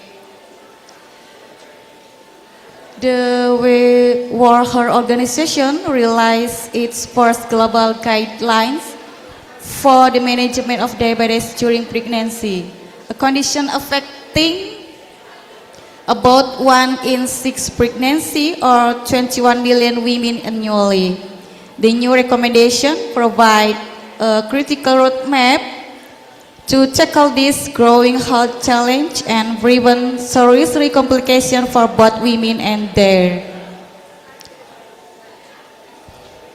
pregnant women with types 1 or type 2 diabetes have a higher chance of having a baby with a birth defect, preterm birth and stillbirth, high blood sugar level during pregnancy can increase the risk of having a cesarean birth.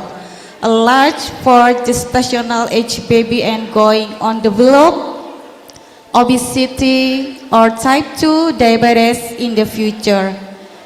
There is a fourfold difference in maternal mortality rates amongst women from black ethnic minority groups and an almost twofold difference among women from Asia ethnic minority groups compared to white counterpart.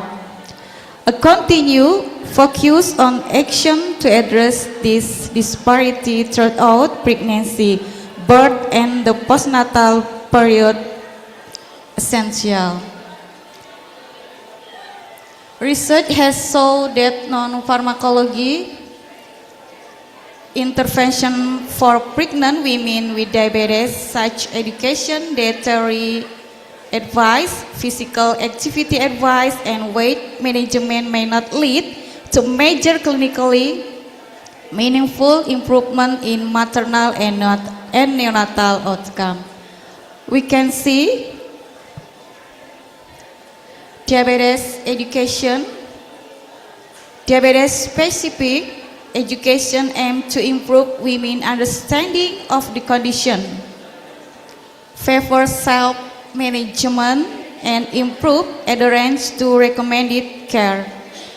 Women with pre-existing diabetes type 1 and type 2 may need to consider specific issues during pregnancy.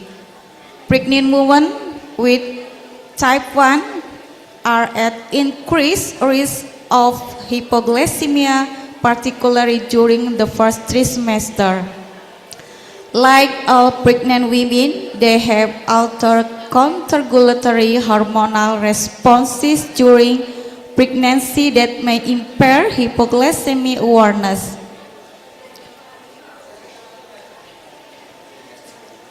Dietary advice. It is important that pregnant women with diabetes follow a food plan to optimize glycemic control while supporting maternal, fetal, and neonatal health. Usually supported by dietitian, although there is general agreement that a balanced intake of micronutrients is essential. Study recommended different approach and the evidence is unclear. Some studies focus on the importance of following a diet rich in fruit, vegetable, legume, whole grains, lean protein, which include nuts, seeds, and fish. Processed foods, sweetie foods, and beverage should be limited. Other studies emphasize that the quality of carbohydrates should be evaluated, promoting higher quality, nutrient-dense carbohydrate. A simple carbohydrate can potentially cause higher postprandial. The last, weight management. Next. Gestational weight gain should be based on the women's early pregnancy weight according to current recommendation. Women who are overweight should gain 6.8 to 11 to 3 kg during pregnancy, while those with obesity should aim for 4.5 to 9.1 kg.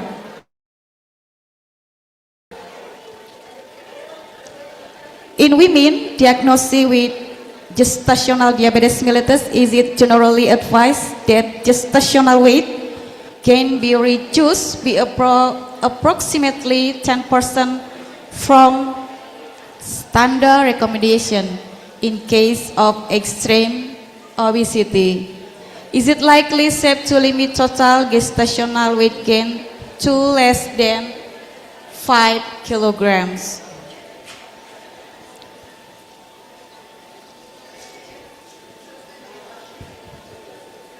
The care provided to women with diabetes should nurture their independence, self-management, and control over their health.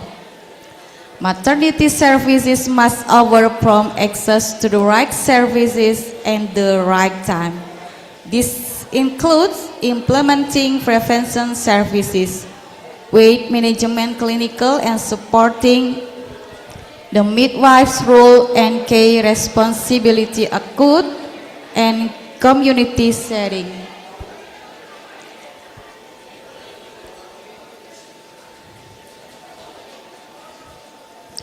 Additional resources, the midwife's role and care responsibility acute and community setting. We are, as midwife, there is an promotive, personalized, and provide. The promotive, we must be midwifery continuity of care, evidence-based care, healthy lifestyle. For personalized, we must be a midwife about care, information, and advice. To provide about resources and information, supported and access to specialist service and individual holistic care. Thank you very much, Ms. Atika. Thank you very much, Dr. Diniati, for the topic about midwifery care to prevent prediabetes in pregnant women. Okay, ladies and gentlemen, I will open the Q&A session for participant. Is anyone question? If you have a question, please raise hand and don't forget to mention your name and your institution.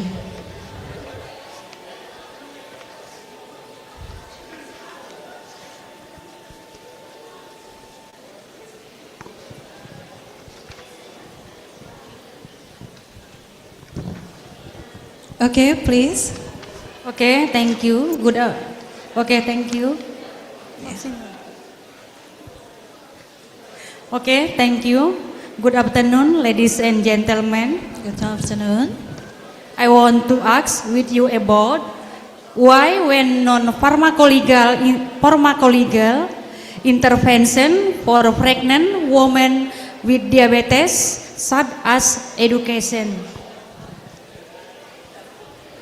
dietary advice, psychosocial activity advice, and weight management may not lead to a major clinically meaningful improvement in maternal and neonatal outcome. Thank you. Thank you very much, Mrs. Rosmaria from Midwifery Department. Can you respond the question? Thank you for your question. I try to answer. The research for GEMA 2026, there is research has shown that non-pharmacological intervention for pregnant women with diabetes such as education, dietary advice, physical activity advice, and weight management may not lead to major clinically meaningful improvement in maternal and neonatal outcomes.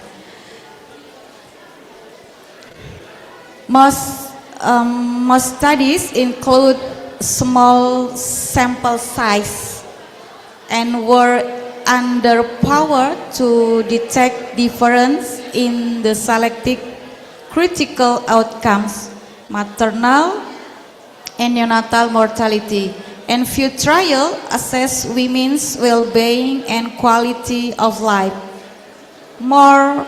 Moreover, interventions were very heterogeneous across the study, and it is difficult to determine if there are specific aspect of the intervention that may be linked to better outcomes as Subgroup analyzed include 2 view participants to allow for reliable conclusion. Thank you. Okay, thank you very much. I think that's all the clear the answer from the speaker. Okay, is there any question, ladies and gentlemen? No more. Okay, I think that's all about the topic today, and I will be conclude the topic. Prediabetes is the early condition before type 2 diabetes that can be prevented or delayed through healthy lifestyle change. Management focus on a balanced diet, increased physical activity, weight control, and regular blood glucose monitoring. Healthcare professional, especially midwife, play an important role in providing education, support, and early intervention to reduce complication and prevent progression to diabetes.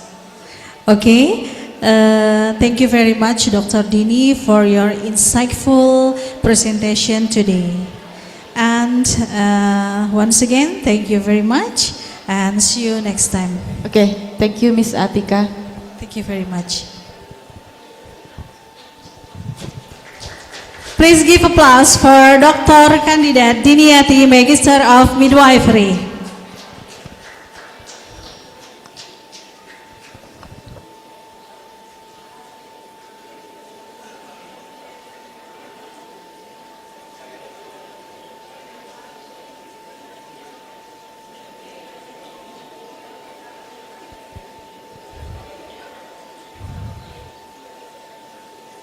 Okay, ladies and gentlemen, now we move to the last topic in this section. It's about nursing care for mother, children, and adolescents to prevent pre-diabetic, which will be presented by our speaker, Associate Professor Madiha Mukhtar. Hello, Professor.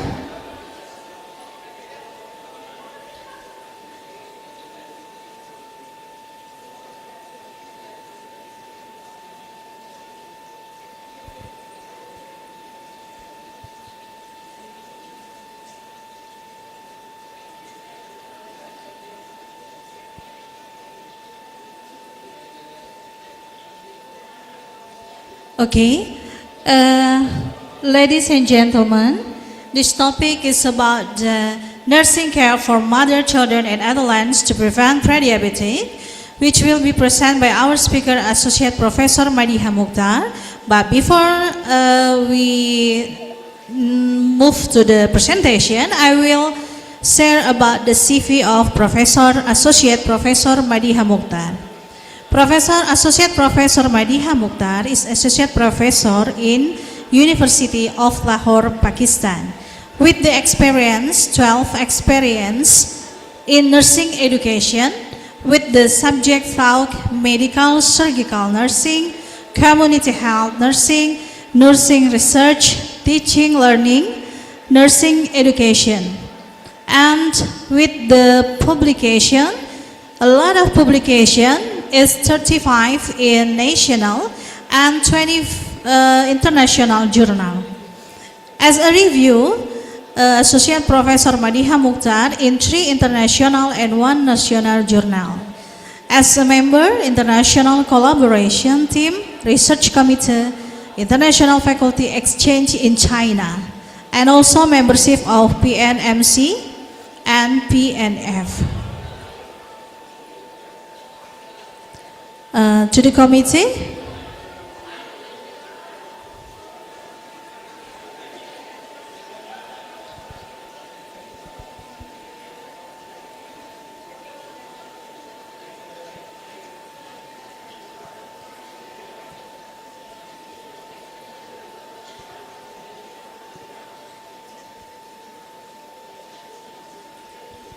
Okay, ladies and gentlemen, I have a message from professor. It's a very sorry for unable to join live here because the technical issue, but she sent a video for presentation. Enjoy the video. Thank you.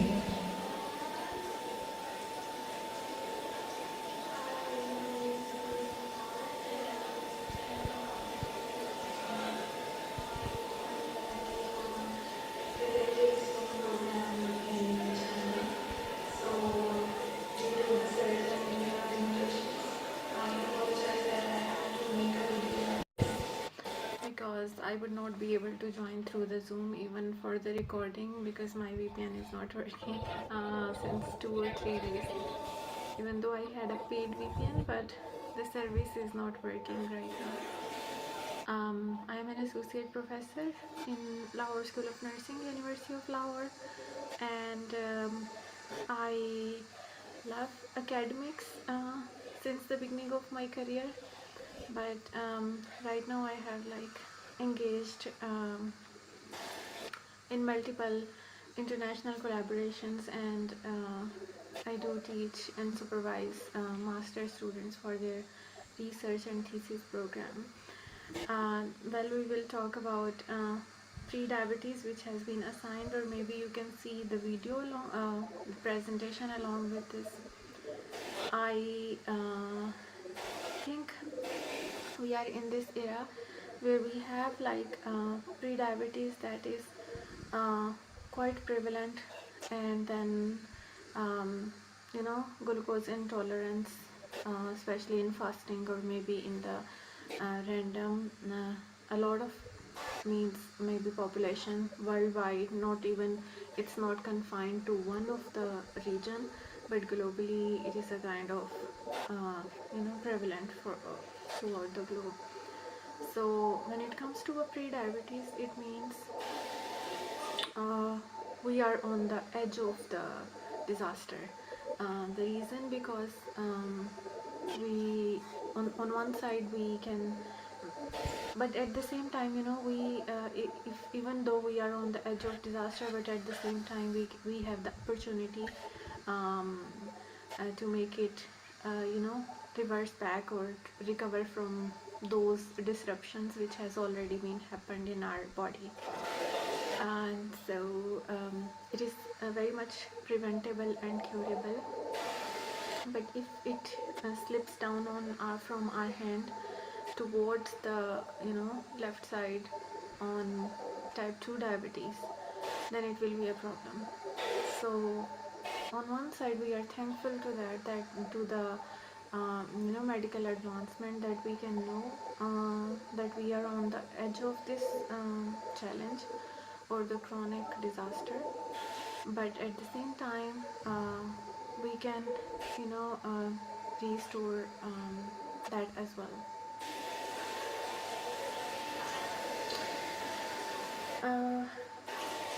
So we all know that type 1 diabetes is a kind of juvenile type of diabetes, but type 2 diabetes is a kind of diabetes that happened by the time gradually or consistently. It needs some persistent challenge or poking because the beta cell of the pancreas does lose their work by the time span. It doesn't occur usually over the night, but it needs more time to deteriorate. For the pre-diabetes as well, there are some indicators that how it is being developed and how it can be recovered, and without even the investigation or the blood test, we can indicate that the person has, because there are some signs and symptoms on the patient. For example, if they are their BMI, if we check it and they are on the verge of that, and if we know that they are like having some spikes, so they have some brain fog, there are certain other indications that we can identify that but that they are having pre-diabetes.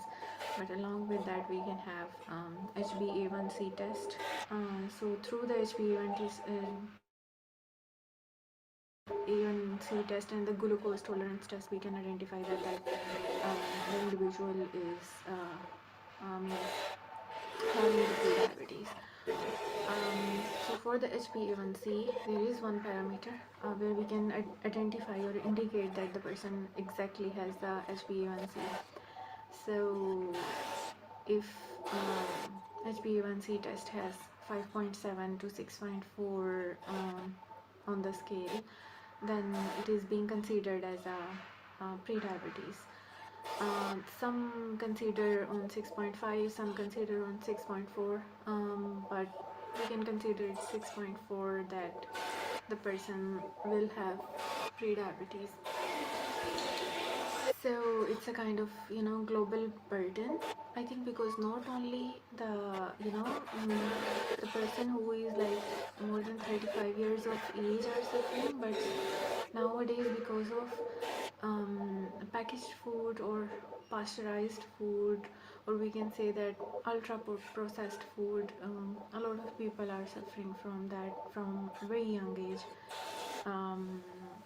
than the previous era. So maybe on the slides you guys can see that there are certain regional prevalence of diabetes mellitus, and it's a kind of worldwide emergency, but most of the cases I can see here on it's in Southeast Asia and West Pacific region. Some regions are like, especially the African region, are lower in number. So how we can recognize that somebody is, we can check their BMI first. There are certain indicators. So if their BMI is like 25 or above, we can think that they need to lose weight. And there are on one slide you can see Australian type 2 diabetes risk tool has been developed in 2022, I guess, or 2024. And then they have 11 questions there. So we can see that on 11 questions that maybe you guys can rehearsal at your home, that this is a kind of diabetes risk calculator, where we can see that we have diabetes or not, or we are on the edge of that risk or not. So those 11 questions have certain indications. They ask that. In the next slide you can see I have checked mine. So I scored 11. It means I am on the medium risk, and 6 to 11 or less means we are on the medium risk, and within 5 years or 2 to 5 years we can develop a diabetes. There are certain factors.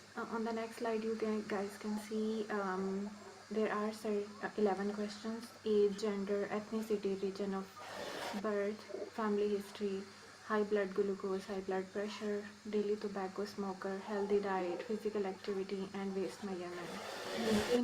They categorize it in two categories. So it means one is like the fixed factors, and the other one are modifiable factors.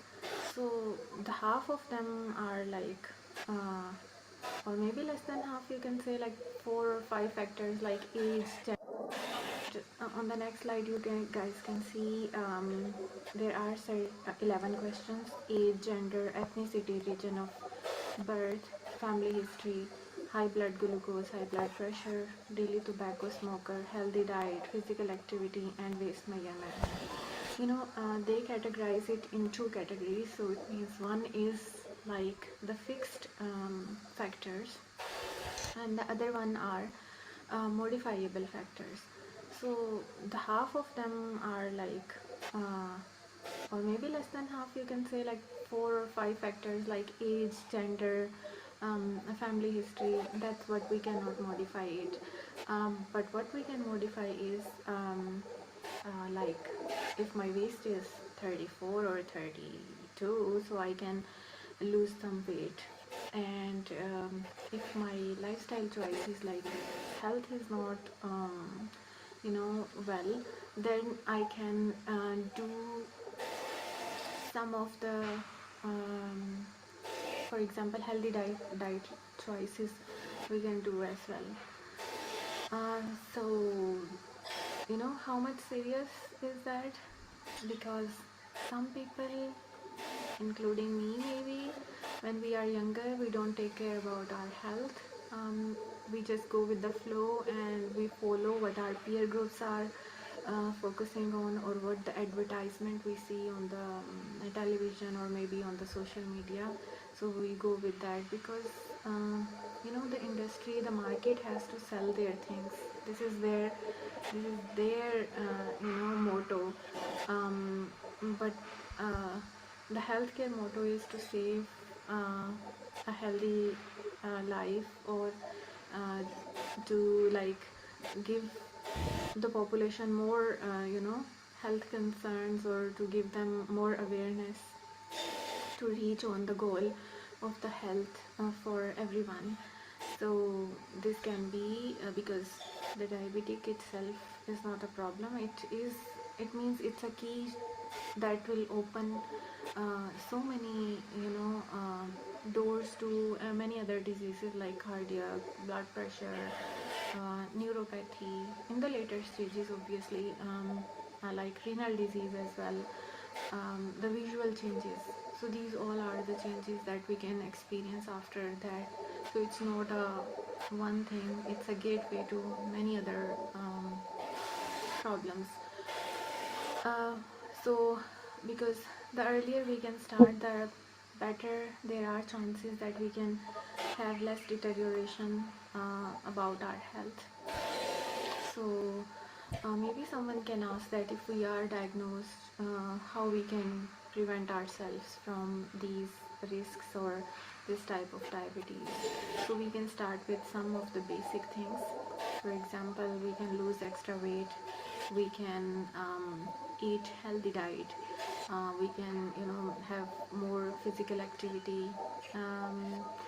Yes, that's quite difficult in this corporate world, but it's not that it's impossible, it's achievable. Sleep and rest patterns, and the smoking cessation and limiting alcohol.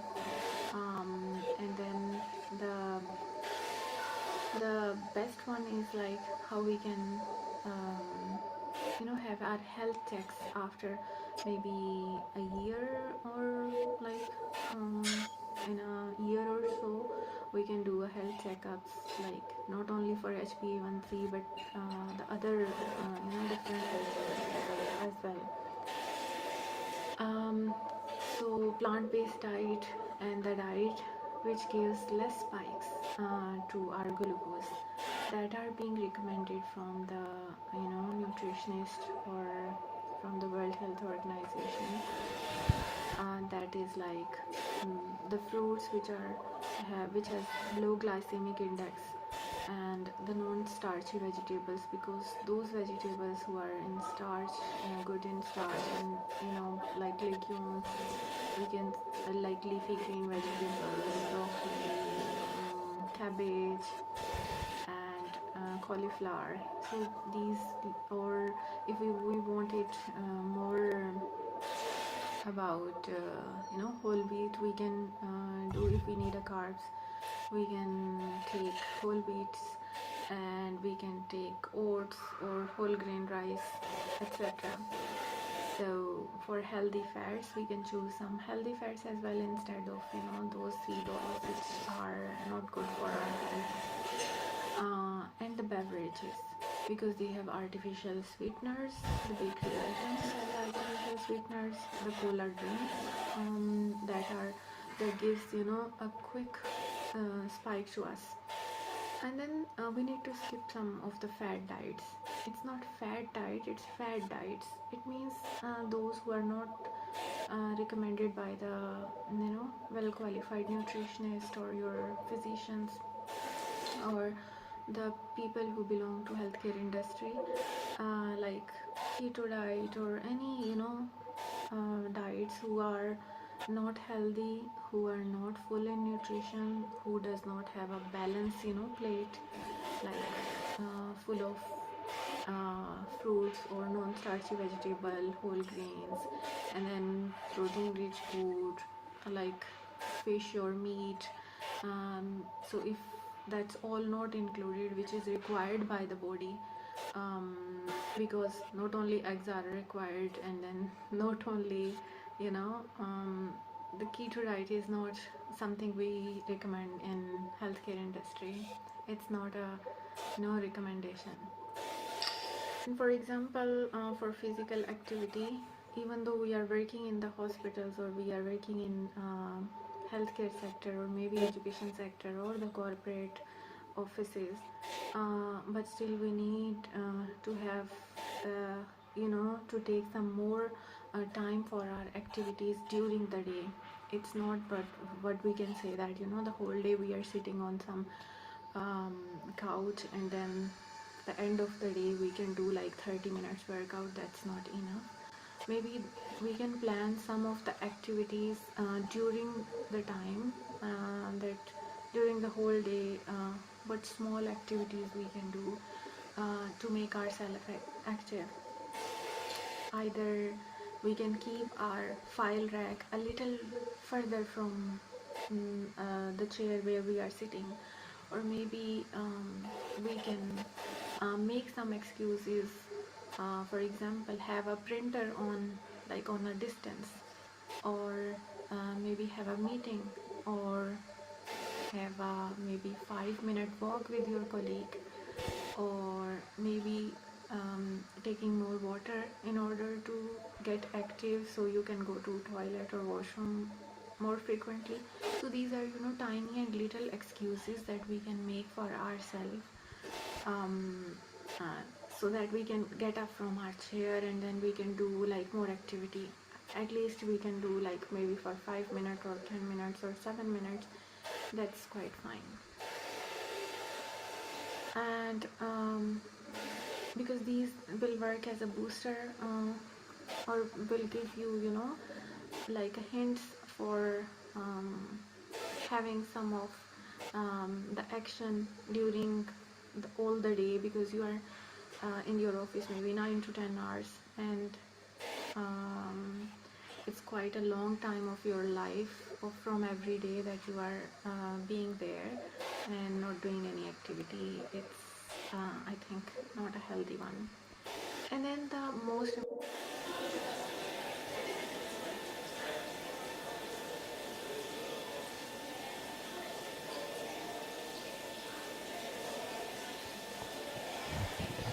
Okay, ladies and gentlemen, that is the video from Associate Professor Madiha Mukhtar. With the conclusion, the nursing management for pre-diabetes focus on preventing the progression to diabetes through lifestyle change. Key intervention include patient education of healthy eating, increased physical activity, weight management, and regular blood glucose monitoring. Nurses play an important role in providing support, motivation, and continue monitoring to help patients maintain healthy behaviors and reduce the risks of the future complication. Ladies and gentlemen, I'm really sorry that we have no Q&A session, but if you have a question to Associate Professor Madiha Mukhtar, you can send the email to madiha.start2022@gmail.com. Okay, all participants, distinguished speaker and respected participant, as we have come to the end of all the presentation and discussion in plenary session 2, we now conclude this session. We would like to express our deepest appreciation to all speakers for their valuable and insightful presentation. We also extend to our sincere gratitude to all participants for your kind attention and active participation throughout this session. We hope that the knowledge shared today will contribute meaningfully to global efforts in preventing prediabetes. As a moderator, I would like to sincerely apologize for any shortcoming during this session. Thank you very much, and Assalamualaikum warahmatullahi wabarakatuh. I'm giving back to the MC. Thank you to Mrs. Atika Fadila, Dinas Nasution MCAP, and Dr. Candidate Diniati BDN MCAP from Health Polytechnic of Jambi, and Apoteker Mesa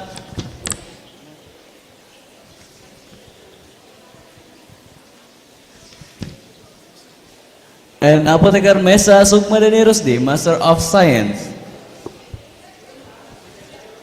For guiding our second session, we would now like to invite you to receive a certificate as give a token of appreciation for your valuable contribution as moderator. Please kindly come forward. We would now like to invite the Director of Health Polytechnic of Jambi, Mr. Dr. Rusmimpong, SPD STRCAP MCAPS, and Vice Director 1, Mr. Dr. Pahru Razi, SKM MKM, to kindly come forward and present the certificate.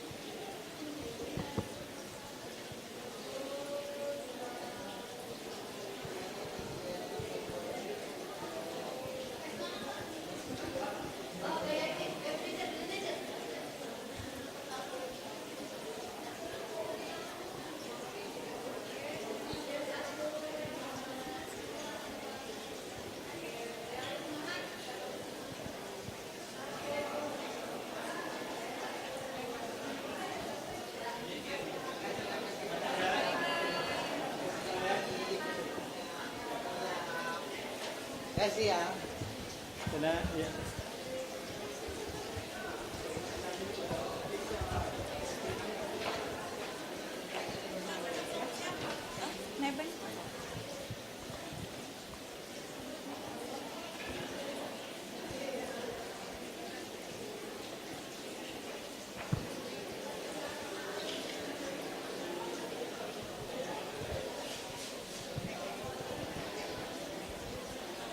Okay, once again, we would like to say our deepest thank you to all of our speakers in 7th International Conference Health Polytechnic of Jambi 2026. We also want to express our sincere appreciation to our valued sponsors for their generous support in making this event possible.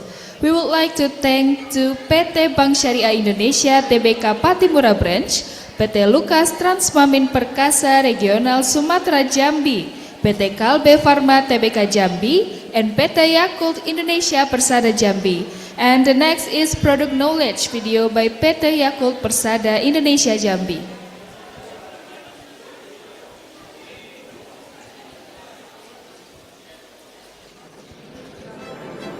Selamat datang. Forum global ini bertujuan untuk meningkatkan kesehatan fisik dan mental masyarakat. Tetapi ini bukanlah forum biasa. Para peserta semuanya adalah USUS. Pertemuan USUS untuk USUS oleh USUS. Misi kami adalah mendukung kesehatan manusia mulai dari usus. Ketua, apakah manusia benar-benar memahami usus mereka? Tidak, biasanya mereka bahkan tidak menyadari keberadaan kita.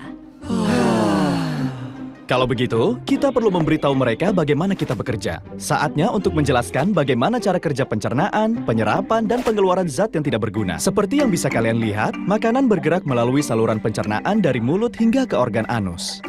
Makanan dilarutkan oleh lambung dan masuk ke usus kecil. Yang selanjutnya, usus memecah dan menyerap nutrisi dalam makanan. Itulah mengapa kami ingin manusia makan dengan pola makan yang seimbang. Keseimbangan. Ini adalah kata kunci yang penting. Oh, saya mengerti. Oh, itu benar.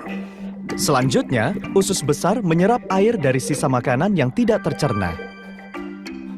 Secara berirama, meremas, dan mengendur.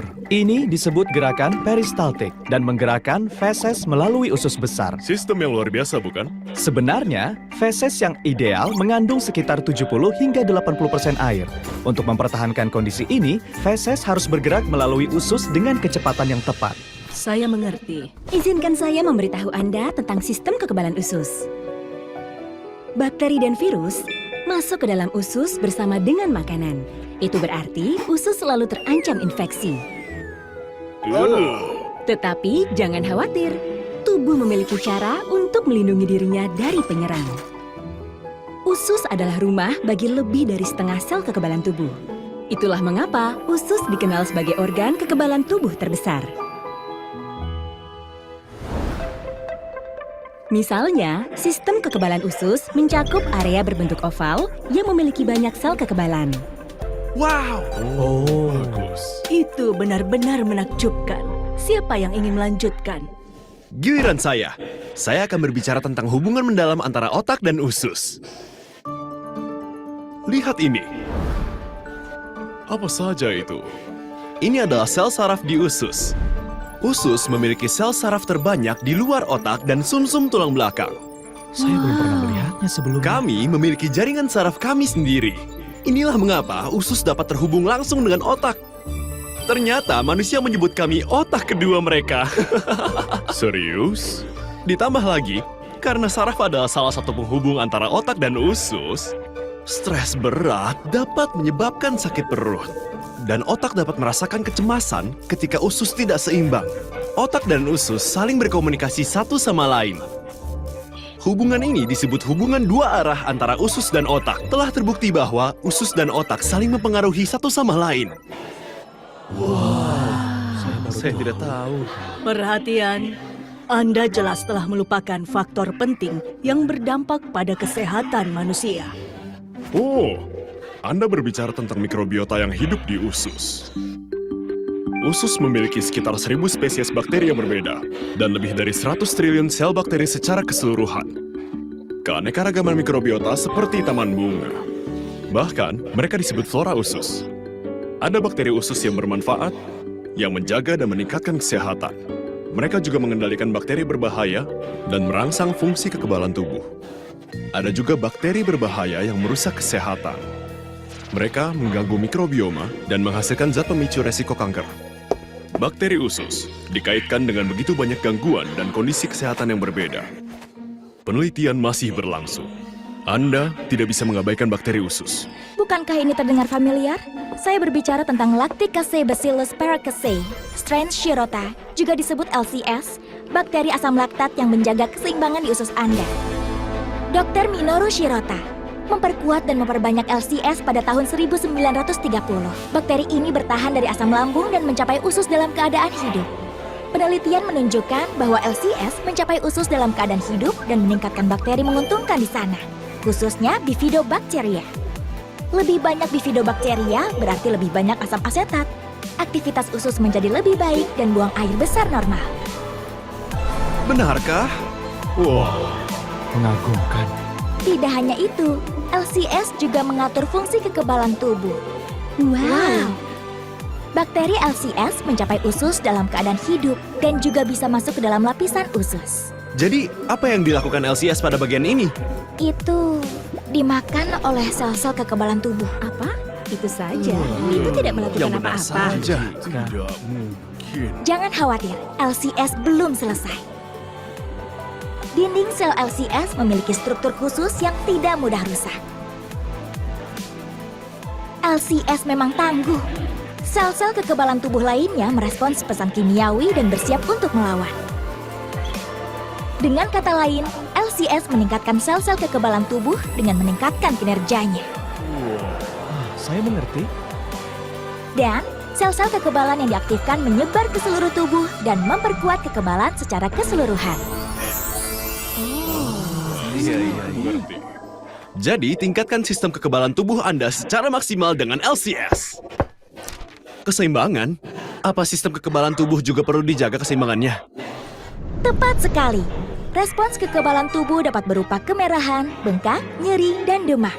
Terlalu banyak peradangan dan berakibat Anda menjadi sakit. LCS telah terbukti mengurangi peradangan yang tidak perlu dengan menstimulasi sel-sel kekebalan tubuh. Merangsang sel-sel kekebalan tubuh akan memulihkan kekebalan tubuh yang lemah dan juga mencegah gangguan sistem kekebalan tubuh. Cara kerjanya seperti pedal gas dan rem. LCS menggunakan dua cara ini untuk menjaga keseimbangan kekebalan tubuh. Luar biasa. Tetapi bagaimana dengan hubungan dua arah antara usus dan otak? Ketika manusia mengalami stres, sinyal dari otak akan meningkatkan aktivitas sistem saraf simpatik dan sekresi hormon stres. Kemudian, detak jantung dan tekanan darah meningkat dan itu berdampak buruk bagi kesehatan Anda. Namun, dengan mengonsumsi LCS, maka dapat menyeimbangkan sistem saraf dan mengurangi stres sementara. Dan penelitian terbaru menunjukkan bahwa hal ini meningkatkan kualitas tidur. Banyak sekali manfaatnya. Namun, ada satu hal yang ingin saya sampaikan kepada kalian. LCS tidak tinggal lama di dalam usus. Ia akan dikeluarkan bersama dengan BAB Anda. Jika akhirnya dikeluarkan, mengapa harus repot-repot? Perhatian. Inilah rahasianya. Agar LCS bekerja secara efektif, maka manusia harus bisa mengkonsumsinya secara rutin. Telah terbukti bahwa ketika LCS dikonsumsi, LCS menempati 90% mikrobiota usus di bagian usus kecil selama beberapa waktu. Wah, ada banyak sekali. Jika kita bisa mengkonsumsi LCS ke usus setiap hari, kemudian LCS akan terus bekerja. Itu luar biasa. Data dari uji klinis di seluruh dunia tentang LCS menunjukkan bahwa itu aman dan efektif. Wow. Banyak uji coba yang secara teratur mengonsumsi LCS berhasil mencapai usus dalam keadaan hidup dan mendapatkan manfaat terhindar dari gangguan diare dan sembelit. Orang-orang di seluruh dunia terus menemukan manfaat LCS dan lebih banyak penelitian dilakukan untuk meningkatkan kualitas hidup manusia. Luar biasa. Demikian kami sudah menyelesaikan pernyataan kami kepada manusia di seluruh dunia. Teruslah memberi makan usus Anda dengan Lactobacillus paracasei strain Shirota. Kesehatan yang baik berasal dari usus yang sehat.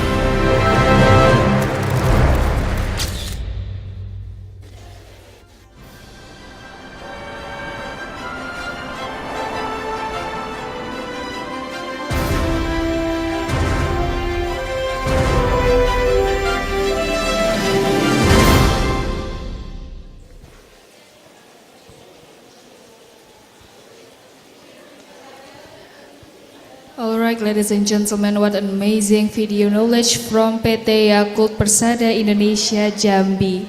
Ladies and gentlemen, we will now take a 30-minute break. Please take this time to relax, enjoy some refreshment, and network with fellow participants. The Excellencies, distinguished participant, ladies and gentlemen, the next is the parallel oral presentation. To all participants, you may join the offline or online room that has been scheduled by the committee. This session will be led by the moderator, Please look at the announcement in your group for the room and schedule. Please enjoy the session. I am Amanda Azhara Putri from Midwifery Department. And Arya Dinata from Nursing Department. Wassalamualaikum warahmatullahi wabarakatuh.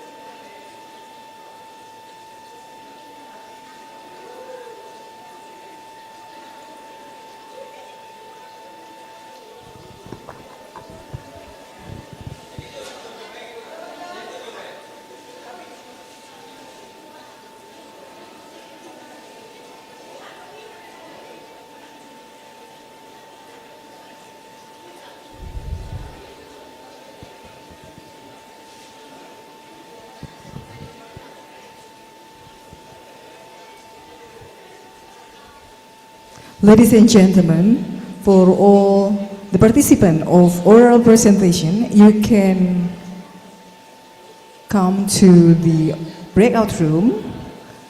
The committee will open the breakout room soon. We will have room 1, 2, 3, 5, 6, 7, and 8 in the breakout room. Meanwhile, for room 4, will be held offline in the podium. So I would like to call all the participants for the offline oral presentation. To all presentant, please send your material or your PowerPoint slide to the committee. For the oral presentation that will be held offline, we will call Mrs. Shirley Anggraini, nurse, as the moderator, and Dr. Gigi Naning Nur Handayatun, MKes, as the reviewer. For all the participants, I will call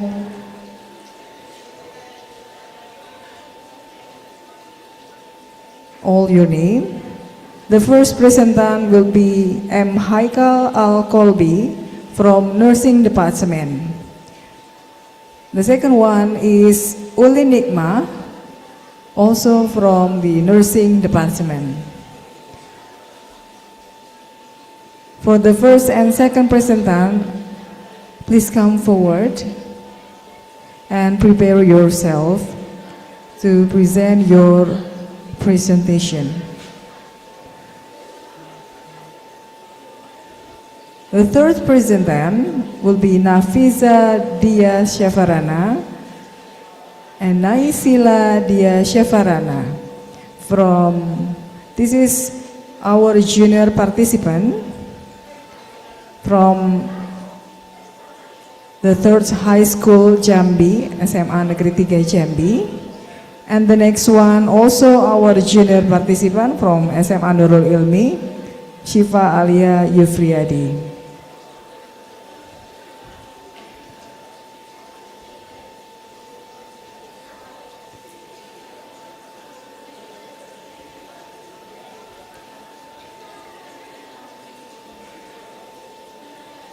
So once again, I will call the moderator and the reviewer for the room 4 that will be streamed in the main room of the zoo. So ladies and gentlemen, you can follow the presentation through the main room. Meanwhile, the other room, please join the breakout room that will be opened by the committee.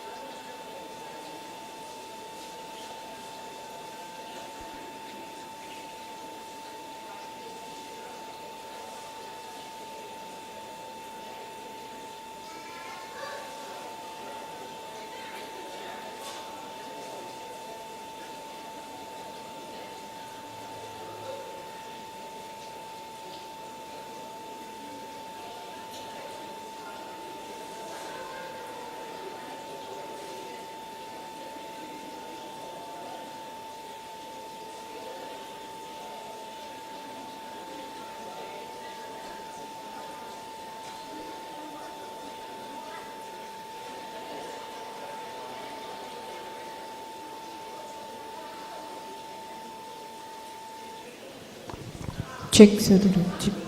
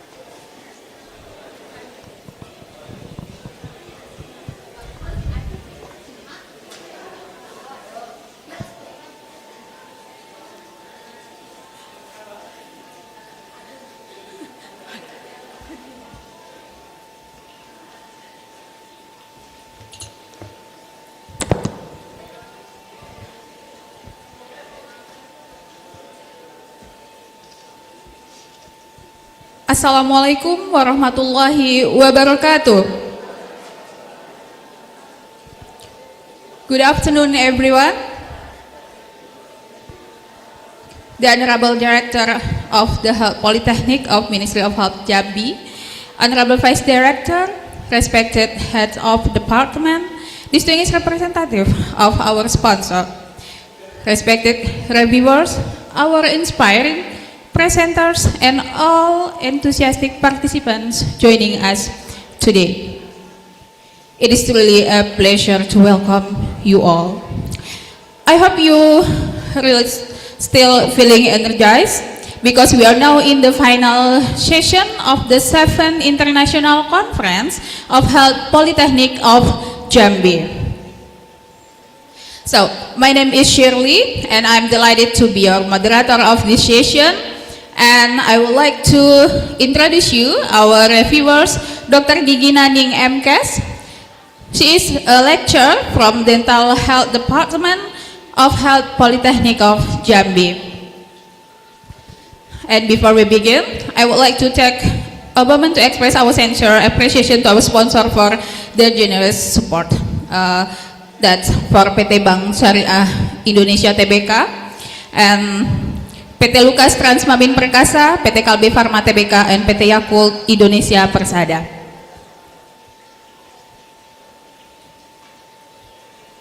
And this session, we have an exciting lineup of presentation from talented young minds and future professionals in healthcare. So, are you ready, guys?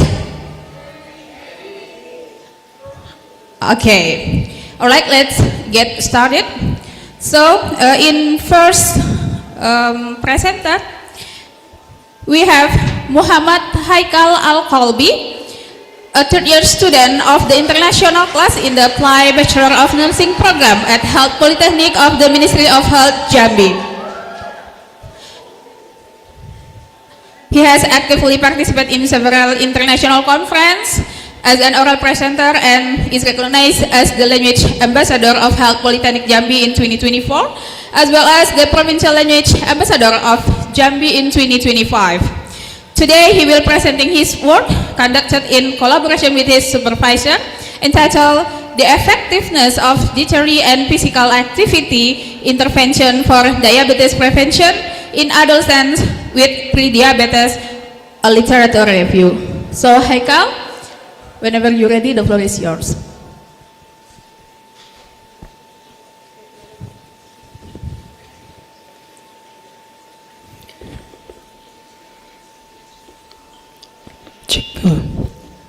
Okay, thank you so much for the time. Hello everyone, ladies and gentlemen and fellow artist participants. So my name is Muhammad Haikal Al-Qalbi and I will present my result of review about the effectiveness of dietary and physical activity intervention for diabetes prevention in adolescents with pre-diabetes. We can start now. Okay, first of all, we will go to the introduction of this presentation. So, prediabetes is the metabolic condition characterized by impaired glucose regulation, increased risk of develop type 2 diabetes. Its prevalence in adolescents is rising on healthy diet and follow physical activity, with early onset to long-term complication and reduced quality of life. Lifestyle intervention, particularly diet and physical activity, play the key role in prevention by improving glycemic control and insulin sensitivity. Combined approaches are more effective, yet research focus on adolescents remains limited. Therefore, the study examines the role in prevention programs to diabetes. Next, please. Next. For the method, this study used a literature review designed to examine dietary and physical activity intervention in adolescents with prediabetes. Data were collected from Google Scholar, PubMed, and Science Direct, focusing on articles published with less than 10 years from now. The media includes critical related to adolescent population and lifestyle intervention. Selected studies were screened and analyzed using descriptive, narrative, and sadness to assess their effectiveness in preventing progression to type 2 diabetes. Ethical approval was not required, and the study utilized the secondary data from published research. We can next to the result and the discussion, please.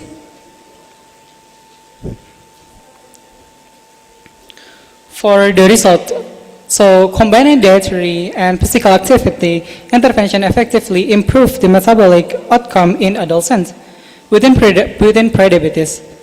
Diet reduce blood glucose and blood mass index with physical activity increase insulin activity within grown approach showing more consistent and sustainable result. This next emphasizes the importance of early lifestyle intervention to prevent progress to type 2 diabetes. However, limited adolescent focusing study and various intervention design indeed need for furthermore research. So for the conclusion for this presentation,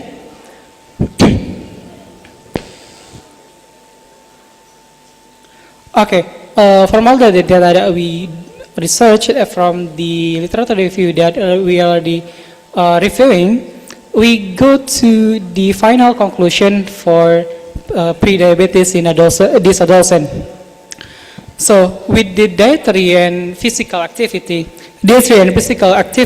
intervention are effective strategy of preventing the progression of pre-diabetes to diabetes mellitus type 2 among adolescents. The evidence indicates that the combined lifestyle intervention provide more optional outcome compared to the approach, particularly in improving metabolic control and supporting sustainable behavior change.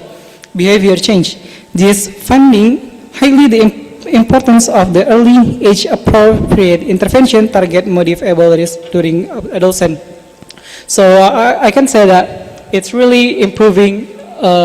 It's really important for people in adolescence to have early good habit to prevent diabetes, especially people with pre-diabetes in their adolescence.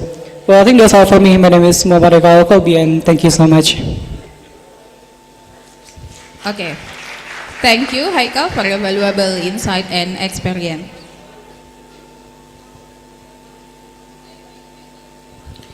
And moving forward, we have Ulin Nikma, a fourth-year student of the international class in the Applied Bachelor of Nursing program at Health Polytechnic of the Ministry of Health Jambi.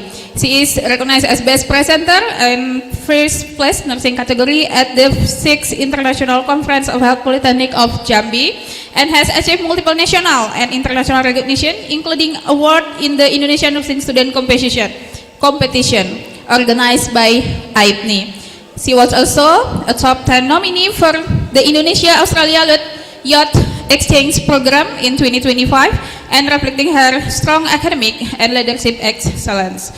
Today she will be presenting her work entitled Innovative Crossword-Based Education Thalassemia to Enhance Anemia Awareness Among Adolescent Girls in Jambi. Please welcome Ulin.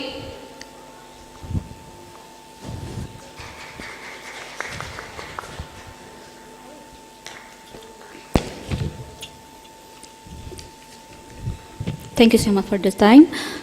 Good afternoon, distinguished reviewers, esteemed colleagues, fellow researchers, and all of participants of an international conference, Polytechnic Jambi 2029. Today I will present the finding of our empirical investigation by our team, Dr. Rusmimpong MKes and myself, Ulin Nikma, with entitled Innovative Crossword-Based Education Thalassemia to Enhance Anemia Awareness Among Adolescent Girls in Jambi. World Health Organization defines anemia as the condition of low hemoglobin that could decrease the oxygen supply. And prevalence of anemia is staggering and afflicting an estimated 132 billion individuals globally and next please. And approximately 20% anemia prevalence is in Indonesia. Adolescent females are a particularly vulnerable cohort exhibiting an anemia higher than their male counterparts. Anemia intrinsically diminishes physical vitality, cognitive capacity, and overall productivity. Within our national context, we found it is evident that female adolescents are critically unaware of the imminent threat anemia poses to their physiological trajectory. Next, please. This research employed a quasi-experimental one-group pretest post-test research design. The investigation was localized at Junior High School in Jambi City. Our sample comprised 7 grade female students selected via purposive sampling methodology. The inclusion criteria necessitated that subjects were active female students, already achieved menstruation, in optimal physical and provided consent. This yielded a highly controlled sample size of 55 respondents. The study utilized the Tessimia crossword puzzle and validated questionnaire to evaluate students' knowledge and attitudes regarding anemia through pre-test, and then intervention, and then post-test procedure. Next, please. The quantitative outcome of this intervention were highly significant regarding the cognitive domain. The pre-intervention analysis established average baseline knowledge score of 440. We observed a substantial cognitive augmentation with the mean post-test score elevating to 769. This signifying a robust enhancement in the subject theoretical comprehension of nutritional balance and iron deficiency. Equally critical is the affective and behavioral domain. The baseline assessment of subject attitudes towards anemia prevention yielded an average score of 2393. Subsequent to the pedagogical intervention, this average surged to 3480. This represents a highly significant positive attitudinal shift. The finding corroborates previous research by demonstrating the educational games effectively enhance both knowledge and positive attitudes towards anemia prevention, potentially fostering healthier dietary behaviors. However, because the study utilized a pre-experimental design without a control group, it may limit the ability to attribute changes solely to the intervention. Next, please.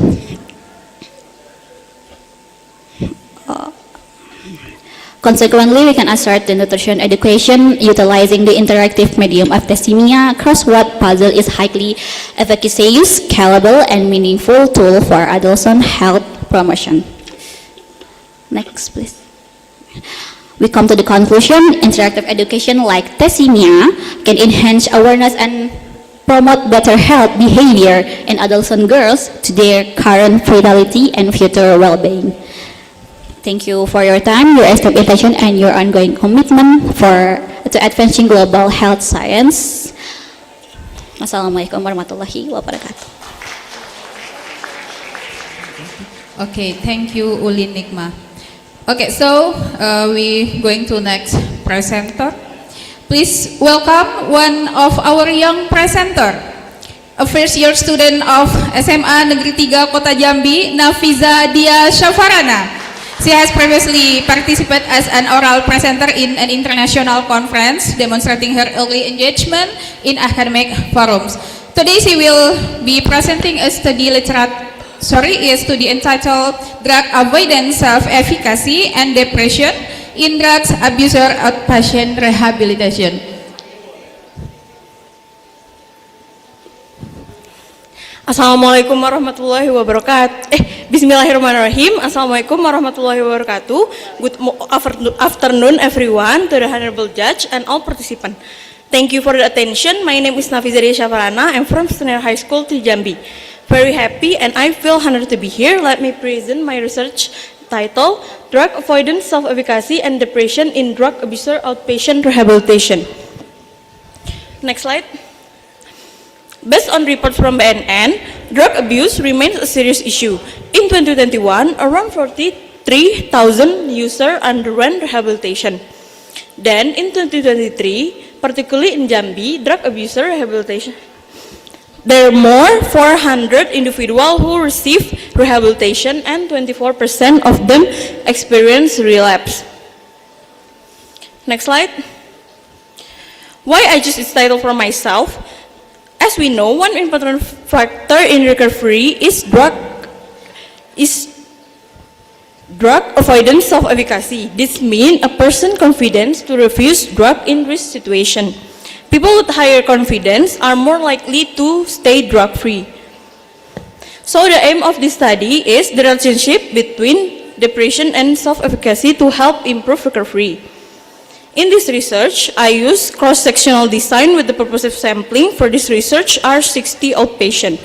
The participants were people who are currently in outpatient rehabilitation. For this research instrument, I use PHQ-9 to depression drug and drug avoidance self-efficacy scale. Next slide. Next slide, please. And the result of this research, we found that 38% of the participants had moderate depression and 20% of them had positive self-efficacy. This results show a significant association with a p-value and odds ratio 2.3. This means the relationship is statistically meaningful.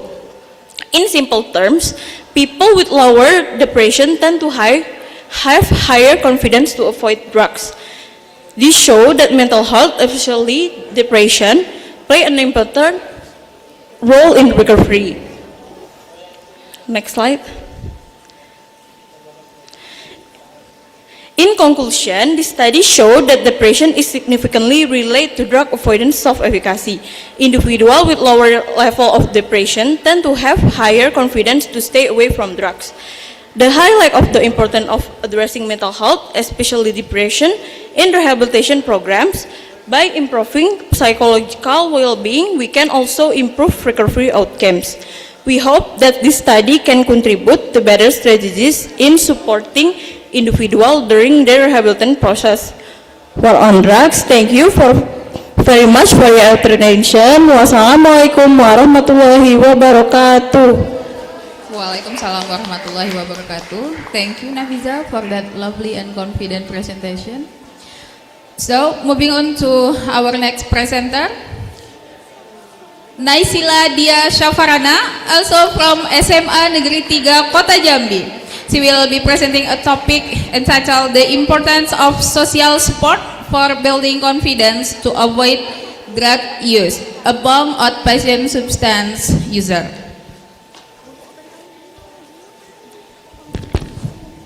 Assalamualaikum warahmatullahi wabarakatuh. Good afternoon, everyone, the Honorable Judge, respected research, and fellow participant. My name is Naisila Dia Syafarana. I'm from Senior High School 3 Jambi.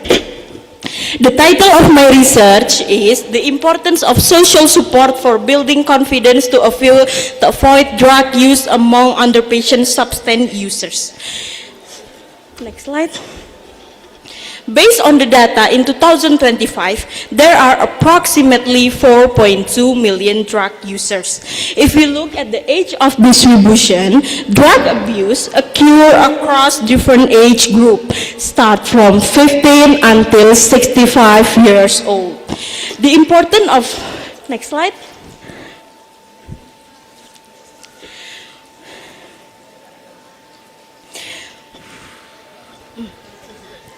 One important factor in preventing relapse is drug avoidance, self-efficacy, the confidence to say no to drugs even under pressure or temptation. It can grow over time with the right support and experience. Among these, social support plays a key role. Support from family, friends, and health provider can strengthen confidence and help individuals make better change decision to stay drug-free. Next slide. For the method in this research, I use a cross-sectional design with the 60 patients undergoing outpatient rehabilitation at BNN Jambi. Drug avoidance self-efficacy scale. Then the data analyzed use a Fisher exact test. Next slide. Respondent with a low social support, 75%, had a low confidence in avoiding drugs. Meanwhile, 77% had the high social support. So, the relationship is statistically significant with a p-value of 0.001.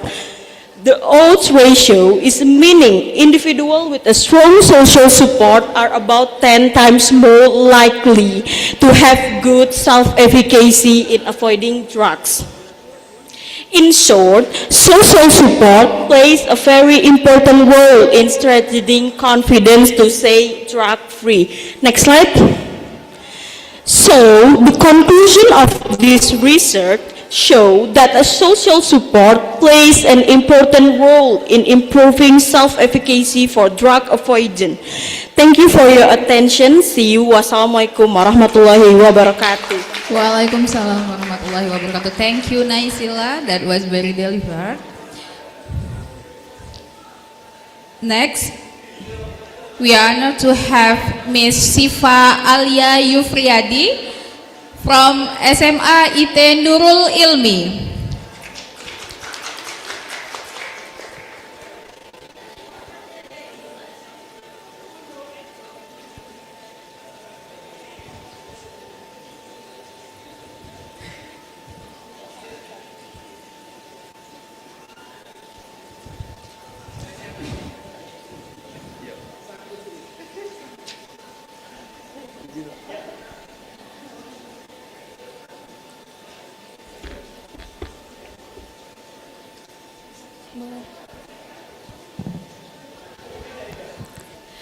Good afternoon. Thank you for the opportunity given to me so that I can present the result of my research today.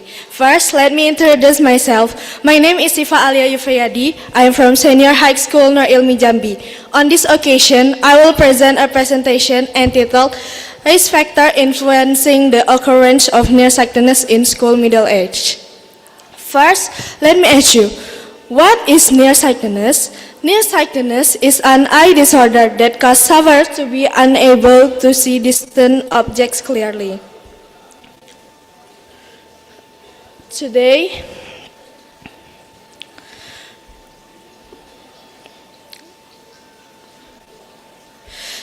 we are going to learn about how to take care of our eyes and avoiding nearsightedness on children. Many factors cause visual acuity to decline, one of which is uncorrected eye disorder.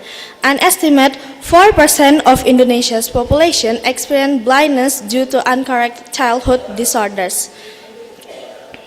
Previous research examined 2,268 children from 23 elementary schools in Yogyakarta, consisting of 12 urban schools and 11 rural schools. The examination were conducted on children aged 7 until 13 years.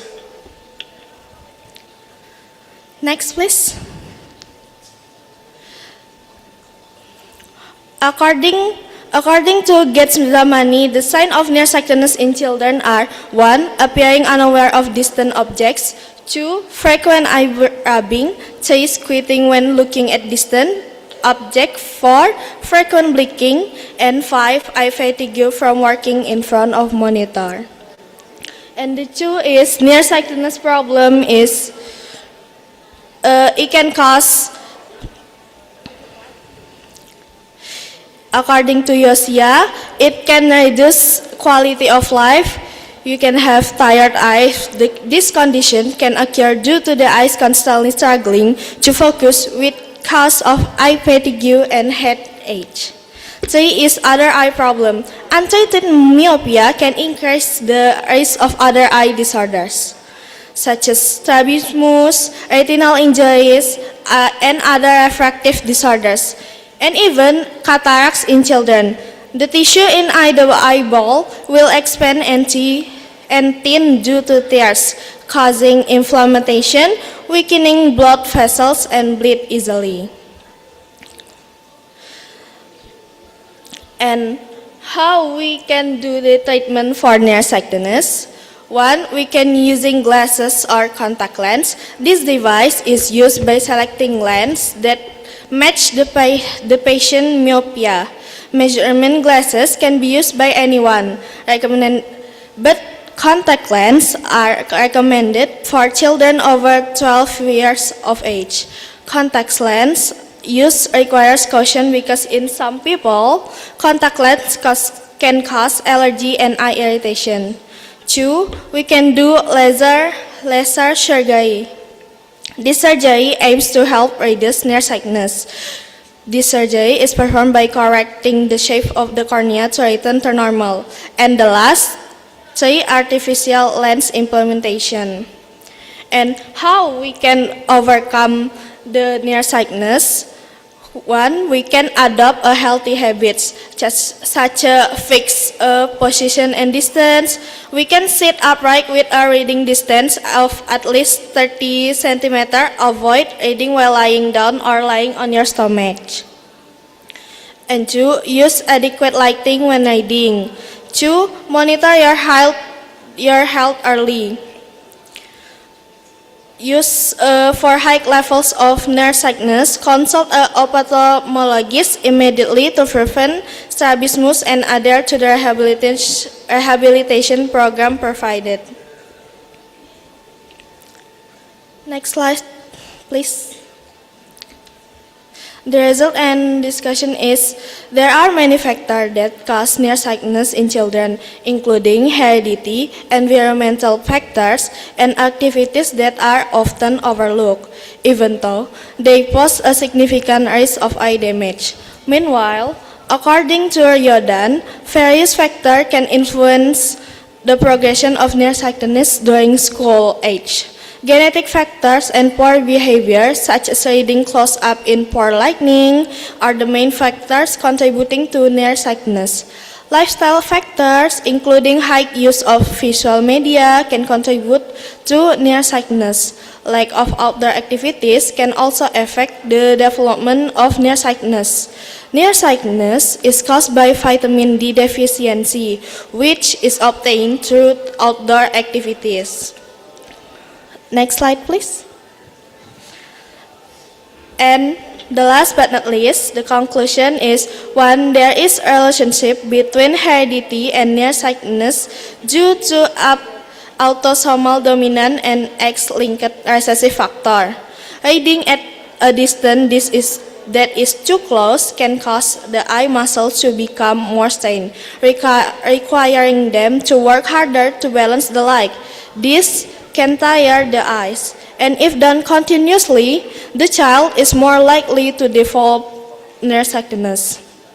And last, the result of the factor affecting reading position. Duration of near field activity and outdoor activities still require further research. This is due to difference in result and time span of activity in each study. Maybe that's all that I can say. I hope it's useful. Thank you for your attention. I take my leave. I apologize if there any mistake. Wassalamualaikum warahmatullahi wabarakatuh. Waalaikumsalam warahmatullahi wabarakatuh. Thank you, Ms. Sifa. Okay, now let's continue with Sivana Umiliski, a fourth-year student in the Applied Bachelor Program of Health Promotion. She is recognized as the Health Polytechnic Ambassador 2024 and Creative Economy Ambassador of Tanjung Jabung Barat in 2023. Today she will be presenting her work entitled Manual Calorie Counting Diary as a Self-Monitoring Tool for Adolescents, an Integrative Review for Diabetes Prevention. Please welcome Sivana.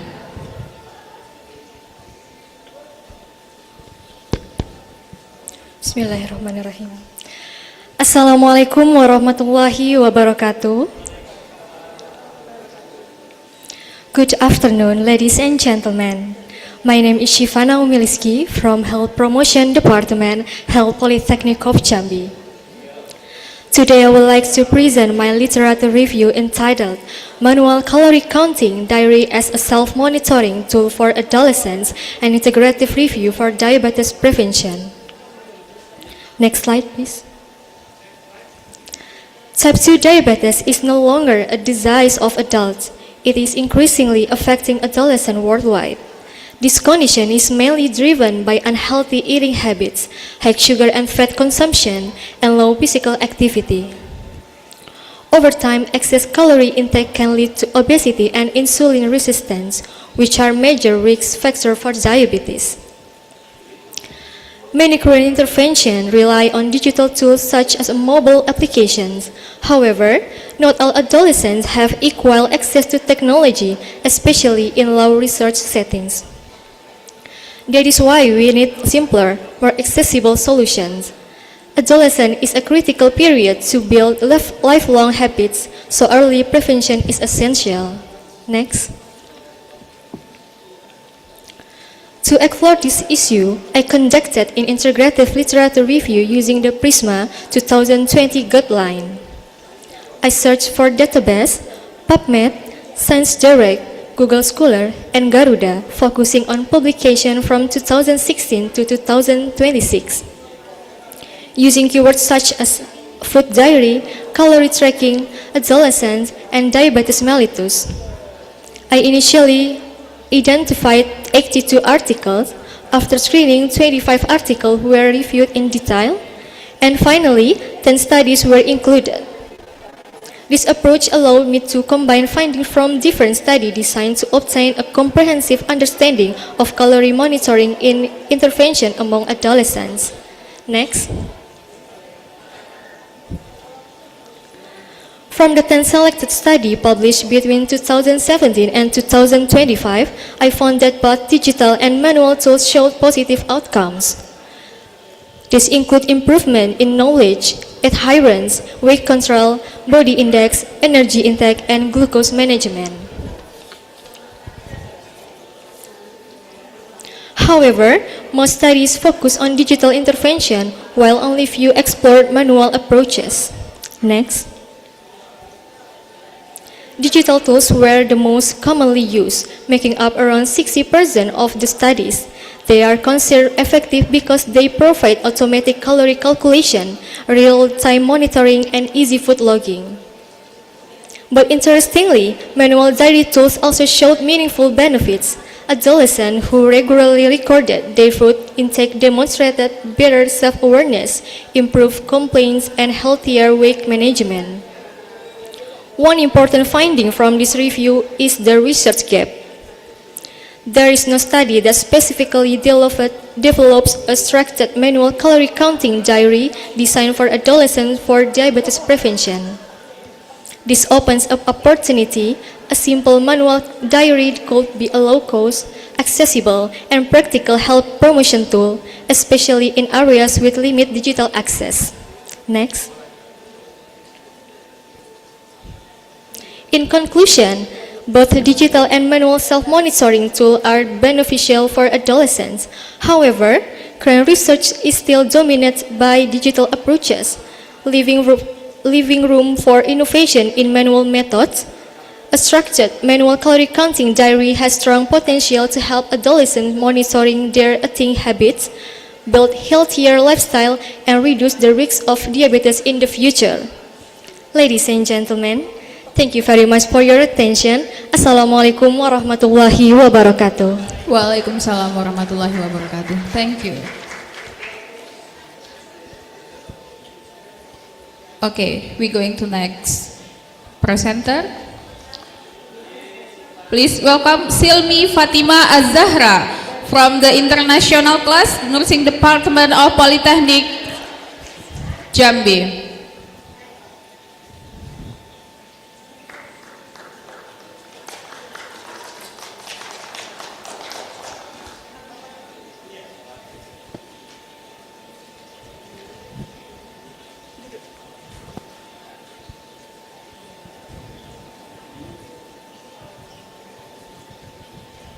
Please welcome Silmi Fatima Az-Zahra.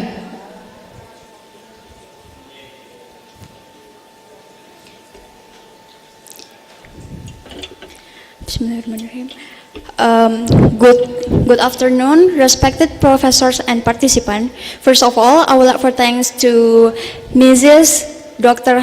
Hajah Ernawati SKPM Cap for her guidance and support in complete this article. And And this opportunity, I would like to introduce myself. My name is Silmi Fatima Azahra. I'm from International Class Nursing Department, Health Polytechnic of the Ministry of Health Jambi. Thank you for the opportunity to present my study entitled. Today I will present risk factors of gestational diabetes mellitus, a systematic review. Okay. We all know about diabetes, but what about gestational diabetes? Gestational diabetes is metabolic disorder characterized by glucose intolerance that is first detected during pregnancy.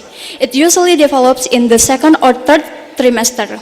Currently, GDM is becoming more common worldwide, affecting around 6 to 14% of pregnancies.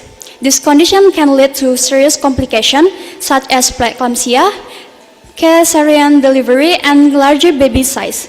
It can also increase the risk of type 2 diabetes for both the mother and the baby in the future. Several factors contribute to GDM, including obesity, unhealthy lifestyle, and older maternal age. So, understanding the risk factors is very important for early prevention. Okay, next. This study was conducted using a systematic literature review designed based on the PRISMA framework. The PRISMA diagram presented her illustration the study selection process. Initially, a total of 320 articles were identified from 3 databases. One PubMed, second Science Direct, and third is Google Scholar. After removing duplicate and screening title and abstract, 216 articles remained following the eligibility assessment based on the inclusion and exclusion criteria. 85 articles were selected for full text review. Finally, 13 studies were included in the systematic review. Their studies met all the predefined criteria and were considered relevant for the analysis. Okay, next. Based on the selected studies, several risk factors for gestational diabetes were identified. The most consistent factors are obesity and maternal age 35 years or older. Other factors include history of GDM, family history of diabetes, low physical activity, unhealthy diet, and parenting. Obesity is a key factor because it can increase the risk by 2 to 4 times. As shown in this table, different studies also support this finding. Importantly, some of these factors, especially lifestyle, can still be changed. Next. Okay, in conclusions, the main risk factors of gestational diabetes mellitus are older maternal age, obesity, and previous history of GDM. Other factors such as genetic and lifestyle also contribute. The good news is lifestyle factors like physical activity and diet are modifiable. This means we can reduce the risk through proper intervention. So early screening and healthy lifestyle are very important for prevention. Maybe only this that I can tell to you. Thanks for your attention. Okay, thank you, Silmi. That was very well presented. Okay, next we have a team presentation by Mika Yohana Sihotang and Joanna Simanjuntak from the Medical Laboratory Technology Department of Health Polytechnic of Jambi.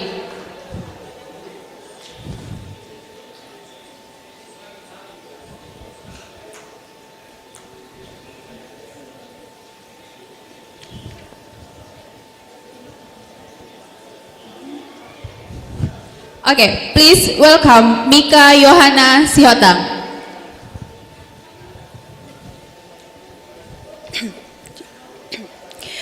Good afternoon, everyone. Thank you for the opportunity to present our study. Today, I would like to present our research entitled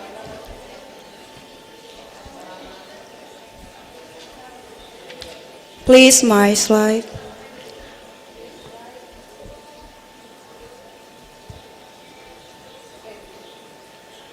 Thank you. Today I would like to present our research entitled Association of Triglyceride to High Density Lipoprotein Cholesterol Ratio with Triglyceride Glucose Index in patients with uncontrolled type 2 diabetes mellitus. Let me start by introducing the background of this study. Next. Type 2 diabetes is a global metabolic disorder characterized by insulin resistance and chronic hyperglycemia. It is strongly associated with various complications, especially cardiovascular disease.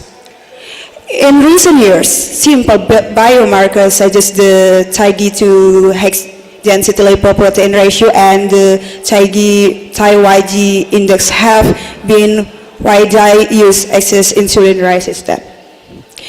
However, evidence regarding their relationship, particularly in patients with uncontrolled diabetes mellitus, is still limited. Therefore, this study aims to analyze the correlation between TIG2 HDL ratio and the Y index. Let's move on the methodology of the study next. Okay, thank you. The study is a cross-sectional analytic design. We include 40 patients with uncontrolled type 2 diabetes defined as HbA1c greater than 6.5%, which was also an inclusion criteria.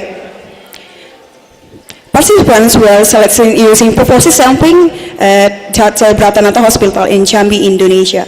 Laboratory measurement includes triglyceride, high-density cholesterol, and fasting blood glucose.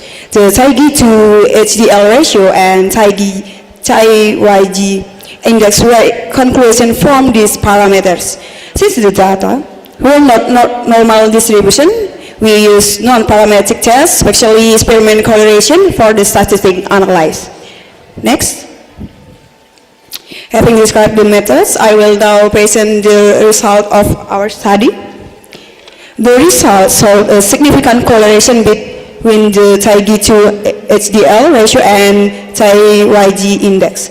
The p-value was 0.003 and the correlation coefficient was 0.461, indicating a moderate positive relationship.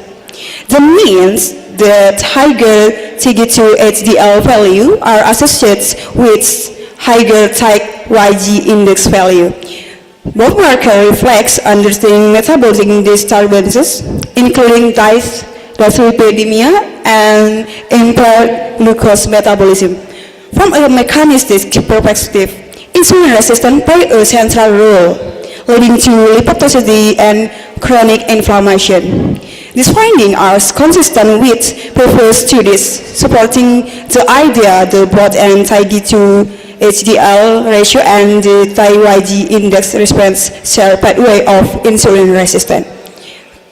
Next, besides on this finding, let me move on to the conclusion. In conclusion, both the TIG2 HDL ratio and the TIG index were relevant in patients with uncontrolled type 2 diabetes mellitus. We also found a significant moderate positive correlation between these two parameters. These findings suggest the both indicators can serve as simple, available, and practical biomarkers. They are particularly useful for screening and monitoring insulin resistance and clinical settings. Thank you very much for your attention. Okay, thank you Mika for your excellent teamwork and good presentation. So, for the next presenter, let's welcome Raihan Mulia Hidayat from the Medical Laboratory Technology Department from Health Politechnic of Jambi.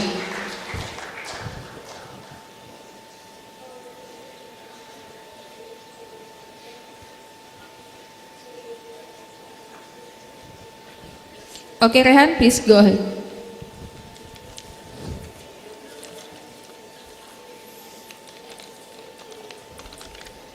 Assalamualaikum warahmatullahi wabarakatuh. Good afternoon, everyone. It is such a great honor to be here. Thank you for have been participating on my session right now.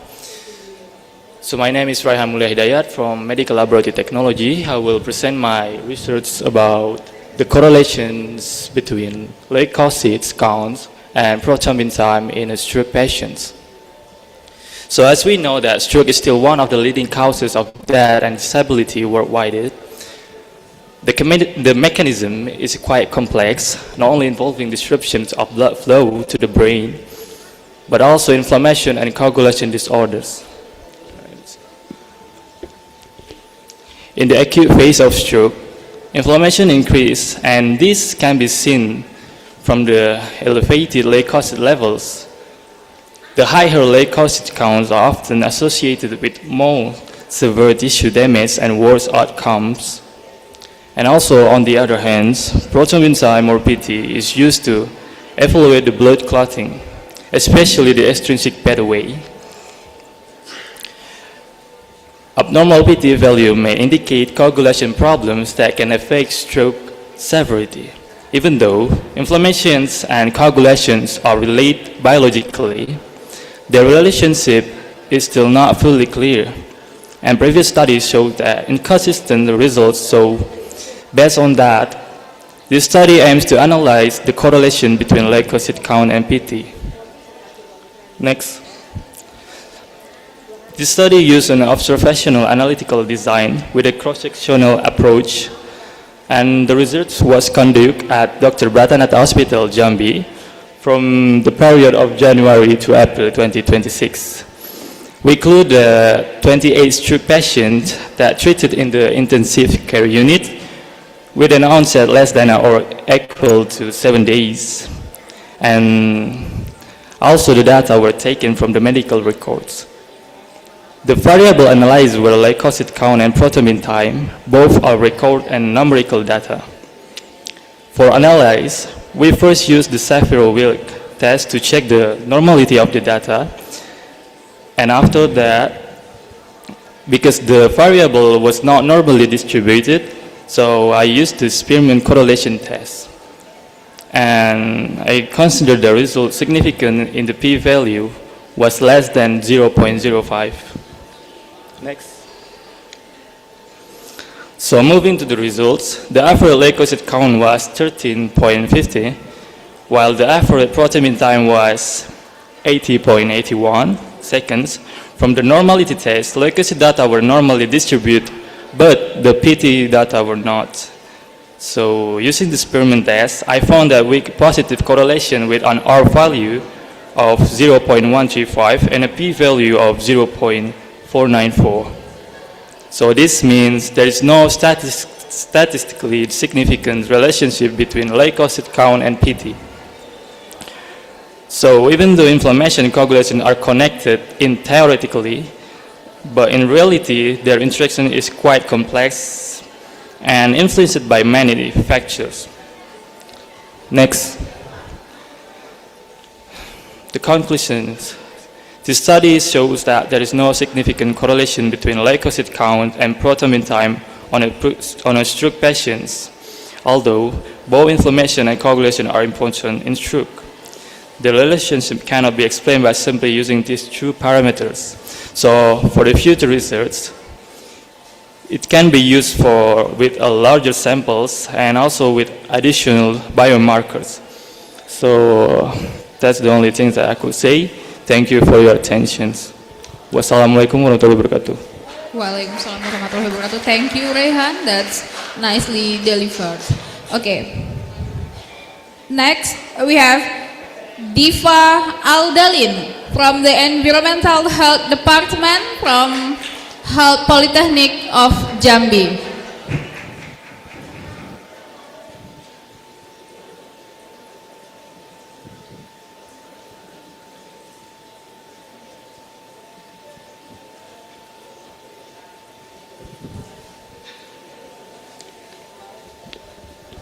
Bismillahirrahmanirrahim.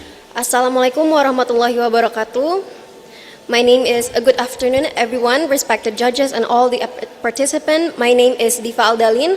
I'm from Environmental Health Bachelor Applied Program at the Health Polytechnic of the Ministry of Health Jambi.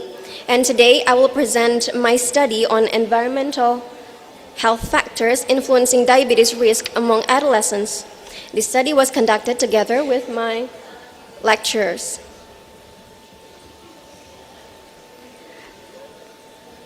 Next slide, please. Diabetes mellitus is becoming an increasing public health concern, and what's worrying is that it is now affecting not only adults but also adolescents. This rise closely linked to changes in lifestyle and environmental conditions. There are several environmental health factors that may influence this, including physical environment, food environment, air quality, socioeconomic condition, exposure to chemicals, and as well as sleep and stress patterns. Adolescents are particularly vulnerable because they are often exposed to unhealthy environments. For example, easy access to high sugar foods, limited spaces for physical activity, and increased exposure to stress and pollution. Therefore, understanding how these environmental factors contribute to diabetes risk is important in developing effective prevention strategies. Next slide. This study used a cross-sectional design involving high school students as a respondents. Data were collected using structured questionnaires that assessed 6 environmental variables such as physical environment, food environment, air quality, socioeconomic status, chemical exposure, and sleep stress patterns. Each variable was measured using a scoring system based on frequency and level of exposure. In addition, we also collected data related to lifestyle behaviors. For analysis, we used descriptive statistics and correlation analysis to identify the relationship between environmental factors and diabetes risk indicators among adolescents. Next slide. The results showed that not all factors had the same level of influence. The food environment and sleep stress factors were found to have the strongest impact on diabetes risk. High availability on sugar foods and beverages contributed significantly to excessive sugar consumption among adolescents. At the same time, poor sleep quality and high stress levels were associated with metabolic imbalance. Meanwhile, physical environment and socioeconomic conditions showed moderate influence. Air quality and chemical exposure also contributed, although their effects were more long-term.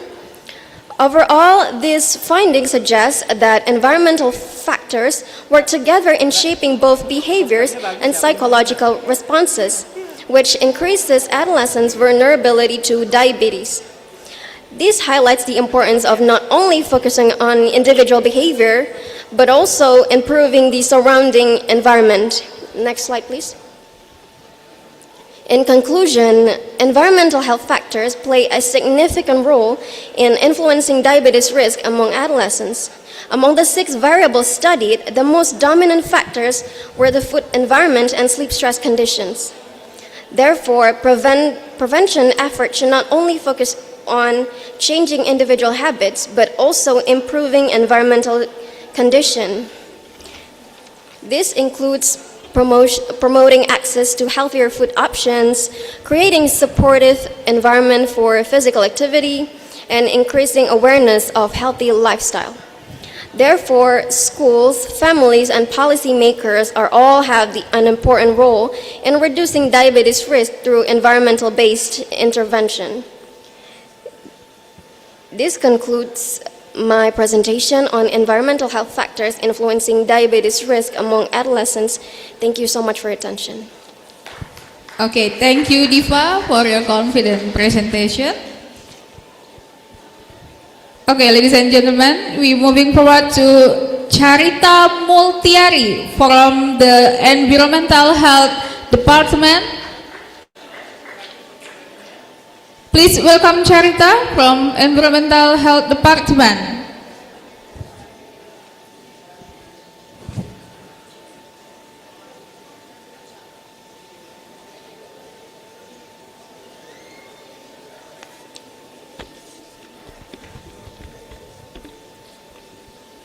Assalamualaikum warahmatullahi wabarakatuh. Good afternoon, ladies and gentlemen, distinguished guests, fellow researchers, and conference participants. It is my honor to present our research today. My name is Charita Multiari. I'm from the Department of Environmental Health, Politechnic of Jambi.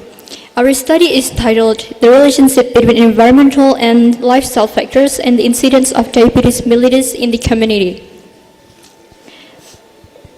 To begin with, allow me to briefly provide the background of this study. Diabetes mellitus, or DM, is one of the most pressing non-communicable diseases in Indonesia today. Its prevalence has been steadily increasing, and we believe this is not a coincidence. Two major contributing forces are at play: environmental conditions and lifestyle behaviors. Environmental factors such as sanitation quality, access to clean water, and housing conditions have been shown to influence metabolic health in ways that are often underestimated. At the same time, unhealthy lifestyle patterns, poor dietary habits, physical inactivity, and smoking are well-established risk factors for DM. When these two forces combine, they create conditions that significantly disrupt glucose metabolism. This is why our team found it critical to examine the relationship with DM incidence, not only to understand the problem, but to enable more effective prevention strategies. Now let me walk you through our methodology. Next, please. The study employed an analytical observational design with a cross-sectional approach. Our study population consisted of community members aged 20 years and above, and we recruited a total of 100 respondents using simple random sampling. We examined two categories of independence variables. First, environmental factors, specifically sanitation, water quality, and housing density. Second, lifestyle factors, including dietary patterns, physical inactivity levels, and smoking behavior. The dependent variables was the incidence of diabetes mellitus. Data collection was carried out through three methods: structured questionnaires, direct field observation, and blood glucose measurements. Statistical analysis was performed using the chi-square test at a significant level of 0.05. Moving on to our findings, our study found that 35% of respondents were diagnosed with diabetes mellitus. Among the total sample, the majority, 60%, were living in poor environmental conditions and 70% reported unhealthy lifestyle behaviors. Bivariate analysis revealed two significant relationships.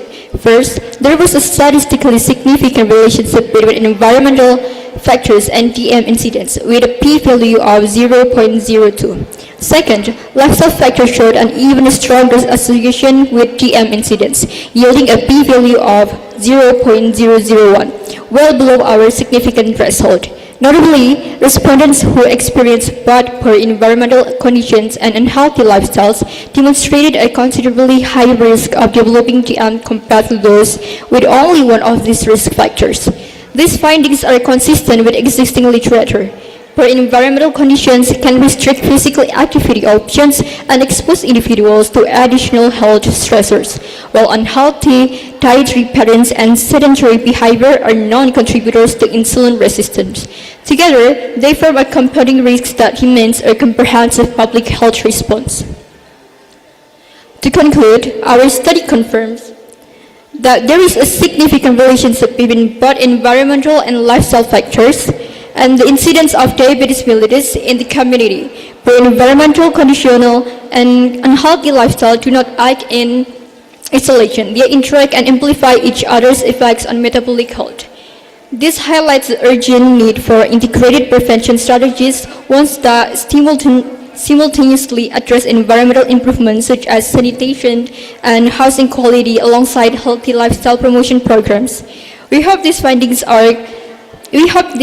can contribute meaningfully to evidence-based policy and community health interventions, both locally and within the broader context of global DM prevention. Thank you very much for your attention. Okay, give applause to Charita. Next presenter, Sarah Devi from the Health Promotion Department.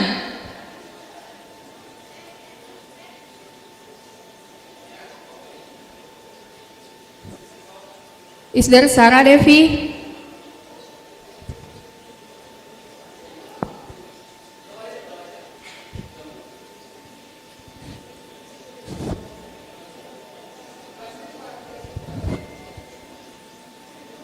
Okay, our last call.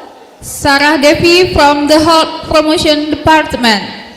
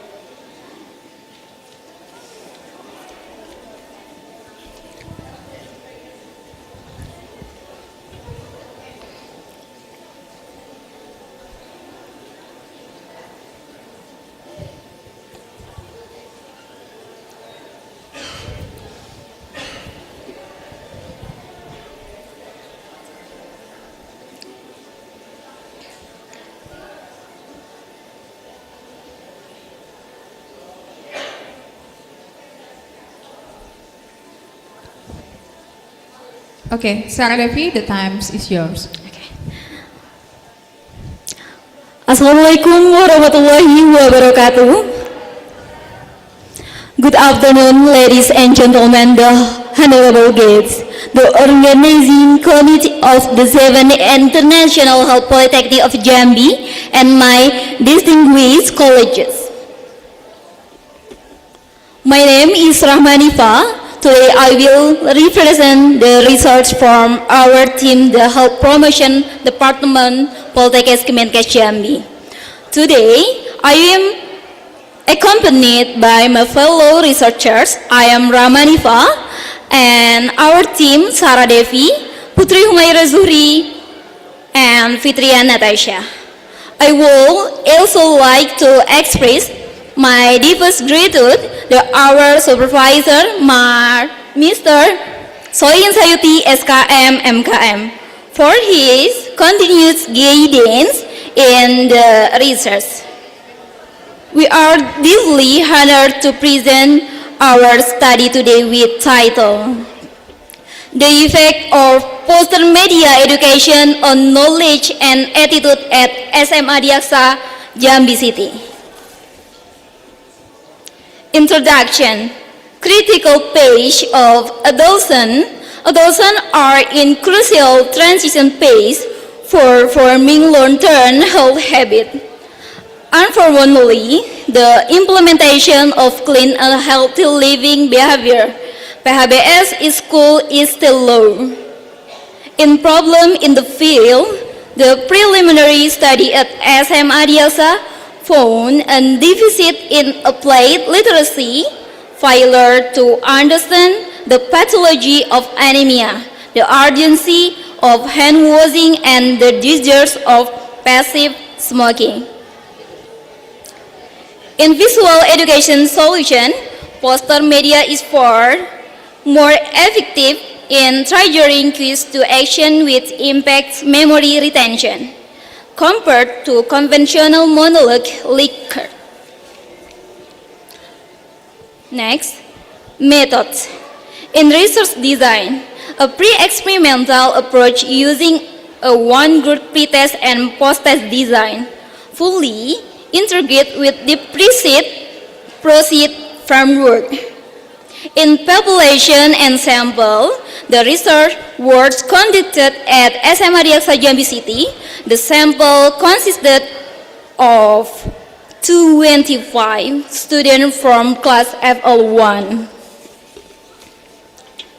Pretest knowledge gap analysis, the literacy gap at the athlete level is highly critical. The weak social difference, again, passive smoking at 40% and ignorance of anemia pathology at 32%. Math is a pressing priority, USG score 13. Next,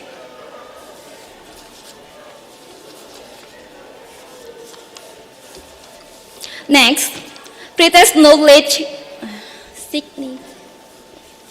Next,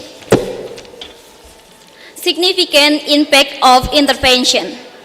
In ex-classic cognitive, post-education students were able to quickly articulate the definition of anemia and comprehensively remember essential PHBS indicator. In attitude change, predisposing factor, visual poster stimulation successfully sparked psychology, enthusiasm, and student proactive interaction. Institutional commitment, the summative evaluation led to a strong declaration of the smoke-free institution area, commitment by the school management. Continuous QT action, the permanent installation of PHBS standing banners, successfully navigates student visual behavior.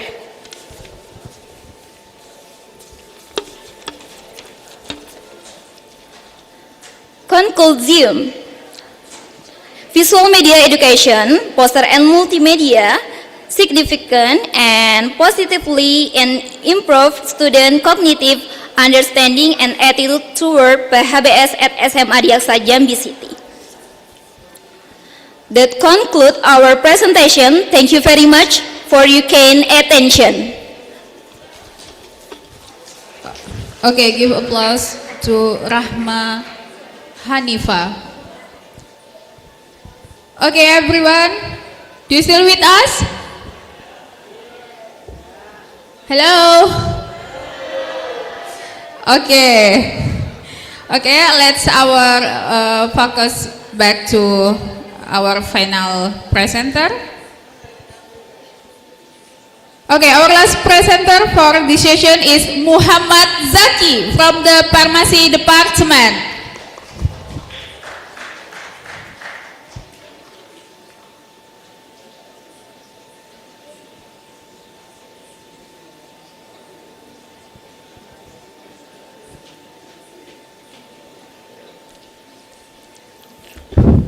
Tes. Assalamualaikum warahmatullahi wabarakatuh. Good afternoon, everyone. First of all, let me introduce myself. My name is Muhammad Zaki, and I'm from Pharmacy Department of Politechnic of Jambi. And this opportunity, I will present to you the research between me and our lecturer, Ms. Agustriani and Ms. Halimatul Sadia, in collaboration with Jambi University lecturer Puspa Dewi and Nurwakia Ibnu. The title in this presentation is Formulation and Activity Testing of Liquid Body Soap for Children made from combination of the Cocor Bebek leaf extract and aloe leaf extract.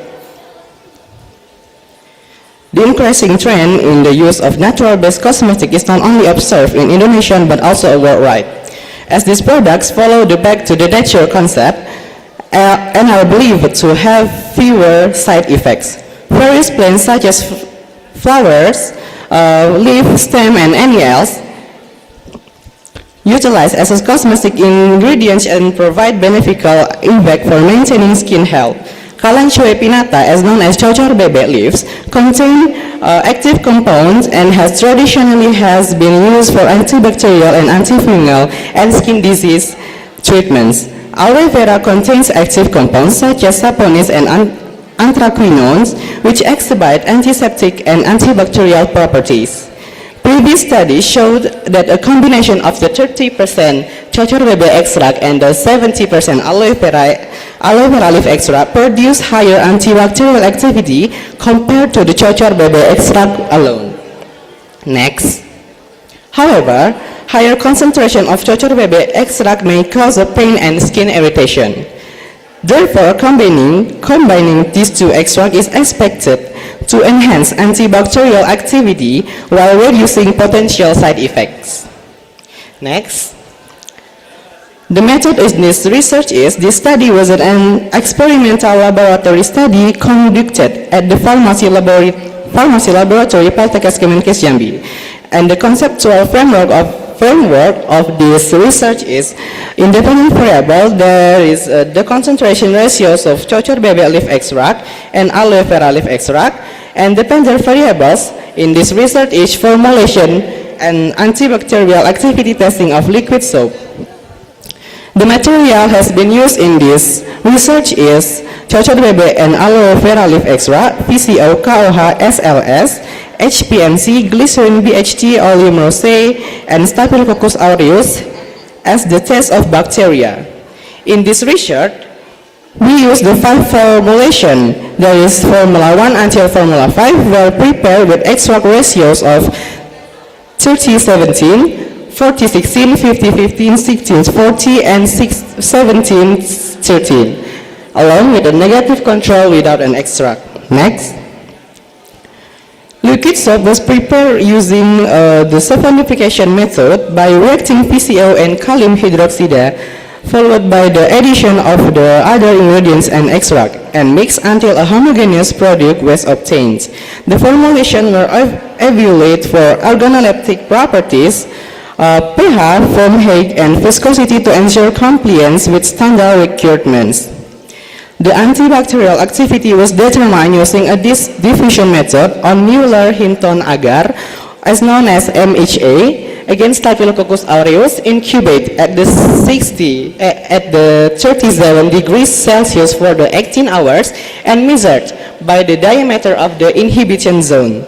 The data obtained were analyzed using an ANOVA to determine significant difference between formulation. Next, the result and the discussion of this research is the value of pH test of liquid soap is also met the Indonesian national standard for a liquid soap in the value or the number 8 until 11. Next,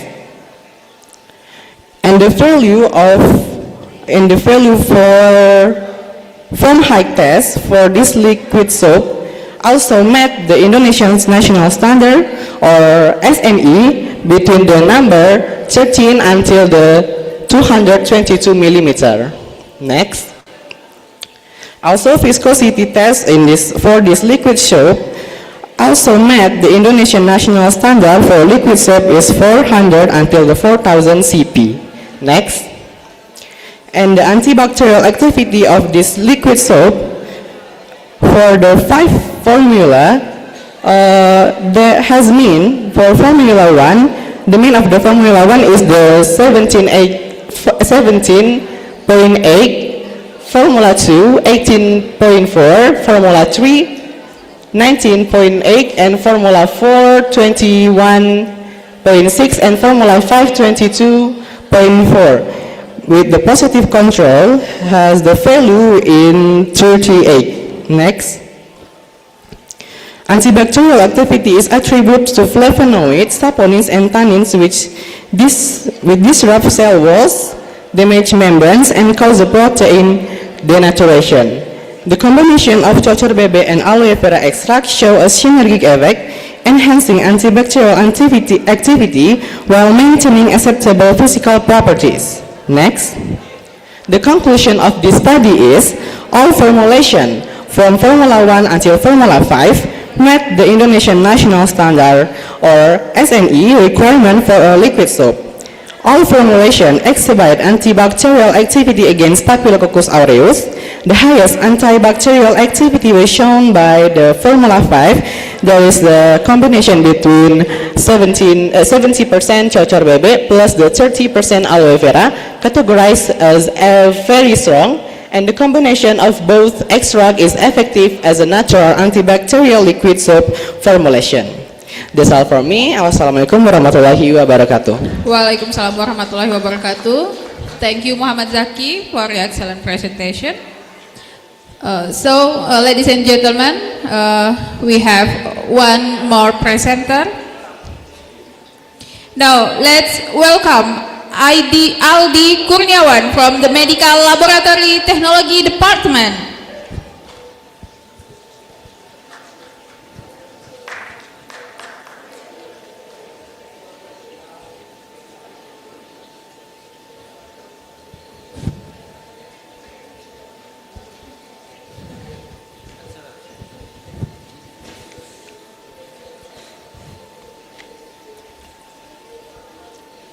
Cek. Bismillahirrahmanirrahim. Assalamualaikum warahmatullahi wabarakatuh. Good afternoon, everyone. Let me introduce myself. My name is Aldi Kurniawan. Today, I will present my research entitled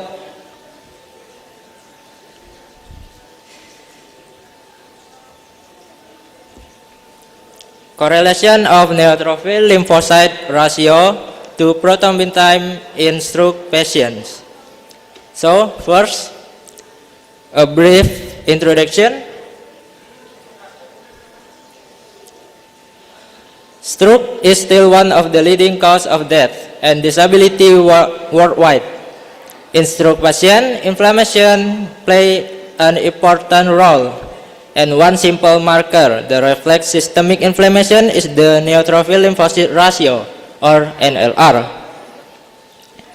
On the other hand, prothrombin time, or PT, is used to assess blood coagulations, especially the extrinsic and common pathway. Previous studies have shown that high NLR and prolonged PT are associated with poor outcomes in stroke patients.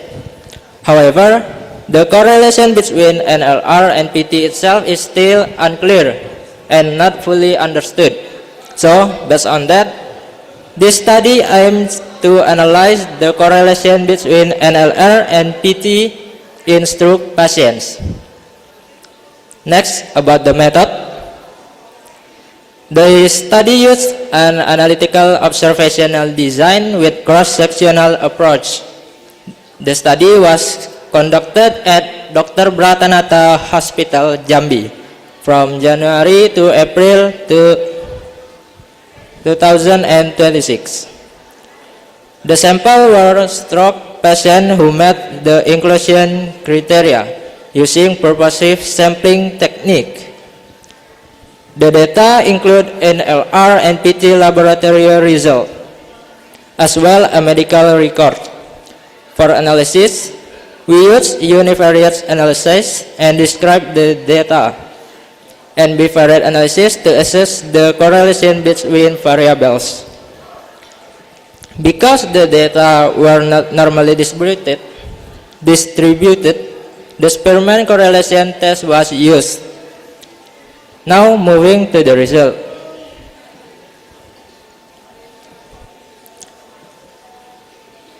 Most patients showed increased inflammation, where 22 patients had elevated NLR, 19 patients had prolonged PT, and 17 patients had both elevated NLR and prolonged PT.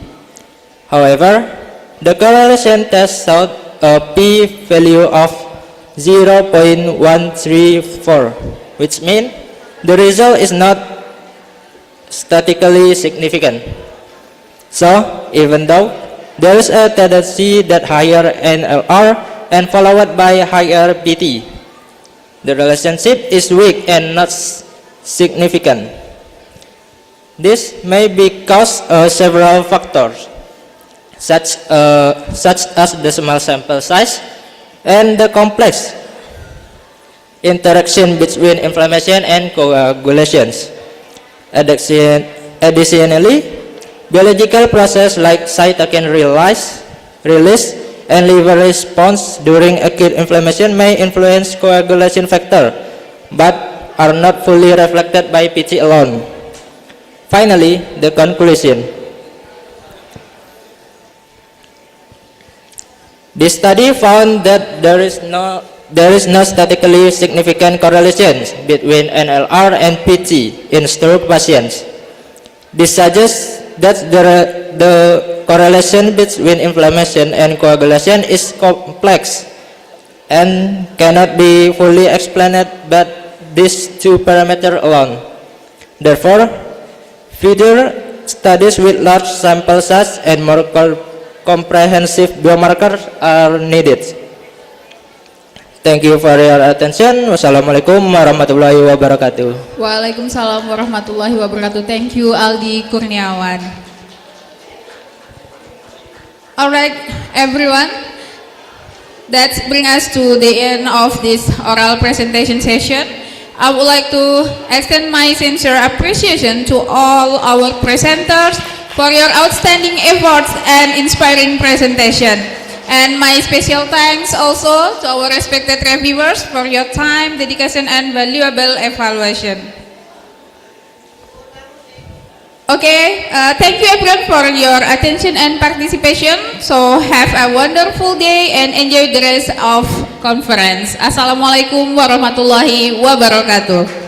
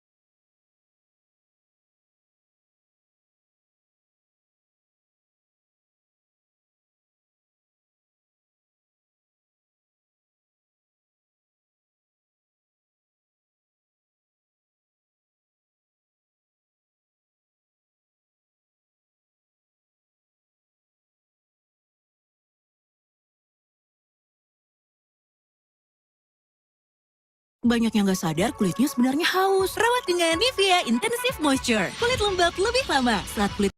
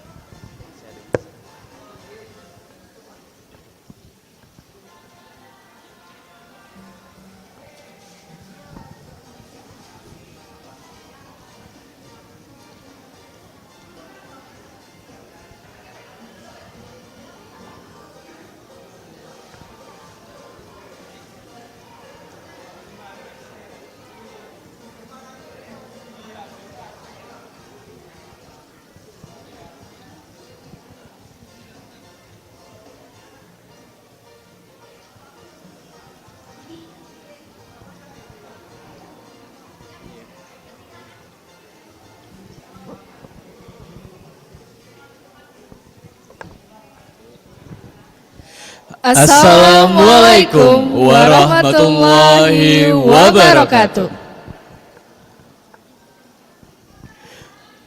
Ladies and gentlemen, distinguished guests, respected speaker, and all participants. Good afternoon, greeting to all of us. Om Swastiastu, Namo Buddhaya, greetings of virtue. Welcome to the closing ceremony of the 7th International Conference held Polytechnic of Jambi 2026. Jambi, Indonesia, 22nd of April 2026. Under the theme, Population Level Pre-Diabetes, Bridging Science, Policy, and Practice for Global Collaboration Prevention. The Honorable Director of Health Polytechnic of Jambi, Mr. Dr. Rusmimpong, SPD STRCAP MKes, Vice Director 1, 2, 3, and all Senate member of Health Polytechnic of Jambi.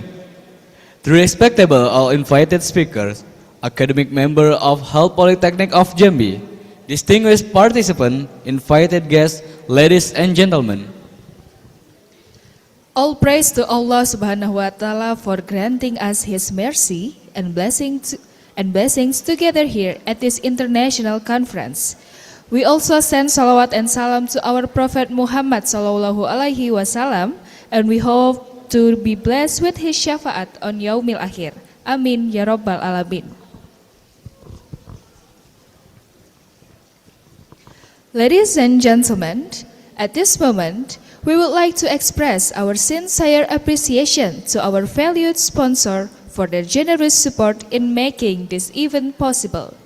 We would like to thank to PT Bank Syariah Indonesia Tbk Patipura Branch, PT Lukas Transmamin Perkasa Regional Sumatera Jambi, PT Kalbe Pharma Tbk Jambi, and PT Yakult Indonesia Persada Jambi. Your support and contribution mean a lot to us and play an important role in the success of this event. Thank you for your trust and partnership. Ladies and gentlemen, please give a warm round of applause to all of our sponsors. The first agenda is the announcement, the best speaker and the best poster awards. To do the honors, I would like to invite the chairman of the committee to the stage. Please welcome with a warm round of applause, Mr. Egy Sunanda Putra, MGZ. Cik, sound. Bismillahirrahmanirrahim. Assalamualaikum warahmatullahi wabarakatuh. Dear Mr. Director and Vice Director 1, excuse me, we have standing in here. This afternoon, we have entered the final stage, the final stage this conference. I will announcing all the winner, the best oral presentation and best poster afternoon. Please slide. We are looking the winner slide. Sinilah enak kayaknya. Biar nampak.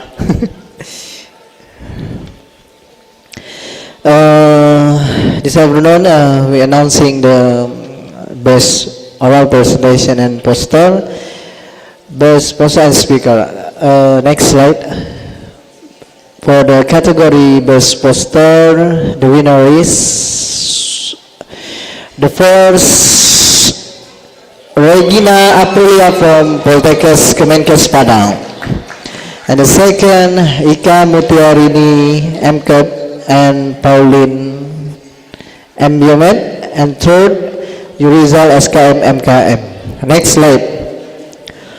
This speaker in the oral presentation, which category Speaker International Participant. Thank you very much, Dr. Saharudin bin Mohasham, Universitas Putra Malaysia. Next slide. For the junior, senior high school, best speaker, the first Naisila Dia Safarana, yes, SMA Negeri 3 Jambi, and the second Naviza Dia Safarana, and the third Sifa Alia Yufriyadi. Congratulations for the all best speaker on category senior high school. Next slide. Best speaker internal participant lecture which scope health promotion. The first Ade Fabianti MSc from Politechnic Kemenkes Bengkulu, and medical laboratory technology by Ingyu Christoph UNM fromnya sepertinya dari luar negeri nih. And scope midwifery, the first Rubiati Hibni et al. From Politechnic Kemenkes Banjarmasin, yeah, and pharmacy from Ramadhani M. Nasir, she's editor jurnal Bahana Kesehatan Masyarakat from Politechnic Kemenkes Gorontalo. She was a study in the Universitas Pajajaran, doctoral degree. Yeah. The next slide. Best speaker, external participant lecture, scope nutrition and public health. She's a professor, yeah, Professor Demsa Simbolan from Politechnic Kemenkes Bengkulu. And then nutrition and public health, the second winner, Lola Al-Fadia from Universitas Gajah Mada, and nutrition and public health from Melda Yeni SKM MKM from Sekolah Tinggi Ilmu Kesehatan Harapan Ibu Jambi. Thank you very much for the all speaker. The next external participant is called nursing. The first Maggie Wulandari Kai et al. From Politechnic Kemenkes Banjarmasin. The second Lita Heni Kusumawardani from Universitas Indonesia with a junior doctoral degree from Universitas Indonesia, scope of nursing. And then now Mayansa Vidya Anggrani from Universitas Indonesia. Next slide. Best speaker bisa? Best speaker internal participant lecture. This scope dental health, Dr. Gigi Karintika Fitria M. Diomet, Politechnic Kemenkes Jambi, Head of Unit Language English in Politechnic Kemenkes Jambi. And the second, Dr. Gigi Naning Nur Hidayatun. Scope medical laboratory technology, the first Dr. Sarina APP MKes kalau ya, APP MKes. Kemudian and then the second Muslina et al. Yeah, give applause. And the third Agrani et al. From Politechnic Kemenkes Jambi. The next slide, operator. Best speaker internal participant lecture from environmental health. The first Dr. Emilia Chandra. The third Dr. Sukmal Fahri. The third Destina Vitasari and Gustavo Yanis Tada. Wow, this is very expensive ya. White wafery, the speaker very expensive ya, agak mahal seperti itu ya. The first ini Dr. Ruwaida. Second, Dr. Suryani, and third, Dr. Rosma Ria. Yeah, this is expensive department. Yeah, expensive department. Yeah. For the pharmacy, wow. The first, Sugiyarti et al. Which the speaker Abdullah Rozak. Pharmacy, Dr. APT Donamuin, and the third Andi Brata SFAM MM APT. Nursing, Halimah. The first, the winners is Halimah, and the second, Mr. Director Dr. Rusmimpong et al. Yeah. And the third, Dr. Neta Damayanti. Habis ya? Finish. Oh, masih ada. These are internal participant lecture, ya. Health promotion Dr. Abasia. The first Dr. Abasia, second Dr. Winda Triana. Maybe Tuesday date 29 is a promotion doctor. Yeah. And the third Solution Society SKM MKS with presenter Sarah Devi. Yeah. Next. Internal participant students called Environmental Health. The first Carita Multiari and the second Diva Aldaline. The next scope, medical laboratory technology, the first Erin Viola Pasiota Butar, ya. Yang kedua M Galang Ardani, and third Balkis Humaira. Give applause for medical laboratory. Departemen paling banyak mengirimkan oral presentasi, ya. Nursing M Haikal Al-Qalbi. And the second Silmi Fatima Azahra with Dr. Haja Arnawati. Next, habis. Oh, masih ada saudara-saudara. The last department, the speaker, internal participant, category student, scope health promotion. The first Sivana Umi Rizky. Ya, mana orang yang ada ya? Oh, ada. This is a live presentation, ya. She is live presentation. And then Natasha Herawati Rosadi. The third Wanda Hamida, ya. And the pharmacy Muhammad Zaki. Nah, habis.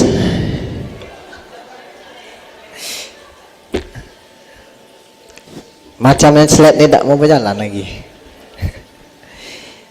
Clear? Okay, thank you very much for all participants, and thank you very much team division in technology information for the share screen this afternoon. Thank you very much all speaker and all participants, including seminar and then speaker oral presentation and the poster. See you soon in October with a lab 88 International Conference Health Politechnic of Jambi. Terima kasih. Assalamualaikum warahmatullahi wabarakatuh. Congratulations to all winners. And ladies and gentlemen, finally, we come to the end of the ceremony. To officially closing the 7th International Conference Health Polytechnic of Jambi 2026, we invite the Director of Jambi Health Polytechnic, Ministry of Health of Indonesia. Please welcome Mr. Dr. Rusmimpong, SPD STRCAP MKes.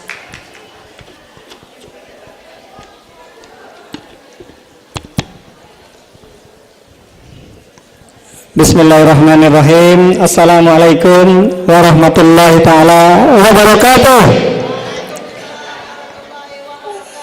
Selamat sore, salam sejahtera untuk kita semua. Semangat pagi,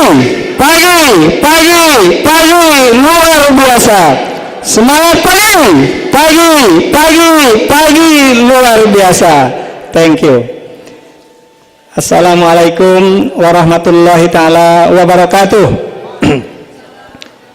Good afternoon, distinguished guests, esteemed speaker, and dear participant. All praise to Allah subhanahu wa ta'ala, who give us mercy and blessing to be gathered here in this international conference. Then salawat and salam to Prophet Muhammad sallallahu alaihi wasallam, and we hope that we will be blessed with his syafaat in the yaumil akhir. Amin, amin, ya rabbal alamin. As we conclude today, 7th International Conference of Jambi Hill Polytechnic, I would like to express my sincere appreciation to all of you. You are active participant and insightful contribution to this event.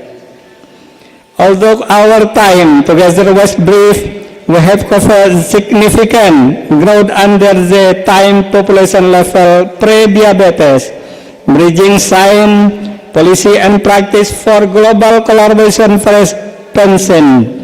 The discussion, presentation and collaboration today have been evaluated in generating new idea and approach to address the challenge in global health research and support the health transformation program.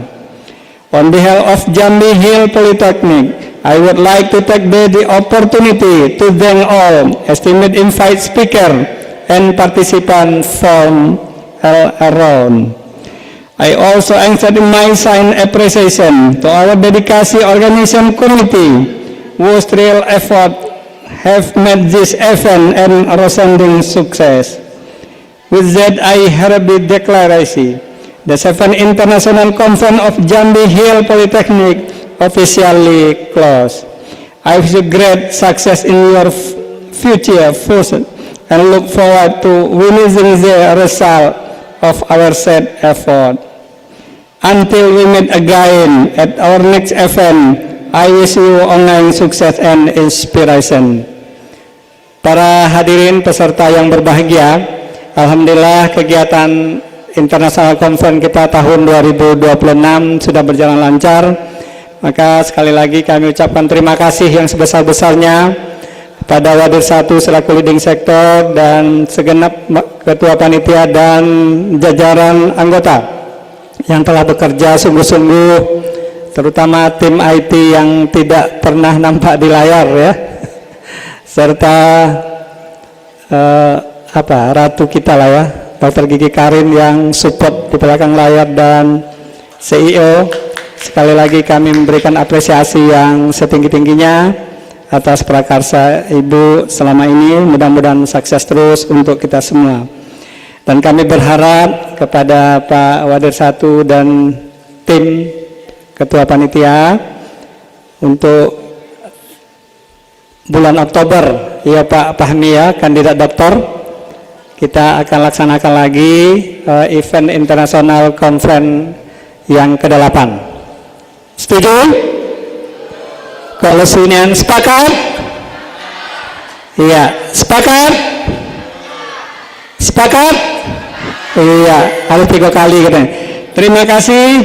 Thank you once again and wabillahi taufiq wal hidayah. Wassalamualaikum warahmatullahi taala wabarakatuh. Waalaikumsalam warahmatullahi wabarakatuh.